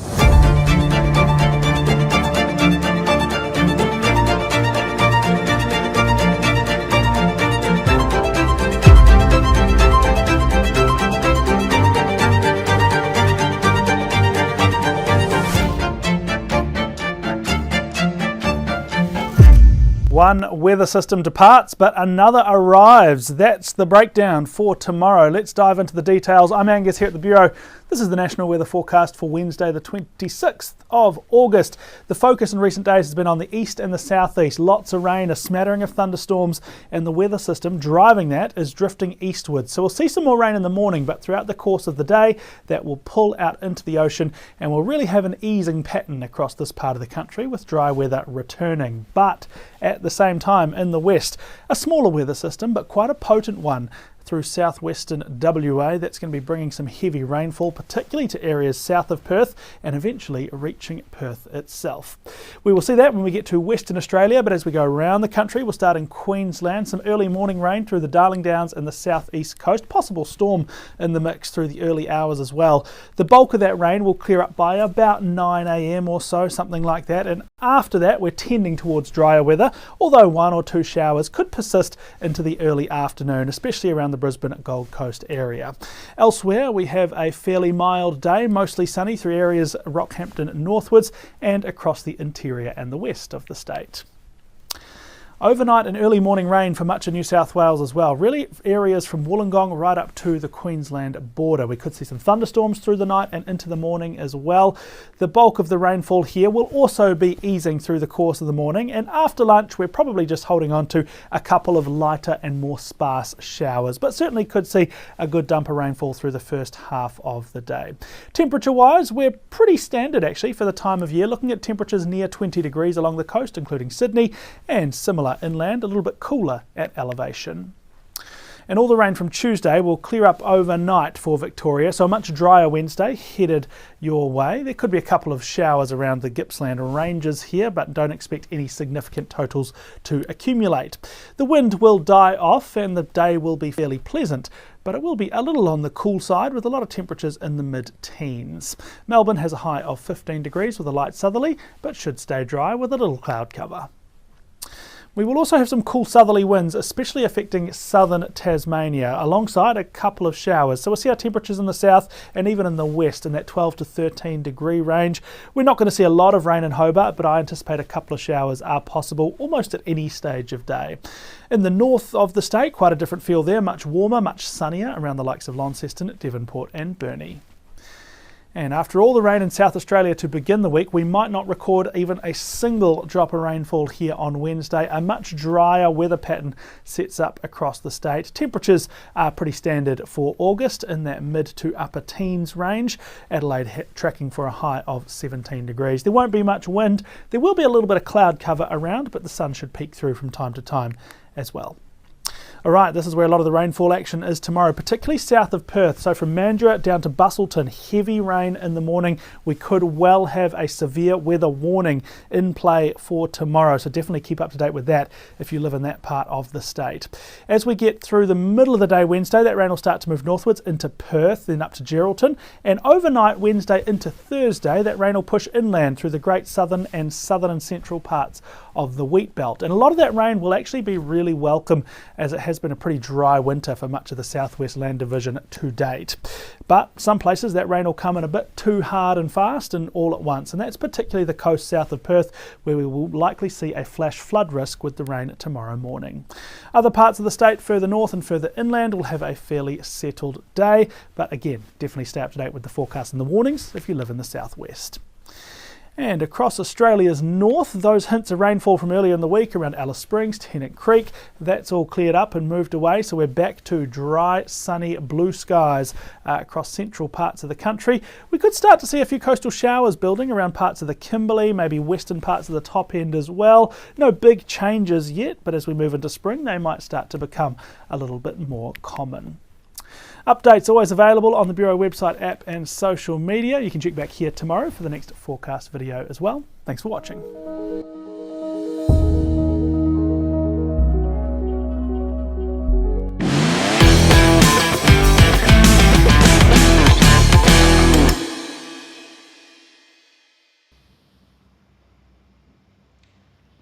Hello everyone, welcome to the first episode of Wild Legacy TV.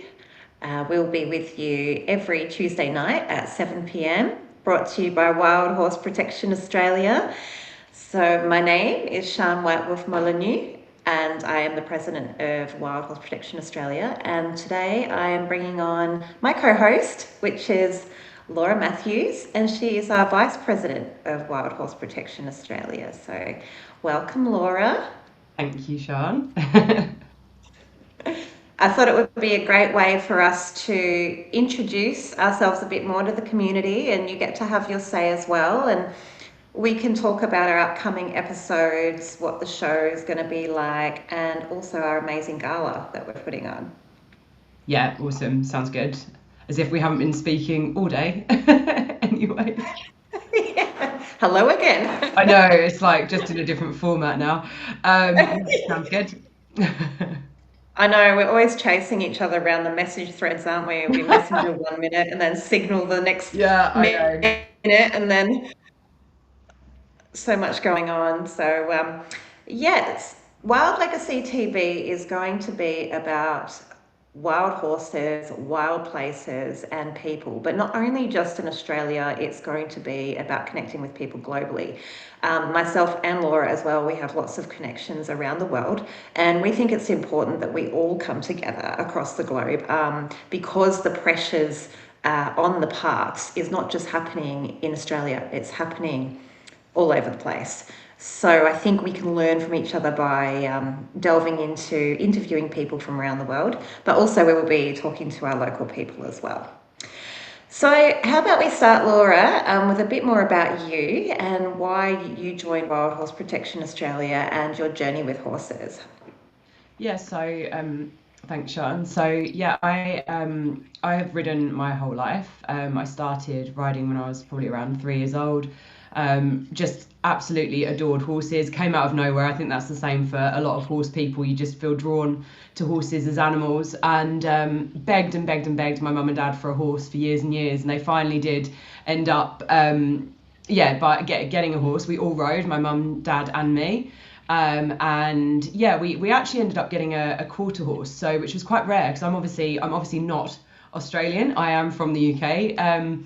And over there at the times, this was like, God, I'm going to show my age now, but this was probably, oh my God, when was it? I can't even do the maths. Jesus, 20 years ago. Over 20 years ago.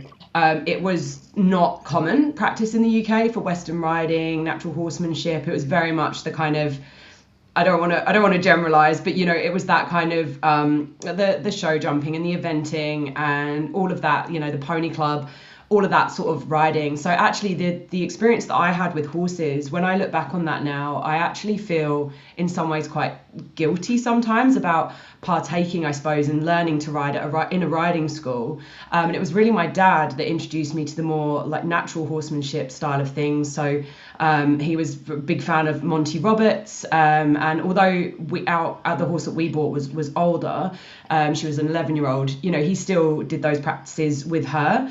And so that kind of taught me a different way of looking at things. And my love of horses just really grew. We only lost her, last year when I was back in the UK, and she actually reached 37. So it was an amazing age for a horse. Wow. Yeah, really, really. She was an amazing horse and with amazing breeding. And yeah, I suppose that, horses have always had a really special place in my heart. And although I haven't been riding, I suppose, recently, I've probably since my early 20s, I haven't ridden regularly. Horses are something that just, I'm never going to stop loving them. Not only that, I am a huge advocate for all animals. I have my partner says a bleeding heart, and I can't help but, if I see something on the side of the road, I'll go and pick it up, and, I'll be one of those people that has a cardboard box in my car and will, try my best to help them through anything. But so that's the background around horses and animals. I obviously, as I said, I'm not from Australia. I moved over to Australia in 2019 and been back in the UK a bit during that time. And when I heard about the Brumby Coal, I honestly don't know how it came into my remit. It was, I think, a random post on Facebook, and I actually don't really use Facebook that much. You normally just for marketplace or, just every now and again, like mums groups or whatever. And a post came up and I just thought, I was horrified, honestly horrified. I couldn't get my head around it. And obviously I went onto the page. It was probably one of the big Brumby Facebook pages that are around.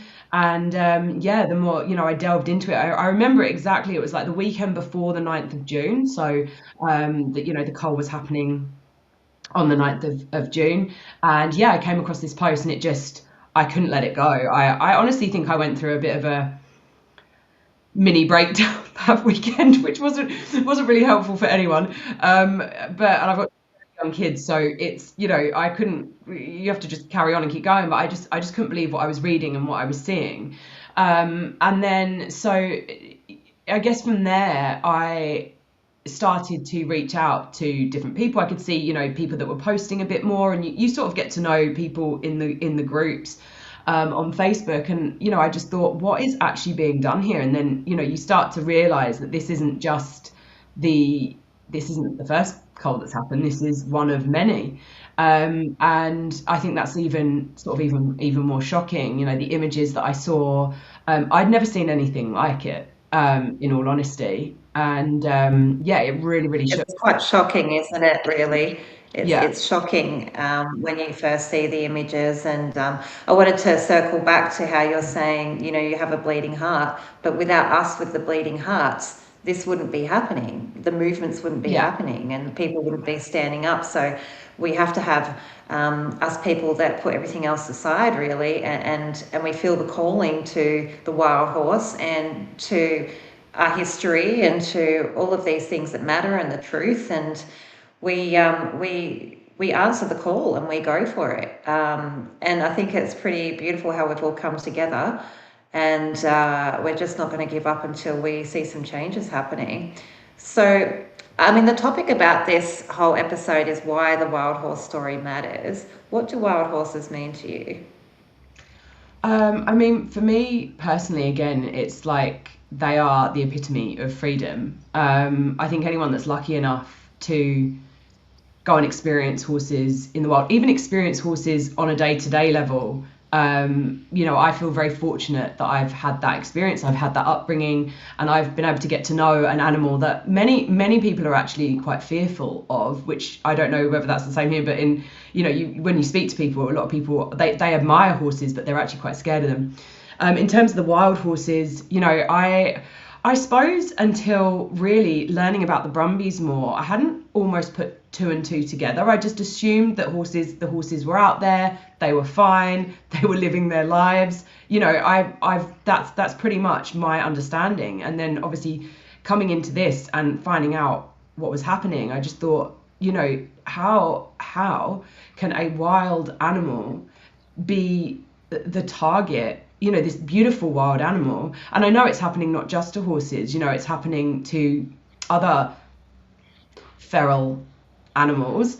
And yeah, I was just in shock. I couldn't believe that something it's such a symbol of freedom, like spirituality.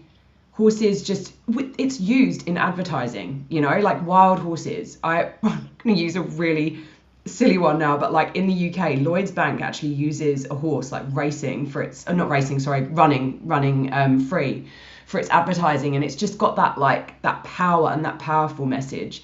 And as I say, I couldn't quite fathom that this was happening. And then obviously not only is it happening here, but it's also happening around the world. So in the UK, it's not happening in the UK, but you know, it was about to happen in the UK, and it's happening all over the US. So yeah, I was really shocked. That's terrible. And it's very interesting when you say the symbology of the wild horse, because you see it on the Mustang car, you see it on, I even picked up a pair of tongs the other day and there was a wild horse running, and us as people are very tied, I think, to the wild horse, because it does represent that freedom, and it does represent sovereignty, and it does represent that wildness that I think we have inside of ourselves. And I feel that things have been taken away, not only just with the horses globally, but you see it with wolves, you see it with dingoes, you see it with all sorts of wildlife. And it's almost like, you know, when you start looking deeper into things and you go into the rabbit holes, then you start discovering the true story, don't you? Which is really, at the end of the day, land grabs and control and things like this. And it feels like we're a bit tied to the wild horse, with our freedoms being taken away and our sovereignty being taken away. And I think we can really feel and empathise with those herds, I think. What do you think? Yeah, I mean, I agree. And I would say that even until now, I probably haven't had the understanding of the way a wild herd works, like the way that the family works. And, you know, I understood herd concepts to an extent, but again, that's what I'm saying. Like, you know, I feel almost guilty in a way about the education that I had around horses was just not, it wasn't a full education. And I'm actually finding out more. I've probably found out more about horses this year, you know, than I maybe did in that period of time where I was learning to ride and all of that sort of thing. So yeah, yeah, I definitely feel that, the more that you find out, and I suppose this is for all animals though, it's not just horses. And I think that the more research I do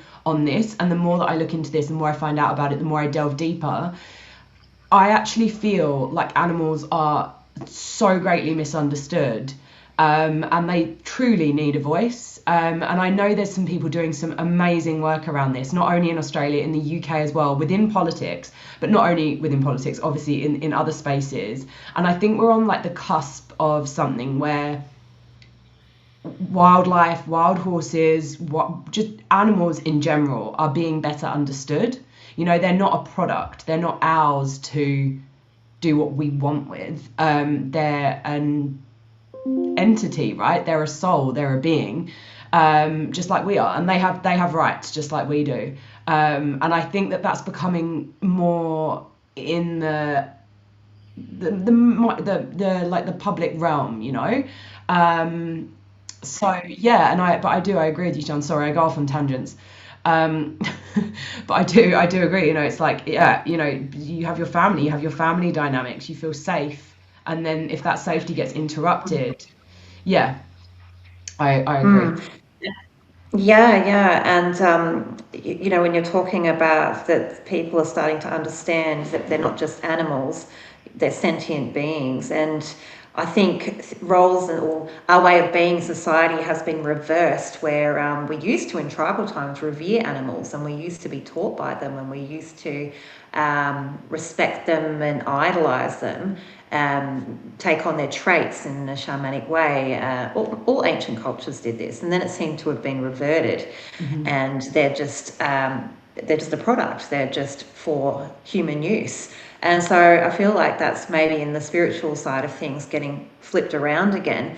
But another thing that we've sort of come together on and that we're excited about, and what our larger concept is about for Wild Horse Protection Australia, is the rewilding model. And you being from over in the UK, your eyes have been sort of pricked on some exciting things that are happening over there. And we're sort of a bit behind here in Australia, but there are some exciting things happening not only in the UK but Mongolia, and there's some models out there that I think we both feel that we could really start modelling over here. Yeah, definitely. I think that, and look, I think it's a tricky one with Australia, because being from the UK, we don't have, and look, the UK has got its own issues going on.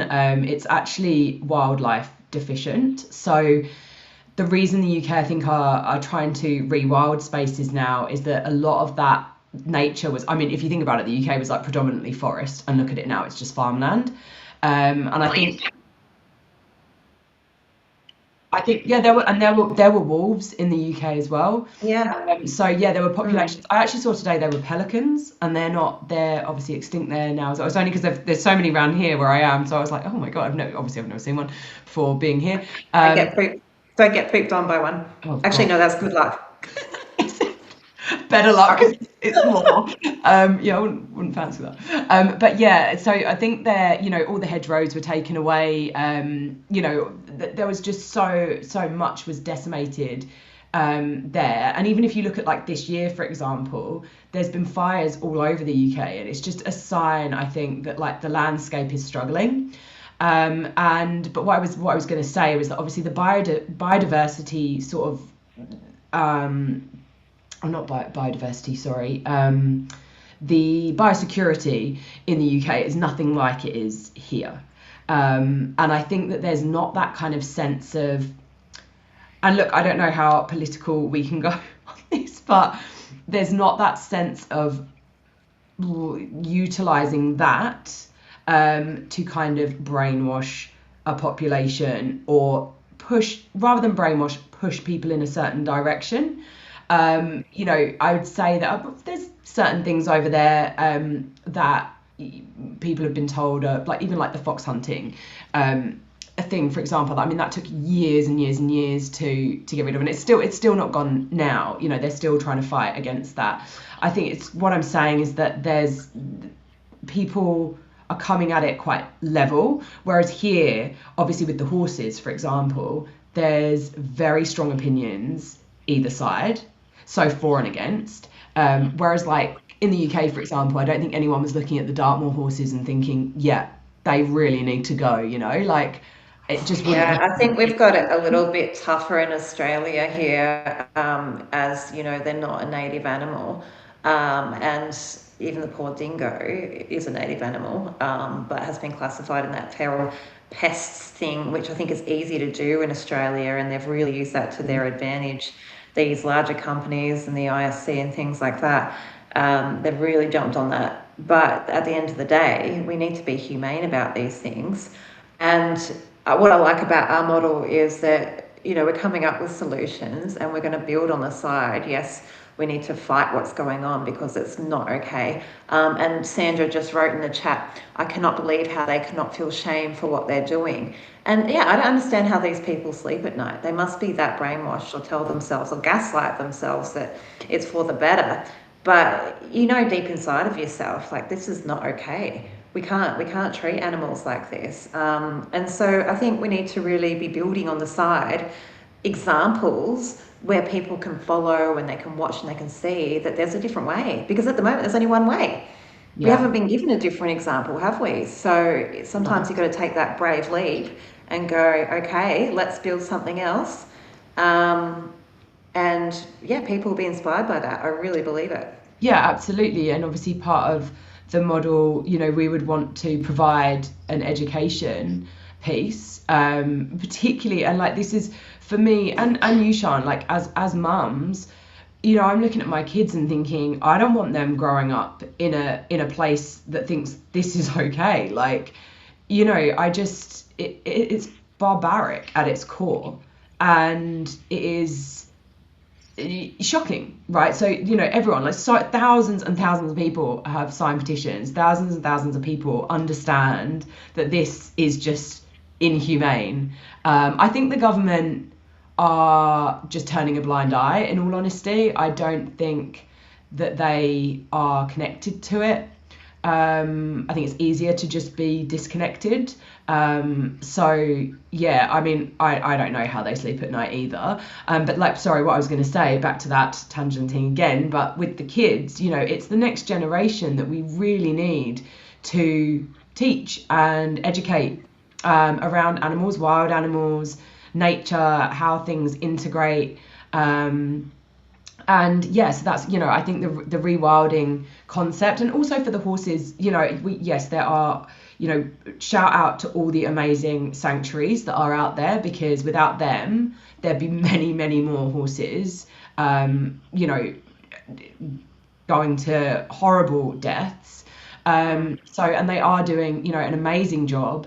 Land is not easy to come by. It's, you know, I think that we are just trying to move towards a concept where the horses can be in their wildest state, right? Where the mobs can stay together, the family groups can stay together. And again, this isn't speaking in any way against sanctuaries or rehoming. But ultimately, you know, we want to find another way, right? Yeah, I think you're spot on there with, I want my children to be able to go and learn from the land and see it managed in a way where it's not, oh, there's a carcass, or, oh, there's some poison, watch out, or just for them to see things governed the way that it is quite disappointing to them. It's a very tough time for them to grow up in, actually, because it's so constricted. It's not like the 80s or the 90s. And just going back to like why the wild horse story matters, it would just be such a tragedy if the wild horse wasn't wild anymore, if we didn't see them galloping around with the wind in their hair, and for our children to be able to experience that, to be able to feel that magic. When you watch these horses, they have such I get goosebumps talking about such a special magic inside of them. And they need to be revered. They need to be managed in a proper manner. If they really don't want them on a park, we should be setting up large-scale areas where people can go and enjoy them and they're safe, not being slaughtered. So I'm so passionate about creating a model for our children and for people from around the world to come and experience these horses in as much of a natural state as possible. I think we owe it to them. We owe it to our heritage. we owe it to Australia as like people that are actually forward thinkers and truth, I guess, standing up for the truth and brave, that we're going to do this. Yeah, I agree. I don't have the same, I guess, background and cultural understanding, I suppose, as someone who's grown up here, which in some ways is probably helpful sometimes, and in other ways, obviously, it's going to hinder me. But I do think the heritage of the horses is so, so important. And I think that there's many breeds of horses in the UK as well, that have lived on the land for years and years and years, and they are something that people love to see. They go to see them. The New Forest ponies, the Dartmoor ponies, the Fell ponies. They're these beautiful examples of like heritage breeds, basically, and to see them either die out or no longer be wild in any respect. And that, like, I've seen I haven't had the opportunity to see the horses in the Snowy Mountains.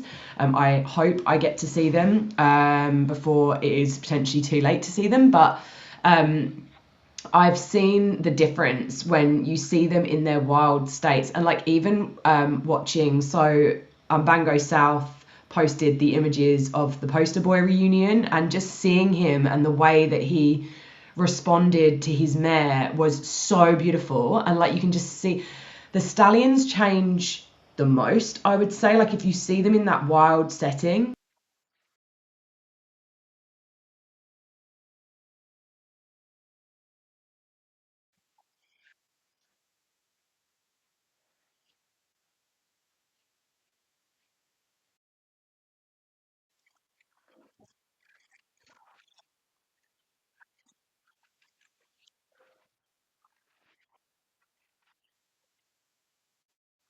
Exactly.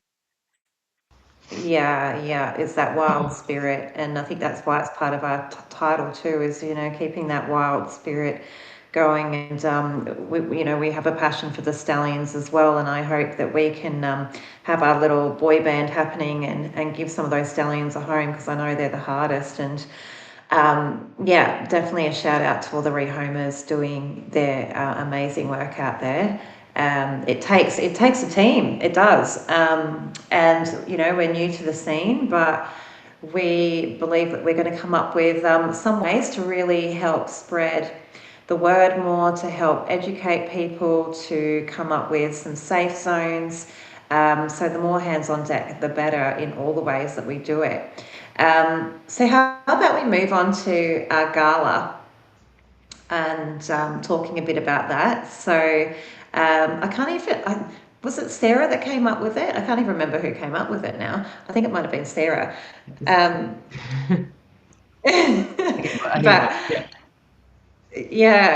So shout out Sarah, and we'll have her on the show as well. That's super exciting. We've got quite the lineup coming along, but what do you think would be some of the great benefits of having this ball, this black tie event in Sydney? So ultimately, we know how difficult it is to get started as a not-for-profit or a charitable organisation. There is a lot of sanctuaries in need. There's lots of GoFundMes. There's a lot going on in this Brumby space, and we just wanted to bring something slightly different, something where people could come and actually celebrate the horses.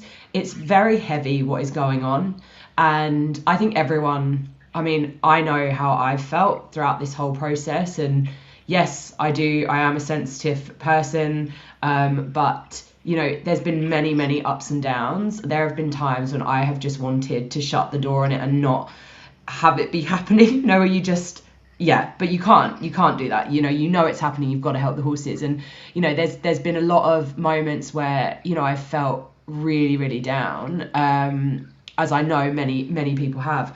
And I think that this is an evening to make a donation, and in the form of obviously buying a ticket. It will showcase artists, photographers. We're going to have an auction at the event, where people can bid on beautiful photographs and artworks. We're just building that at the moment and curating that. And yeah, just celebrate the horses at the same time as giving back to the horses and putting towards, well, what we think is a very worthy cause. So yeah, celebrate the heritage of the Brumby, and yeah, just try and have some light in the darkness, I guess. Yeah. And, I hear that a lot from the people. I think it's important to balance it out because it affects your nervous system, it affects your emotions, it affects your mental health. And a lot of people in the community get really down about it. A lot of people leave as well. And because emotions are so high as well, there's a lot of fighting within the Brumby community. So I think it's really important to be able to bring some sort of positivity to people. And also, what I love about this is we're getting some incredible guests. We already have a couple of guests confirmed that are exciting. So Mrs. USA, flying all the way over from the States. She is an advocate for the Mustang. She has done a lot of this work, so she will be our MC. And with her, it becomes a lot of knowledge and presence, and also media attention as well. So we won't just have Australia's eyes on us, we'll have global eyes on us. We also have confirmed the amazing Billy D with her music, which is incredible. And we have Mark Ward and his band Imperial Prey. And he's got a lot of experience playing with some legends in the business, like Guns N' Roses and Midnight Oil and Bon Jovi. And so it's going to have more of an acoustic feel to it, but it's going to be very emotional. So I'm excited for the fact that it's going to be a journey about the wild horses and the stories, the people that have been around them, the music. I know Mark's written a special song just for the night as well. And that we all come together. So we have our media wall as well. We'll have media there. And who else have we got? We've got Craig Downer is going to be a guest. We have our incredible ecologist. She's flying back over from Mongolia. She's been working with the wild horses over there. Who else do we have here? I'm forgetting people. We have Mark Latham, of course. So I love that Mark Latham has been standing up. And, good on these people because they're in the spotlight, and it takes balls, it takes guts to say, I'm going to stand up. And because people can start threatening you from the other side. They can try and threaten your livelihoods. I mean, it all comes out of the works, doesn't it? So I think it's incredible that people are standing up. And we also have Bob Holder, who is the current world's oldest cowboy, and is nominated for one of the Australian of the Year awards. So exciting. Yeah, it would be awesome. It will be, so 10th of October, Sydney. And where will we share our link for that? Oh, yes. So the link is on our website, www.wildhorseprotectionaustralia.org/events. But we will be posting, I think, hopefully daily now on the guests that are joining. So we'll do a little bio of them and introduce them slowly. But we're already selling tickets. So come along and buy your tickets. It's going to be beautiful. People get to dress up and experience some music, and we'll have that auction as well. So I can't wait to see all the artwork and all of those things. But I think we have another 20 minutes or so. So how about we go more into the wild horses again? And the Eurogear cull, I know that's been stopped now for 2 weeks. What fascinates me, and something that you shared with me today, Laura, which I want to delve into and get into the nitty-gritty a bit of, is the land services in the northern parks in New South Wales. The process with the Brumbies there is very, very different from Kosciuszko National Park, where you have to apply to be a rehomer. They're rounded up. It seems very different, where you actually go in and adopt a Brumby. Can you explain a bit more what you know about that? I have only just become aware of that. So yeah, I honestly cannot explain the process. What I will say though on the process in the park is, and I think this is what not everyone, many people have felt throughout this process, is that there's a lack of transparency around the processes regarding the horses. And I feel that that's possibly, I don't know whether that's on the part of parks or what it is, but people are kind of, I guess, unaware sometimes of how they can help.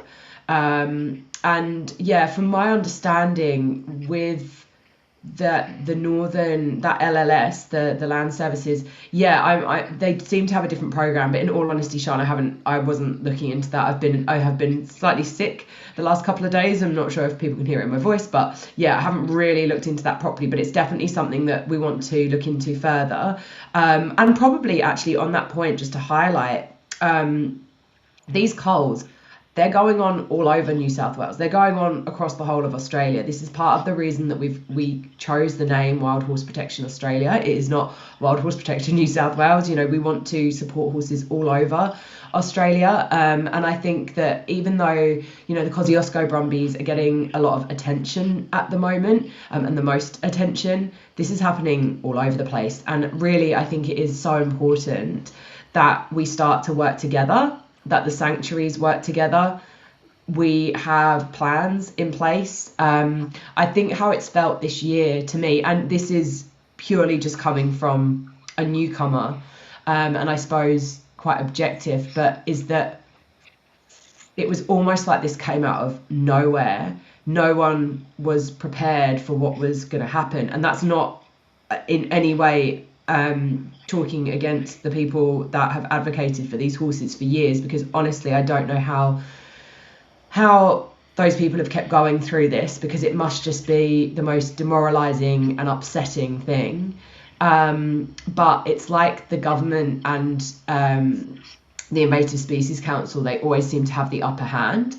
And I feel that if we can come together as a community, not just around the Snowies, but also, the whole of New South Wales, other states too, we can really support these horses in the best way, and have these plans in place.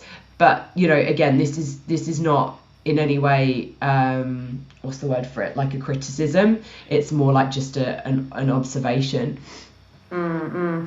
And what blew my mind was that with Eurogear, there were no numbers stated at all. Yeah. So there was no transparency to the public. They didn't even know that they were going to do the cull. No one was approached about rehoming. So I think because of the lack of community support or awareness around that area, there's been more around K&P. So they've been a bit more transparent with them, so they've had to be. But it was, it really blew my mind that you don't even know how many horses are in that park, and they just go and shoot them, and no numbers allocated on what's left or what was trapped or that I can see. But the lack of transparency and just the way that parks are managed Australia-wide, not only just New South Wales, is appalling. And I think it's really good that the Brumby community is standing up, because it starts putting a spotlight on how these parks are being managed. So I think it's important for our organisation as well to be watching all culls and everybody, and shining the spotlight wherever you can. Also, the dingo world, which is great, they've been shining a spotlight on things as well. And the incredible thing, moving to the dingoes, because I wouldn't mind having on this show some other advocates from especially the dingo side of things, because once again, it's our parks being managed, it's 1080 bait being thrown everywhere, it's these poor dingoes being trapped in traps where they are left to die for days. How can this even exist, So I think it's going to be really important to have all these people on and speaking about all the different ways that the parks are being managed, and bringing awareness to that. Also, I wanted to talk a little bit about the mustangs over in the States, and And once again, like, why are all these horses getting round up? Why are all the horses getting taken off country, globally? To me, it can only say land grabs. And it's quite a rabbit hole to go down. But once again, these poor horses are getting rounded up. People think, oh, that's fine. They're being put into a safe zone, the BLM safe zone.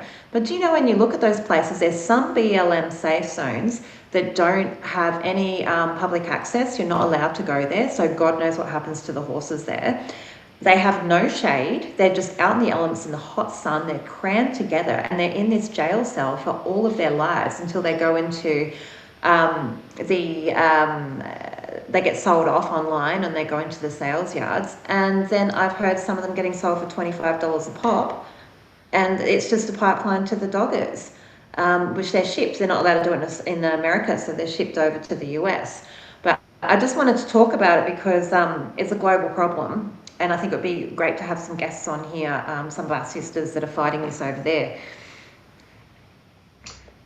Yeah, I completely agree. It is honestly abhorrent what is happening over there. I don't know if I've looked into it probably through this. I didn't know about it again before I even started with the Brumby situation. I was not aware of what was happening in the US, and I've just been astounded. It is horrific.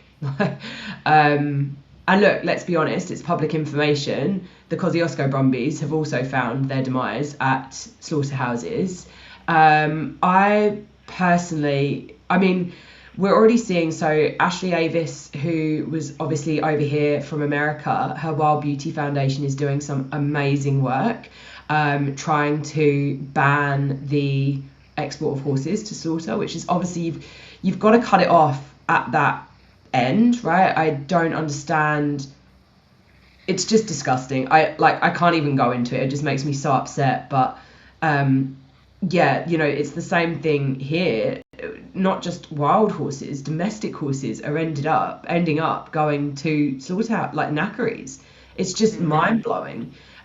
These horses did not come into this world to end up as meat. And look, the meat topic is not what we're discussing now. So vegan, vegetarian, meat eater, whatever, those animals are bred for meat, unfortunately for them. I personally don't love it, but that is what they're bred for, right? Those horses were born in the wild, or they were born to be someone's pony or show jumper or whatever they are, and they're falling through the cracks, ending up at these sales and going to knackeries. It is mind-blowing, and it's definitely, we just want to bring spotlight to all of this, like the mismanagement of horses and the mistreatment, and again, just giving these horses a voice, and making people aware of, like, they really are the atrocities of what is going on. Being sold $25 a pop, and I don't know whether anyone is following these channels on Facebook or Instagram. I would tread carefully if you struggle with that sort of content. But it's harrowing. And to be rounded up and all you've ever known is freedom, to then go into a domestic setting is one thing, but to be sent onto a slaughter truck and taken to us, and I don't even know what happens at those knackeries, right? I have not looked into that yet. I don't know whether I can. I do, and it's awful. It's a wild Mexico. Not only are they transported, and I know this is a heavy topic, but not only are they transported for such a long distance in the heat, Mexico is unregulated, so they don't have the same regulations as us when they go to the knackery. It's horrendous. I have seen the footage and it's just soul destroying. So, more than ever, we cannot rely on the governments worldwide, because their number one pressure and what they need, especially look at the Trump administration.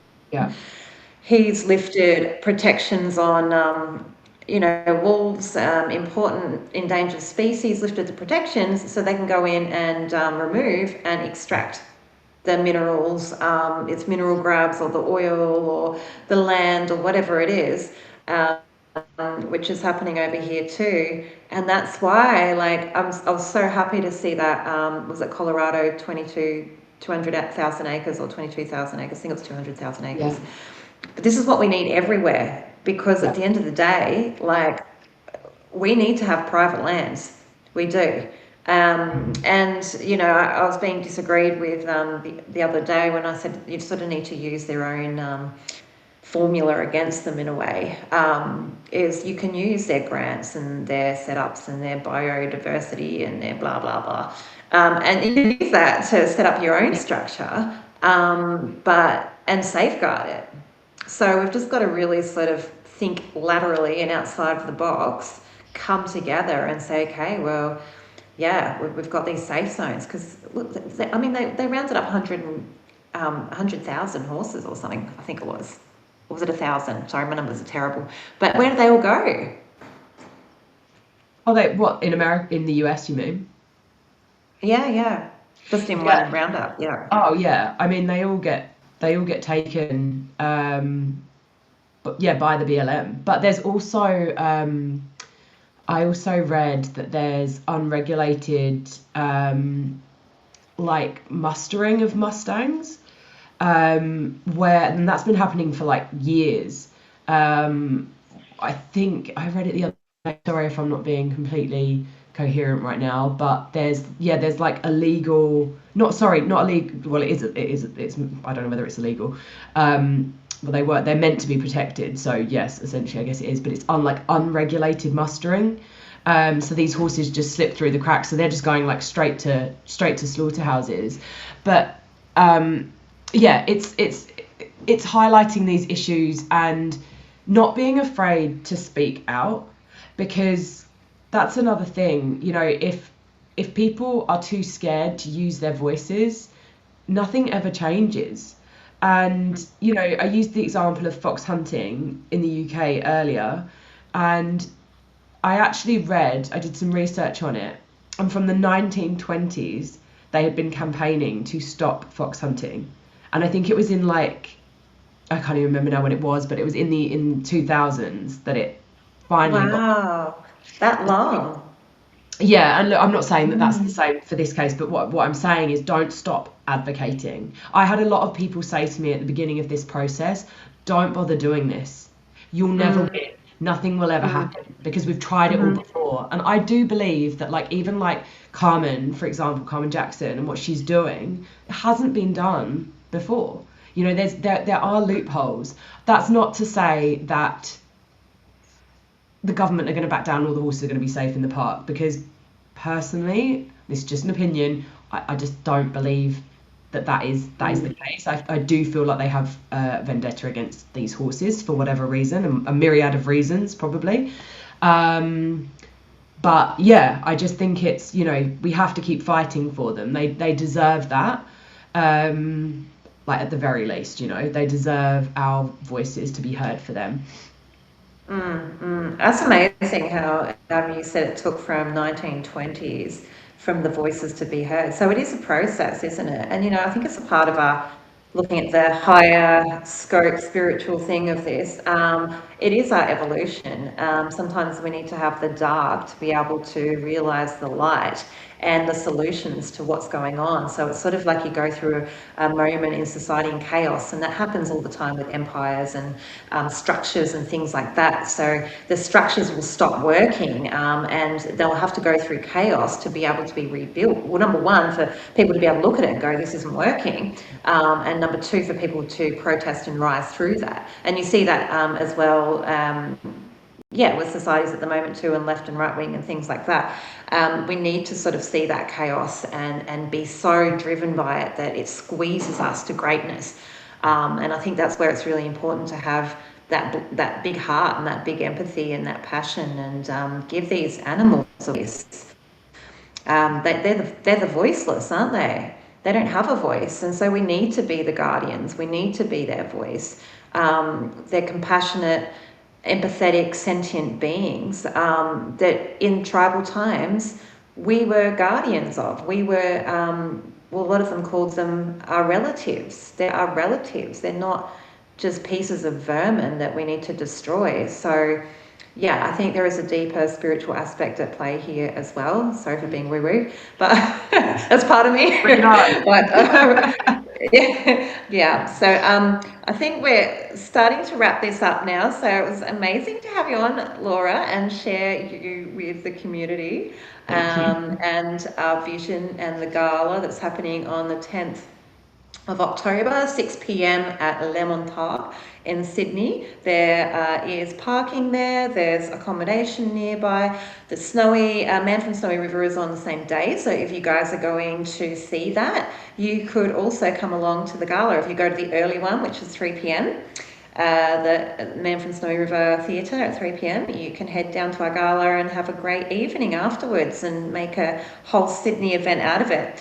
And really coming together as community and coming up with solutions. I think that's another really cool thing about this is we'll be all rubbing shoulders together and saying, hey, let's do this, let's do that, with some high profile people as well. So super cool. So yeah, anything else you want to talk about, Laura, before we... No, I don't think so. Just obviously, for anyone who doesn't know about us, we'd welcome any questions or any conversations. Like, we're so open to having good conversations about everything that's going on. Check out our socials. So that's Wild Horse Protection Australia _ that's Instagram, Wild Horse Protection Australia on Facebook, and as Sian said, www.wildhorseprotectionaustralia.org. And on our website that will have all of our information, our team, and of course like the events and everything like that. But yeah, just thank you for giving me the opportunity to chat, and we're going to have loads more amazing guests coming on, so yeah, hopefully you guys will enjoy the Wild Legacy show. So I'll be promoting this more. I'd love to have some of my wolf people in from over in Canada, some of my dingo people in, some of my Mustang people in. And most of these organisations have these incredible powerhouse women that just do not give up, and they've gone through the initiation in all of their communities of the bullying and the you go through all of it, don't you? And only the strong survive. It seems. When I tell stories with them, we've all been through the same thing. There's definitely some pushback. If you're controversial, you're always going to get some pushback. But I think sometimes you're on the right track when that's starting to happen to you. We're stubborn, so Oh, are you stubborn? Because I'm really bloody stubborn. I think we've proven so far. Anyway, it was kindred spirits over here, but it has been, obviously we have actually, I just want to say, like, just final thing, I don't know how long we've got, but our team have met basically from Facebook on this cull. I don't like saying it like that, but yeah, the one in June, and it just shows you the power of that and the power of social media for bringing people together and actually like getting a message across. And that's how our team is actually formed, and it's really, really quite amazing. Just in this short space of time, it feels like it's been so long. What is it now, like August, June? Oh my god, it hasn't even been 3 months. It's felt like a lifetime. It's literally created a whole new ecosystem in like a couple of months. That's wild. Although I don't feel like I've slept a wink. No, but I don't think my children know who I am anymore. No, I'm joking. But I know. It's just it's been a ride, but it's we really really hope that we can just break through some of the stuff and just support others as well. Like, there's some amazing sanctuaries out there, and we really want to bring those people on as guests as well, and highlight what everyone's doing, not only sanctuaries but rehomers as well. We've found some awesome people through this, and we're excited to show everyone who we've met. And even our supporters like Jenny, who's on now, shout out to Jenny for helping us, and Sandra, thank you for following. Like Hey, Jenny. just all the beautiful people that come together, it helps create all of this. And I also feel, going back into the spiritual, that this is a divinely led thing. I feel like there's a higher being going on that is calling out for help for the Brumbies and really sort of bringing everybody together. So sometimes things are bigger than just us. There's a bit of a cosmic play going on. So I believe in the positive outcome to this, even though it might take a little while. I believe there is a positive outcome in the end. Yeah, I agree. All right, well, we'll be off, and I think Mike's on next. So thank you for having us, everyone, and we'll see you next Tuesday at 7 o'clock. See you then. Well, I won't see you then.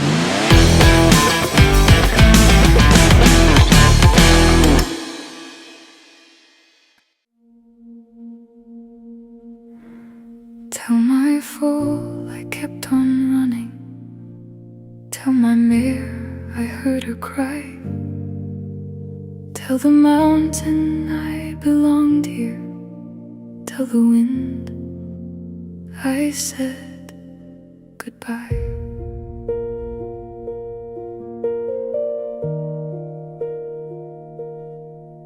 Brumby hoofprints etched for generations in the snow.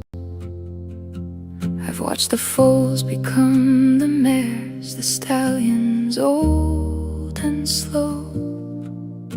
Here in the snowy mountains where my life began, across hills, ridges and open plains my fellow Brumbies ran.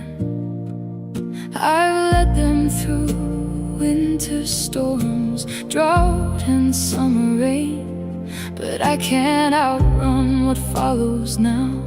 Shield my family from this pain. My ancestors crossed the oceans, but I was born upon this land. These mountains are my birthplace, the Snowies are my clan. These mountains hold our memories, our family history. If home is where you're raised, then this is where we should be. Tell my foal I kept on running. Tell my mare I heard her cry. Tell the mountain I belonged here. Tell the wind I said goodbye. Stay close beside me, little one. The thunder isn't rain. The sky itself is hunting us, and I cannot stop the pain. I gather those I love and turn to face the sound. Though every instinct tells me run, there's nowhere left for us now. These mountains hold our memories, our family history. If home is where you're raised, then this is where we should be.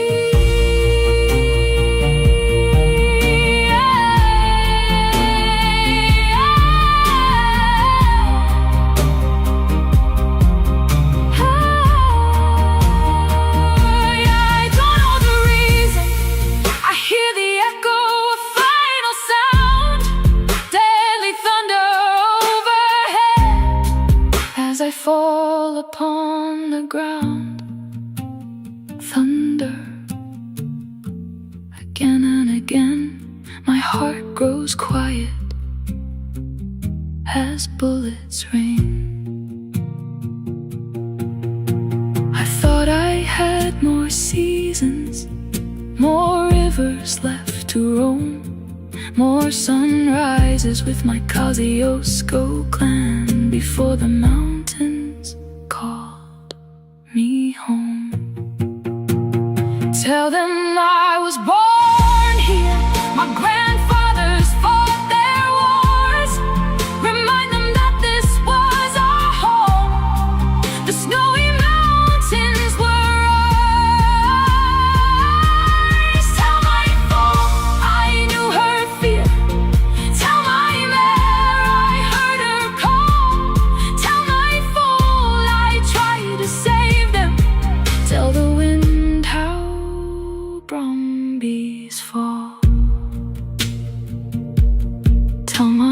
all, I kept on running. Tell my mare I heard her cry. Tell the mountain I belonged here. Tell the wind I said goodbye.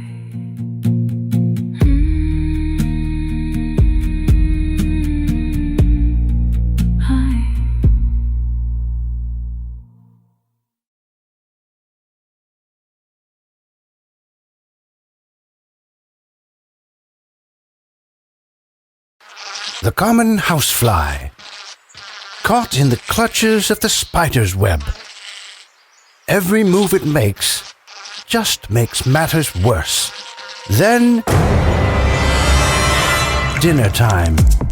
Feast on the captivating stories, videos, and helpful information on our website. Whoa. Dinner's ready. Oh, man. Escape is futile. Just one more video. Get stuck in our web. Thepulse.today.